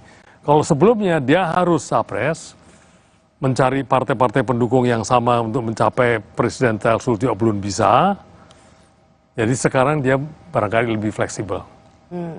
Jadi apa sebenarnya posisi strategis, peran strategis Partai Golkar yang masih bisa kita lihat? Ya, kita banyak sekali ya. Kalau bisa ada, saya lihat Golkar juga menjajaki ke PKB, bukan mustahil juga dia sama-sama mendukung pilihan PDI, masih dinamis sekali. Dan Partai Golkar ini adalah partai dengan doktrin karya kekaryaan. Ini supaya dimengerti. Partai Golkar itu orangnya pintar-pintar dan paling berpengalaman di pemerintahan. Betul. Jadi jangan dibayangkan Golkar itu akan menjadi partai oposisi. Jangan dibayangkan Partai Golkar itu efektif sebagai partai oposisi. Pengalamannya pengalaman pemerintahan. Seperti kata Pak JK pernah bilang, Partai Golkar itu tidak pernah dilahirkan sebagai partai oposisi. Ya. Ia adalah partai yang harus melekat pada kekuasaan. Ya. Oleh karena itu, kita lihatlah perkembangan ini dinamis sekali. Saya melihat Golkar tetap mempunyai peranan yang besar seperti sekarang ini. Golkar itu dulu mendukung lawannya Pak Jokowi loh. Ya kan? Ya. Tapi karena kemudian, dulu 2019 maksudnya ya, kan, mendukung Pak Prabowo dan Sandi Uno. Ya, tapi kemudian Pak Jokowi menang, masuk di pemerintahan dan efektif. Menteri-menterinya juga bagus-bagus, Pak Erlangga bagus, Ya, kalau namanya juga partai yang sudah ada dari zaman Orde Baru, Pak Sis. Memang menariknya dari Partai Golkar ini adalah partai yang sudah lama sekali, selain PDI yang kemudian berubah menjadi PD Perjuangan. Tapi Partai Golkar Bapak lihat ya Pak ya, meskipun tadi Bapak bilang pinter-pinter, yang selalu punya misi kekaryaan, tapi nggak pernah sukses mencalonkan capres ya? Ya, ini satu hal ya. Sejak Pilpres langsung ini, yang pertama 2004, Pak Wiranto tidak berhasil. Yang kedua 2009, itu Golkar mengajukan Pak Yusuf Kala sebagai wakil presiden. 2004 Pak Yusuf Kala sebagai wakil presiden. No, 2004 mencalonkan Pak Wiranto dari konvensi Partai Golkar. Ya, tidak berhasil. Karena 2009, karena Pak SB dan Pak JK berpisah, maka 2009 Pak JK sebagai capres dari Golkar, tapi kalah. Memang itu saya kira jadi bahan pemikiran Golkar untuk mengajukan kader-kadernya yang potensial untuk menjadi kandidat presiden di tahun-tahun yang akan datang. Kayaknya sampai 2024 ini belum dapat ini. Tapi saya berharap pada waktunya bisa. Bapak nggak melihat ketum Partai Golkar Pak Erlangga ini menjadi cawapres salah satu, misalnya cawapresnya Pak Prabowo misalnya? Oh, sangat potensial. Pak dengan suara sebagai partai kekuatan nomor 2 di DPR, Pak Erlangga itu potensial untuk baik ke Pak Prabowo maupun ke Pak Ganjar. Tinggal lagi kesepakatan partai-partai yang lain juga kan? Meskipun ada kendala secara elektabilitas. Iya, betul. Itu satu, memang elektabilitas Pak Erlangga baik sebagai presiden, capres maupun sebagai cawapres rendah. Pak Sis, kita akan bicara juga soal apa yang terjadi dalam politik terakhir ini. Di mana ada soal pertemuan Mbak Puan Maharani dan Mas AHY yang kemudian menjadi mimpi Pak SBY, satu gerbong dengan Ibu Megawati dan Presiden Jokowi. Apa arti mimpi itu untuk seorang Siswono? Kami kembali sesaat lagi.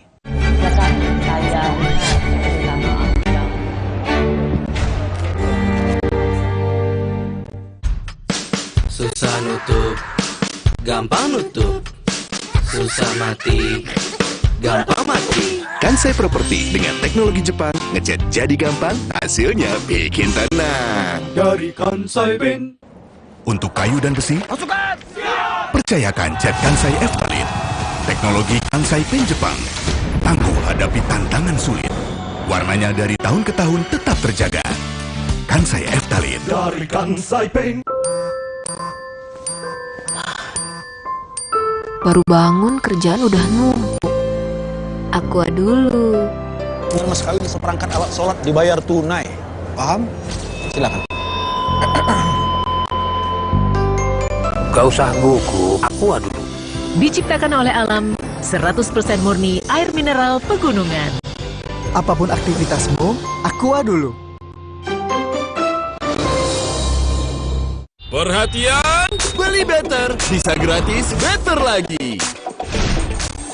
Yeay, dapat better lagi. Gue mau tuker dong. Semua di sana, buruan beli, bisa gratis better lagi. Capek kurang ion, stop.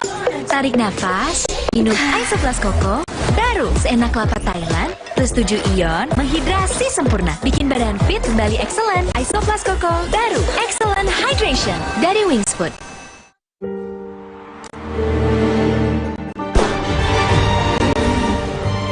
Di mana ada kekuatan, di sana ada kebaikan. Dukung mereka dengan kebaikan susu dan gandum dari Biskuat. Kekuatan yang baik dari dalam. Baru bangun kerjaan udah numpuk. Aqua dulu. Dengan mas kawin seperangkat alat sholat dibayar tunai. Paham? Silakan. Gak usah gugup, Aqua dulu. Diciptakan oleh alam, 100% murni air mineral pegunungan. Apapun aktivitasmu, Aqua dulu. Alah, lapar sih. Aha, berapa makis abon aja. Ekstra abon, ekstra energi. Roma Malkis, banyak rasa, siap asik lagi. Sekarang isi 3 lebih banyak. Kata orang, gue itu si paling kerja, syuting seharian, tiba-tiba sakit kepala, mau minum obat, takut ngantuk pas kerja. Beli Oskadon. Anjir, oh ye. Nggak bikin ngantuk.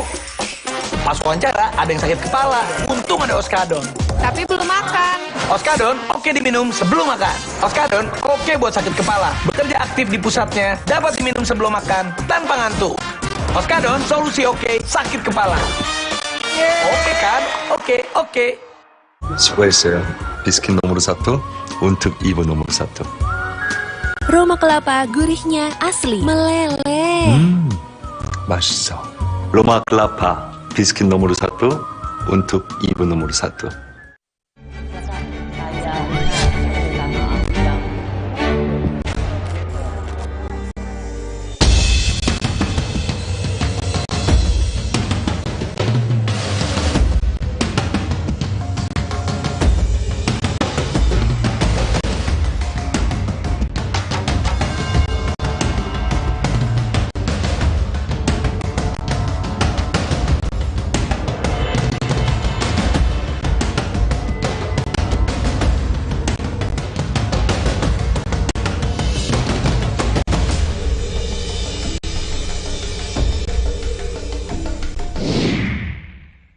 Saya masih bersama mantan politisi senior Partai Golkar dan Partai Nasdem yang pernah menjadi calon wakil presiden di pemilu presiden tahun 2004. Ia mendampingi calon presidennya yaitu Pak Amin Rais. Pak Sis, gini-gini Pak Sis pernah bertarung loh di pemilihan presiden 2004.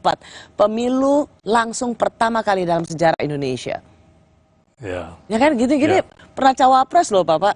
Ya. Kira-kira beda nggak Pak 2004 yang kemarin sama 2024 yang akan kita hadapi ini? Oh, sangat berbeda ya. Pertama 2004 dulu belum ada presidensial threshold. Jadi semua bisa nyalonin ya Pak? Semua bisa nyalonkan. Dan sekarang presidensial threshold nggak main-main, 20% itu nggak gampang loh.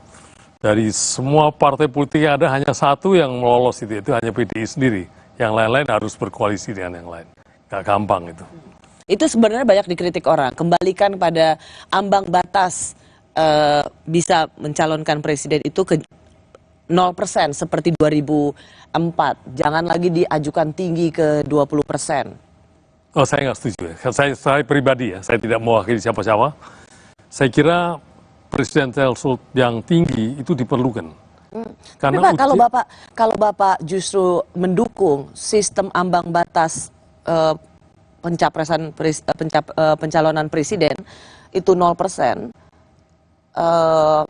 tidak seperti yang sekarang 20%, tidakkah itu sebenarnya berlawanan dengan pengalaman yang Bapak lalui? Dengan 0% kan kita bisa punya orang seperti Pak Sis, orang-orang baik, orang-orang pintar, berintegritas yang bisa kita pilih sebagai presiden. Ya, dalam sistem ketatanegaraan kita ini, pemerintah itu, presiden dan seluruh jajaran kabinetnya tidak bisa bekerja sendiri. Dia harus dengan DPR. Oleh karena ujian pertama bagi seorang calon presiden adalah kemampuannya memobilisir dukungan politik dari partai-partai lain. Kalau tidak, macet itu kerjaannya. Jadi persyaratan presidensial threshold yang cukup tinggi itu adalah untuk latihan bahwa setiap calon presiden dia sudah punya dasar dukungan politik dari partai yang cukup. Ya. Tambah lagi kedua, kalau 0% itu calon bisa banyak sekali, tidak efisien, tidak produktif. Dan intinya nanti kalau terpilih juga pasti harus menggandeng partai-partai yang lain. Ya. Oke Pak, jadi kalau melihat tadi sudah malang melintang di dunia politik, pernah ikut berlaga di Pilpres 2004, pemilihan presiden langsung waktu itu. Pak Sis, ngelihat nggak bahwa di Pilpres ini akan merasa dejavu nggak? Atau melihat apa yang terjadi pada Indonesia ini seperti pada Filipina? Misalnya putra Presiden Marcos yang diturunkan, dan kemudian exile, dan kemudian sekarang di antara 3 nama itu, kita juga punya nama yang identik dengan Orde Baru. Sebagai tokoh yang juga besar di era Orde Baru, apakah Pak Sis merasa ini dejavu? kondisi Indonesia tidak sama dengan Filipina. Kalau di suatu negara kondisi sosial ekonominya jelek, orang akan cenderung melihat masa lalu itu indah. Dan tokoh-tokoh yang mempunyai kaitan dengan masa lalu akan dengan mudah memenangkan. Karena itu Filipina memilih Bongbong, anak Marcos, karena kondisi situasinya jelek. Kurang jelek. Sehingga enak zamanku di zaman Marcos menjadi sebuah memori kolektif yang dirindukan. Dan bukan hanya itu, Bongbong juga samban. Bongbong itu seseorang yang sukses sudah jabatan sebelumnya sebagai senator. Jadi dia juga sudah punya nama. Dan saya tidak setuju kalau harus dilihat dari kondisi orang tuanya dulu ya, karena dia sendiri berhasil. Tapi Indonesia sekarang ini kondisi yang buktinya dengan tingkat dukungan masyarakat yang sampai menurut Kompas 70-an sekian persen, ada yang menyebut 82%, itu kondisinya tidak sama dengan di Filipina. Orang tidak melihat masa lalu sebagai sesuatu yang menjadi... Karena itu setiap partai politik, setiap capres atau di luar yang koalisi perubahan selalu ingin mengidentikan dengan Presiden Jokowi. Ya, semua calon presiden, semua calon wakil presiden mencoba mendapatkan restu dari presiden yang sangat terkenal ini, yang sangat didukung rakyat ini. Dan posisi Pak Prabowo yang menjadi bakal calon presiden lebih akan mengutamakan kampanye yang identik dengan keberlanjutan Presiden Jokowi daripada misalnya dulu ada tagline enak zamanku ya gitu dengan profil tokoh di zaman Orde Baru. Saya kira kalau dalam kampanye tagline enak zamanku toh gambar Pak Harto tetap efektif di lingkungan masyarakat tertentu yang memang mau tidak mau kita harus terima kenyataan. Pendukung Pak Harto itu juga banyak, walaupun tentu mayoritasnya tidak ya. Buktinya partai-partai yang terkait dengan keluarga Pak Harto juga tidak memenangkan pemilu, bahkan tidak bisa masuk ke DPR kan. Tapi ada, jadi di lingkungan itu efektif. Tapi kalau dipakai secara nasional, saya kira bunuh diri. Pak Sis, saya tertarik untuk mengungkapkan kalimat ini yang diucapkan oleh dia seorang pollster dari Carta Politika, namanya Yunarto Wijaya. Ia mengatakan fenomena bahwa semuanya tergantung dari Pak Jokowi. Semua partai bahkan relawan menunggu arahan dari Pak Jokowi. Ia mengatakan apa yang kita lakukan, apakah itu partai politik, relawan, itu sama seperti kita mengsurhartokan di era Orde Baru. Apa-apa tunggu Pak Harto, apa-apa tergantung Pak Harto, menanti arahan Pak Harto.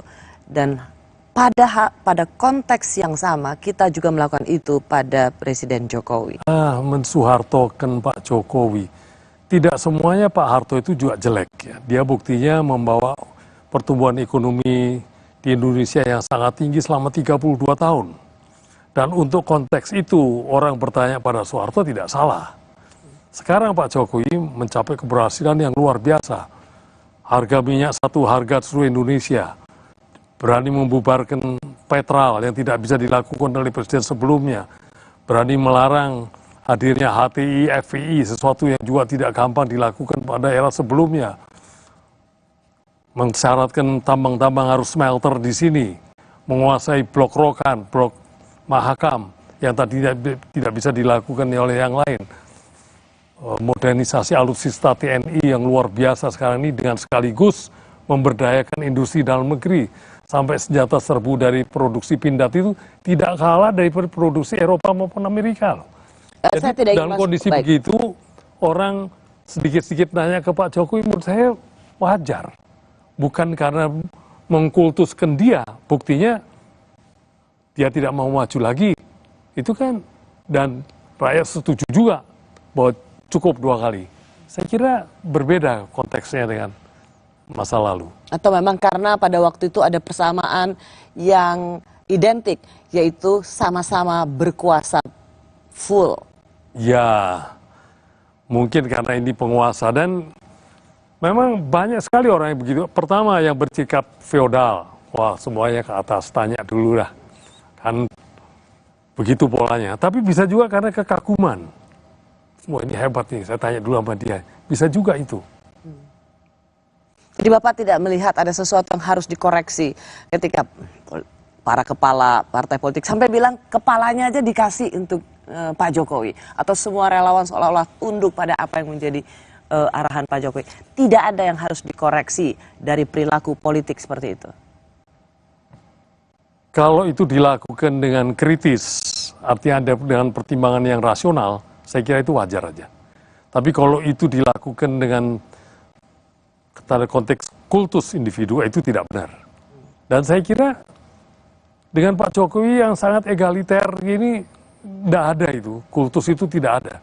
Orang bertanya kepada dia karena melihat ya dia orang baik. Kalau Pak SBY bisa bermimpi dan ternyata ini mimpi beneran, melihat bersama Pak Jokowi, terutama Ibu Mega dalam satu gerbong yang sama, ada yang ke Solo, ada yang ke Blitar, itu ada yang ke Pacitan, tapi jalannya dalam gerbong yang sama. Menurut Pak Sis, sesungguhnya apa arti mimpi bernuansa politiknya Pak SBY ini? Untuk bersama Bu Mega? Satu gerbong? Saya kira positif sekali. Positif sekali. Dari kesan bahwa Bu Mega dengan Pak Jokowi tidak bisa bertemu itu jadi hilang. Dan sama-sama mantan presiden, itu memang setelah selesai dua-duanya, kenapa tidak mesti harus dekat. Jadi saya kira hal yang positif. Dan satu hal sebenarnya yang ingin kita saksikan adalah dalam setiap 17 Agustus, pelantikan presiden yang mana baru, wajah baru tahun 2024 ini hampir semua, bukan hampir, semua mantan presiden bisa ikut hadir. Karena memang sebentar lagi tahun depan, tahun 2025, Pak Jokowi kalau ikut perayaan 17 Agustus sudah sebagai mantan presiden. Kita berharap 17 Agustus 2025 atau 20 Oktober 2024 itu. Dan sudah di IKN mungkin ya. Semua mantan presiden bisa hadir, semua wakil presiden Indonesia sudah bisa hadir. Karena kalau tokoh-tokoh bangsa itu bisa bersama, itu seperti kata Pak Jokowi, itu adalah impian kita semua. Pak Sis, terima kasih banyak. Sama-sama, Rosi. Semoga selalu sehat dan kita harus ketemu lagi melihat siapa yang nanti didaftarkan di KPU. Dengan senang hati. Terima kasih Pak Sis. Terima kasih. Terima kasih bagi Anda yang juga sudah menyaksikan Rosi. Saya Rosiana Silalahi, tetaplah di Kompas TV, independen, terpercaya.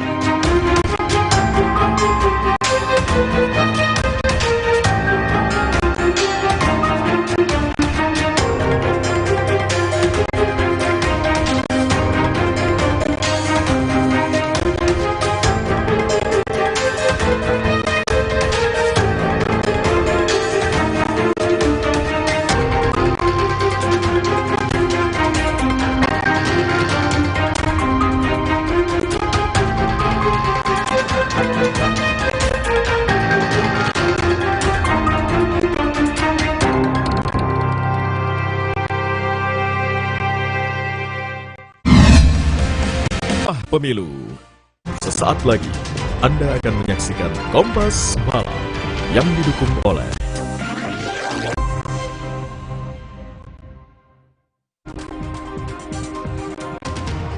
hanya karena tak terima dituduh mencuri uang Rp20.000, seorang pria di Klaten, Jawa Tengah tega memutilasi rekan kerjanya.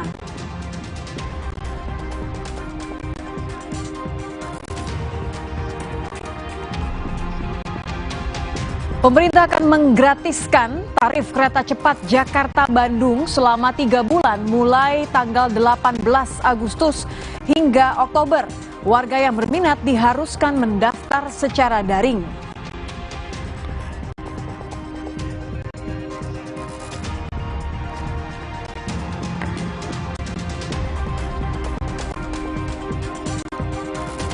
Ketua DPP PDI Perjuangan Puan Maharani mengungkapkan jika tokoh yang akan menjadi bakal cawapres dari Ganjar Pranowo akan menghadiri puncak acara Bulan Bung Karno di Gelora Bung Karno, Jakarta.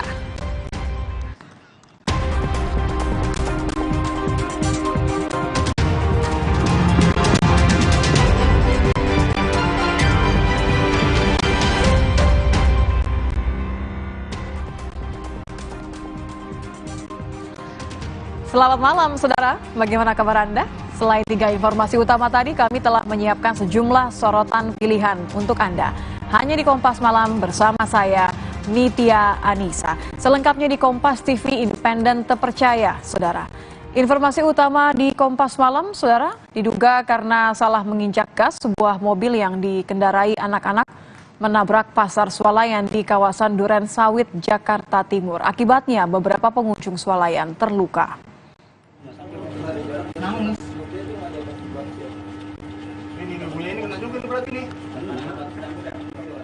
Dari rekaman video CCTV terlihat mobil tiba-tiba saja melaju hingga menabrak bagian dalam pasar swalayan yang berada di Jalan Pahlawan Revolusi, Duren Sawit, Jakarta Timur.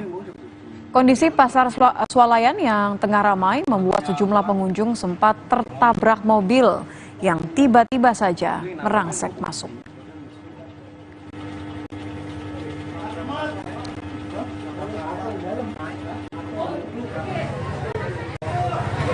Mobil nih masuk Jogja, mobil.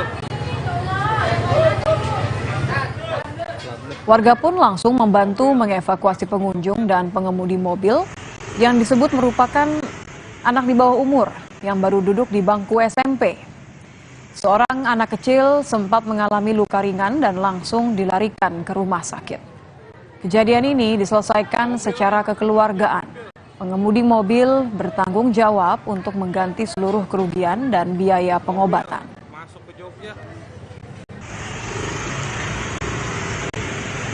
Kalau umur kita kurang tahu ya. Bilang dengar ceritanya sih dia SMP. Entah kelas 2, entah kelas 1. Anaknya ada tinggi. Itu kenapa dia salah injak gas atau gimana? Ya kurang jelas juga gitu. Tahu-tahu udah kejadian di situ. Terus apa yang Abah lakuin pada saat setelah nabrak itu? Ya saya cuma nolongin keluarin mobil doang udah. Terus? Nah anaknya panik, Yogi dia udah saya bilang saya turunan. Kita ke sorotan lain, saudara. Suasana haru meliputi pemakaman Muhammad Fajri, pria penderita obesitas dengan bobot 300 kg. Untuk membantu proses pemakaman, petugas gabungan Basarnas dan Damkar menggunakan forklift untuk membawa jenazah Fajri.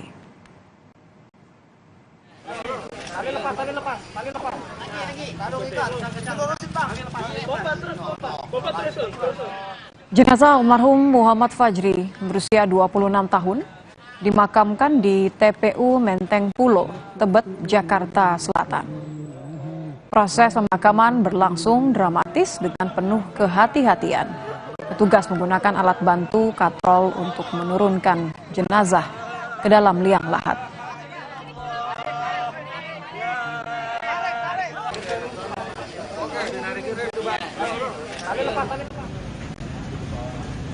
Proses pemindahan almarhum Fajri dari rumah sakit dilakukan menggunakan alat berat dari petugas damkar. Fajri mengidap obesitas ekstrim dengan beberapa gangguan komplikasi.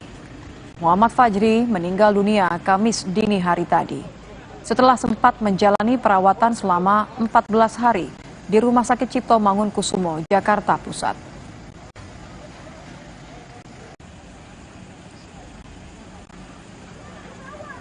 Proses evakuasi. Penderita obesitas Muhammad Fajri telah menjalani perawatan intensif selama 2 pekan di Rumah Sakit Cipto Mangunkusumo, Jakarta Pusat. Penyebab meninggalnya Fajri karena mengalami kegagalan multi organ akibat shock sepsis karena penyakit pembengkakan pada bagian kaki. Pihak RSCM memastikan telah memberikan perawatan dan obat-obatan terbaik kepada Fajri.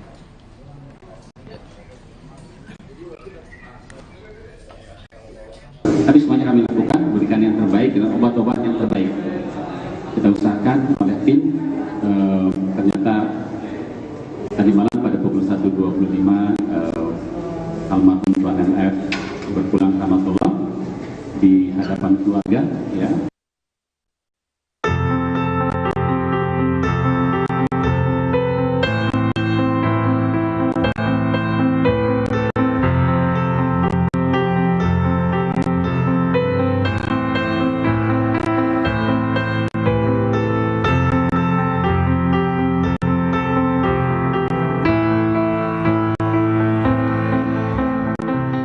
Muhammad Fajri, pria penderita obesitas yang memiliki bobot 300 kg asal Tangerang, Banten, meninggal dunia Kamis dini hari.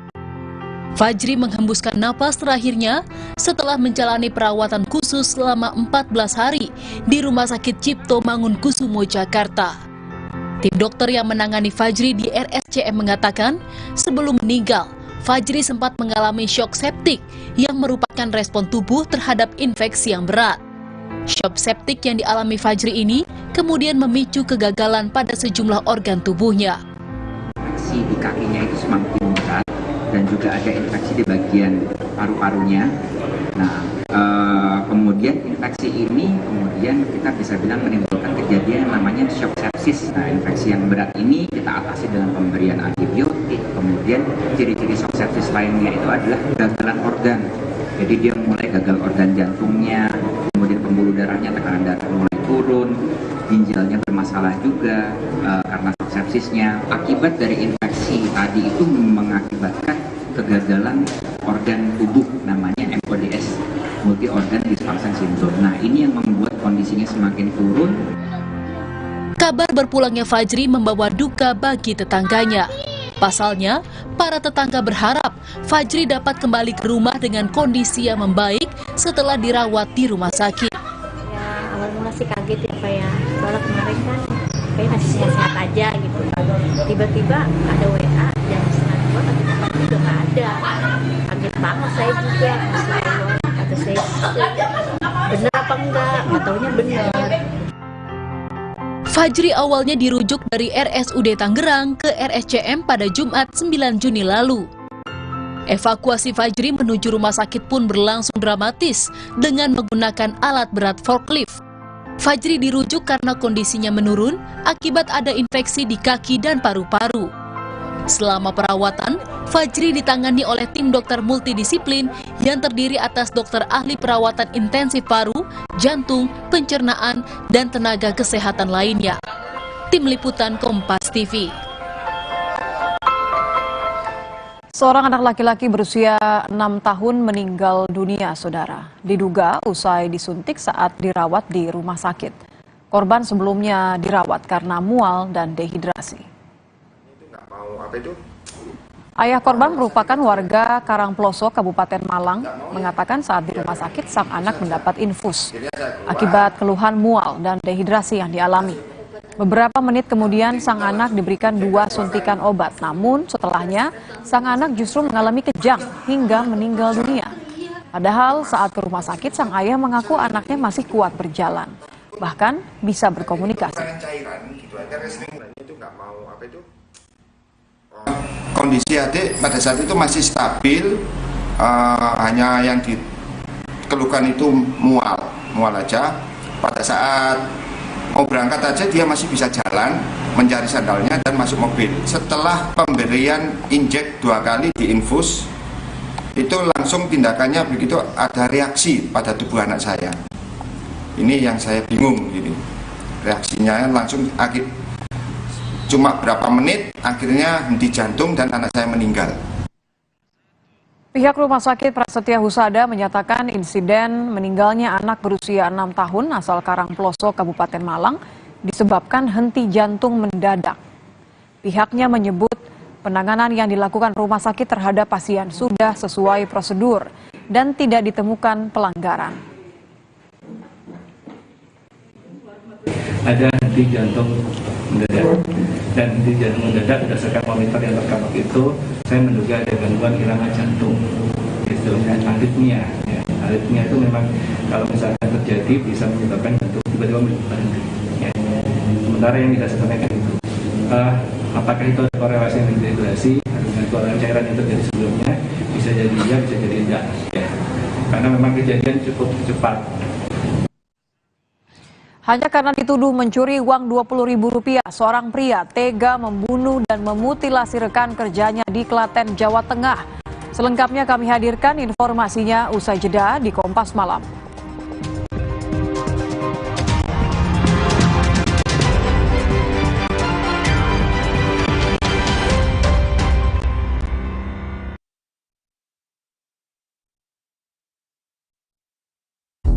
Be number one. Put yourself first and be on top. Class, taste, quality. Essay, love yourself. Nggak enak? Iya, kayak aroma manisnya. Le Mineral memang berbeda. Setiap tetesnya mengandung mineral esensial seimbang yang penting untuk tubuh dan juga membuat rasa airnya lebih segar. Le Mineral. To be number one, put yourself first and be on top. Class, taste, quality. Essay, love yourself. Shopee ada Shopee 77, Shopee Shopee Live Bombastic Sale, promo live shopping 77 Shopee Live Bombastic Sale. To be number one, put yourself first and be on top. Class, taste, quality. Essay, love yourself. Le Mineral beda banget, lebih smooth, lebih segar. Le Mineral memang berbeda. Setiap tetesnya mengandung mineral esensial seimbang yang penting untuk tubuh dan juga membuat rasa airnya lebih segar. Dan lebih enteng. Le Mineral. Aku pilih Morinaga karena triple B virusnya bantu jaga daya tahan tubuh dan dukung proses belajarnya serta optimalkan tumbuh kembangnya. Karena waktu tak bisa kembali. Morinaga. Hamil. Tahukah Ibu, protein penting untuk pembentukan organ tubuh bayi. Prenagen Mami sumber protein, DHA, dan asam folat. Nutrisi lengkap untuk ibu dan buah hati. Rasanya enak, tidak enak, nggak bikin gemuk. Aku pria yang memilih hanya yang terbaik. Dengan karakter yang berkelas. Kenalkan aku, pria punya selera. Gudang Garam Filter Internasional. Aku pikir semua air mineral itu sama. Le Mineral itu beda. Le Mineral memang berbeda. Setiap tetesnya mengandung mineral esensial seimbang yang penting untuk tubuh dan juga membuat rasa airnya lebih segar. Segernya. Le Mineral. Aku pria yang memilih hanya yang terbaik. Dengan karakter yang berkelas. Kenalkan aku, pria punya selera. Gudang Garam Filter Internasional. Shopee, yuk pakai SP Letter, beli sekarang bayarnya nanti. Yuk pakai SP Letter, gratis ongkir se-Indonesia. Belinya sekarang, bayarnya nanti. Buat gue cuma ada satu kecap sedap kedelai hitam spesial. Hitam kecapnya pekat, ngebersih mulut, lengket di lidah, lebih kental, lebih wangi, sedap. Wilgos Approved kecap sedap kedelai hitam spesial, looks good, tastes good dari Wings Food. Nggak enak? Iya, kayak aroma manisnya. Le Mineral memang berbeda. Setiap tetesnya mengandung mineral esensial seimbang yang penting untuk tubuh dan juga membuat rasa airnya lebih segar. Le Mineral.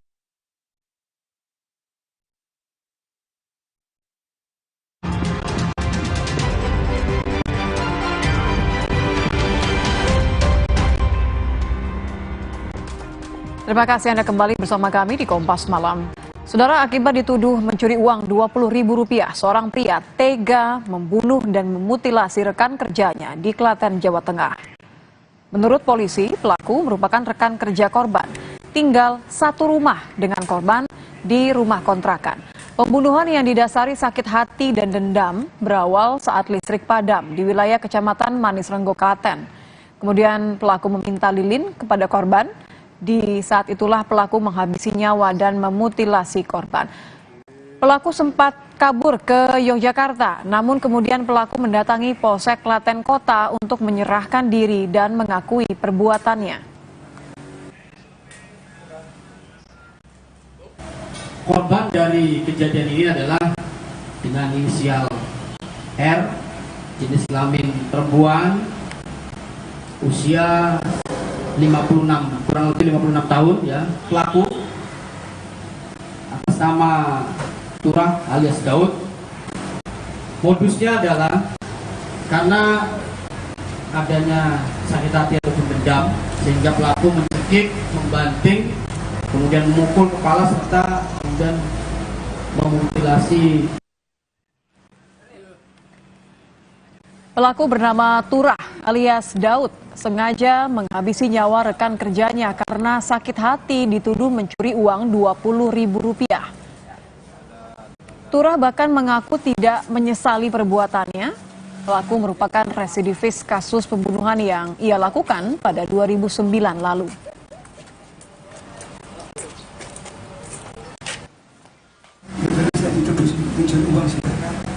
Berapa? Jumlahnya berapa, Mas? 20.000? Kapan itu? Sekitar 2 mingguan kalau nggak salah. Terus itu direncanakan membunuh itu? Iya. Muncul ide itu dari mana? Dari sendiri. Ya kalau dibilang rencana sih sebenarnya nggak rencana mutilasi, cuman memang rencana membunuh. Menyesal nggak? Enggak. Uang tabungan sejumlah siswa SD negeri di Pangandaran, Jawa Barat yang tidak bisa dicairkan di 3 koperasi kini masih ditelusuri oleh tim khusus bentukan Bupati Pangandaran. Pihak sekolah mendesak agar koperasi segera mencairkan uang tabungan para siswa. Tim sus mendapati banyak guru yang masih aktif dan yang sudah pensiun tidak mencicil ke koperasi yang menggunakan uang tabungan siswa.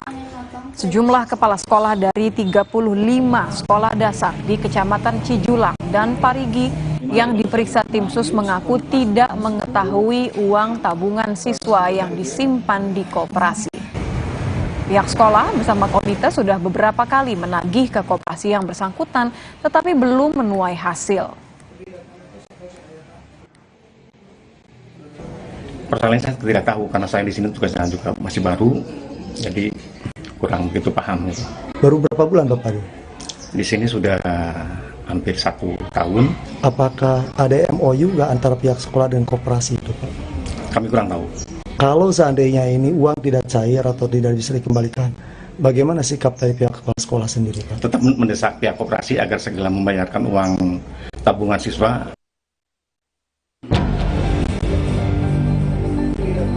Kasus tak bisa dicairkannya uang tabungan siswa sejumlah sekolah dasar di Pangandaran, Jawa Barat hingga sekitar 5 miliar rupiah masih terus diselidiki. Bupati Pangandaran membentuk tim khusus yang kini tengah menyelidiki ke sekolah-sekolah terkait. 3 koperasi di 2 kecamatan, yakni Parigi dan Cijulang, mengaku mengalami kredit macet. Uang tabungan siswa diputar dengan cara salah satunya dipinjamkan ke sejumlah pihak. Tetapi sayangnya, peminjam yang kebanyakan guru yang masih aktif dan yang sudah pensiun tidak menyicil utang. Kini, orang tua siswa yang tak bisa mencairkan tabungannya berharap uangnya kembali. Seperti Heni, orang tua siswa SD Negeri 2 Kondang Jajar yang tidak bisa mencairkan tabungan anaknya sebesar 24 juta rupiah. Uang sisa Ibu di tabungan itu tinggal berapa, Ibu? 24.700.000 rupiah. Ya, saya meminta hak saya kepada guru, tapi uangnya katanya tidak ada di sekolah, uangnya ditabung di Koperasi Tugu. Ibu sudah menanyakan ke Koperasi Tugu? Sudah, tapi kata Koperasi Tugu ya uangnya dipinjam sama guru-guru ya. Ya dibilang kaget ya kaget, dibilang enggak ya enggak, karena tahun kemarin juga udah ada berita belum cair sih, enggak. Sejumlah kepala sekolah dari 35 sekolah dasar di Kecamatan Cijulang dan Parigi yang diperiksa tim sus mengaku tidak mengetahui uang tabungan siswanya disimpan di koperasi. Sementara orang tua siswa masih menaruh harapan besar kasus bisa diselesaikan secara kekeluargaan. Harapan mereka hanya satu, uang tabungan putra-putri mereka bisa kembali utuh. Dede Ibin, Kompas TV, Pangandaran, Jawa Barat.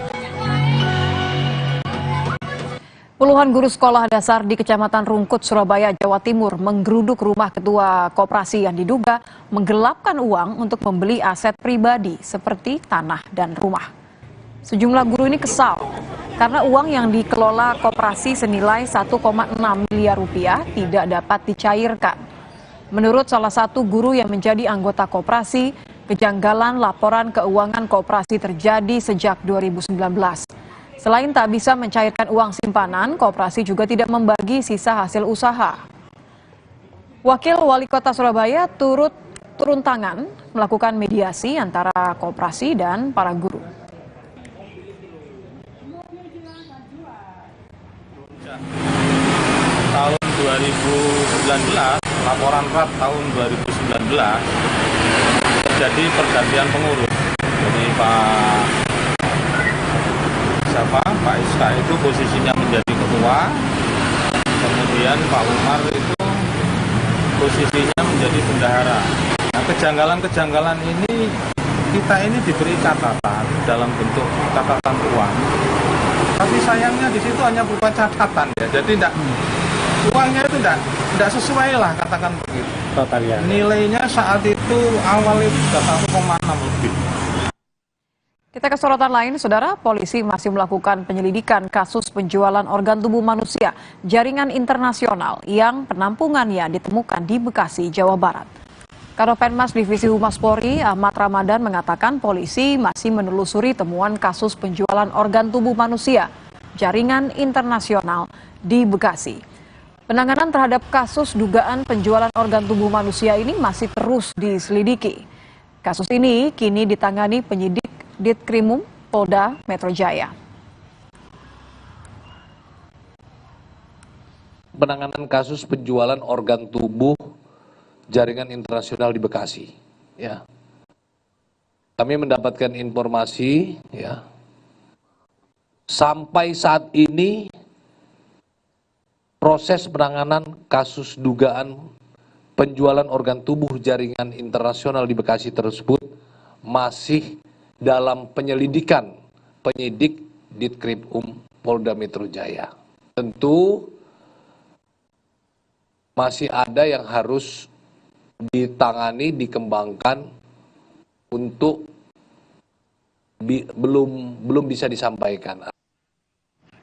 Sebelumnya, Polres Metro Bekasi dan Baintel Kampori membongkar sindikat penjualan organ ginjal di Tarumajaya, Kabupaten Bekasi, Jawa Barat. Sebuah rumah kontrakan diduga digunakan sebagai penampungan para pendonor. Pelaku diduga mengkoordinir calon pendonor untuk dibawa ke penampungan sebelum mendonorkan organnya. Menurut warga, pelaku dikenal tertutup dan jarang bersosialisasi.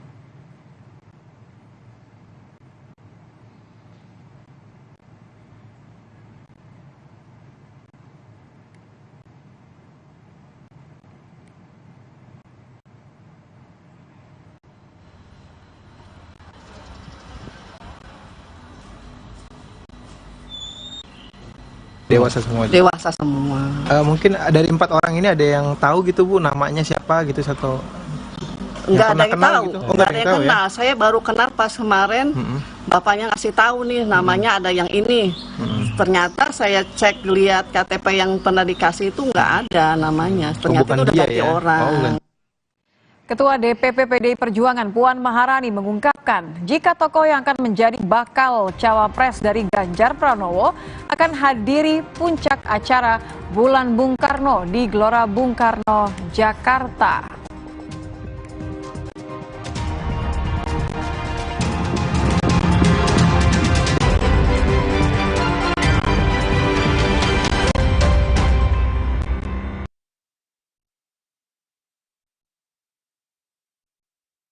To be number one, put yourself first and be on top. Class, taste, quality. Essay, love yourself.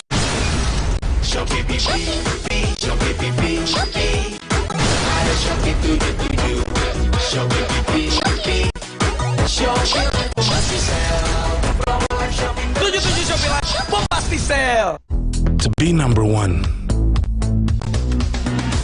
put yourself first and be on top. Class, taste, quality. Essay, love yourself. Perhatian, beli better bisa gratis better lagi. Yeay, dapat better lagi. Gue mau tuker dong. Semua di sana, buruan beli bisa gratis better lagi. Shopee. Yuk pakai SP Later, beli sekarang bayarnya nanti. Yuk pakai SP Later, gratis ongkir se-Indonesia. Belinya sekarang, bayarnya nanti. Buat gue cuma ada Ada satu kecap sedap kedelai hitam spesial. Hitam kecapnya pekat, ngebersih mulut. Lumer di lidah. Lebih kental, lebih wangi. Sedap, Wilgos approve. Kecap sedap kedelai hitam spesial. Looks good, tastes good. Dari Wings Food. Le Mineral beda banget, lebih smooth, lebih segar. Le Mineral memang berbeda. Setiap tetesnya mengandung mineral esensial seimbang yang penting untuk tubuh dan juga membuat rasa airnya lebih segar. Dan lebih enteng. Le Mineral. Pria sebenarnya selalu percaya akan pilihan yang diambilnya. Kenalkan aku, pria punya selera. Gudang Garam Filter Internasional. Nggak enak? Iya, kayak aroma manisnya. Le Mineral memang berbeda. Setiap tetesnya mengandung mineral esensial seimbang yang penting untuk tubuh dan juga membuat rasa airnya lebih segar. Le Mineral. Baru Mayora Mie Oven. Bukan mie biasa. Pembuatannya di oven, bukan digoreng. Air rebusannya jernih. Bumbunya medok. Mie-nya lurus, enak diseruput. Lebih kenyal, sehat lagi. Mie Oven. Inovasi Mayora. Pria sebenarnya selalu percaya akan pilihan yang diambilnya.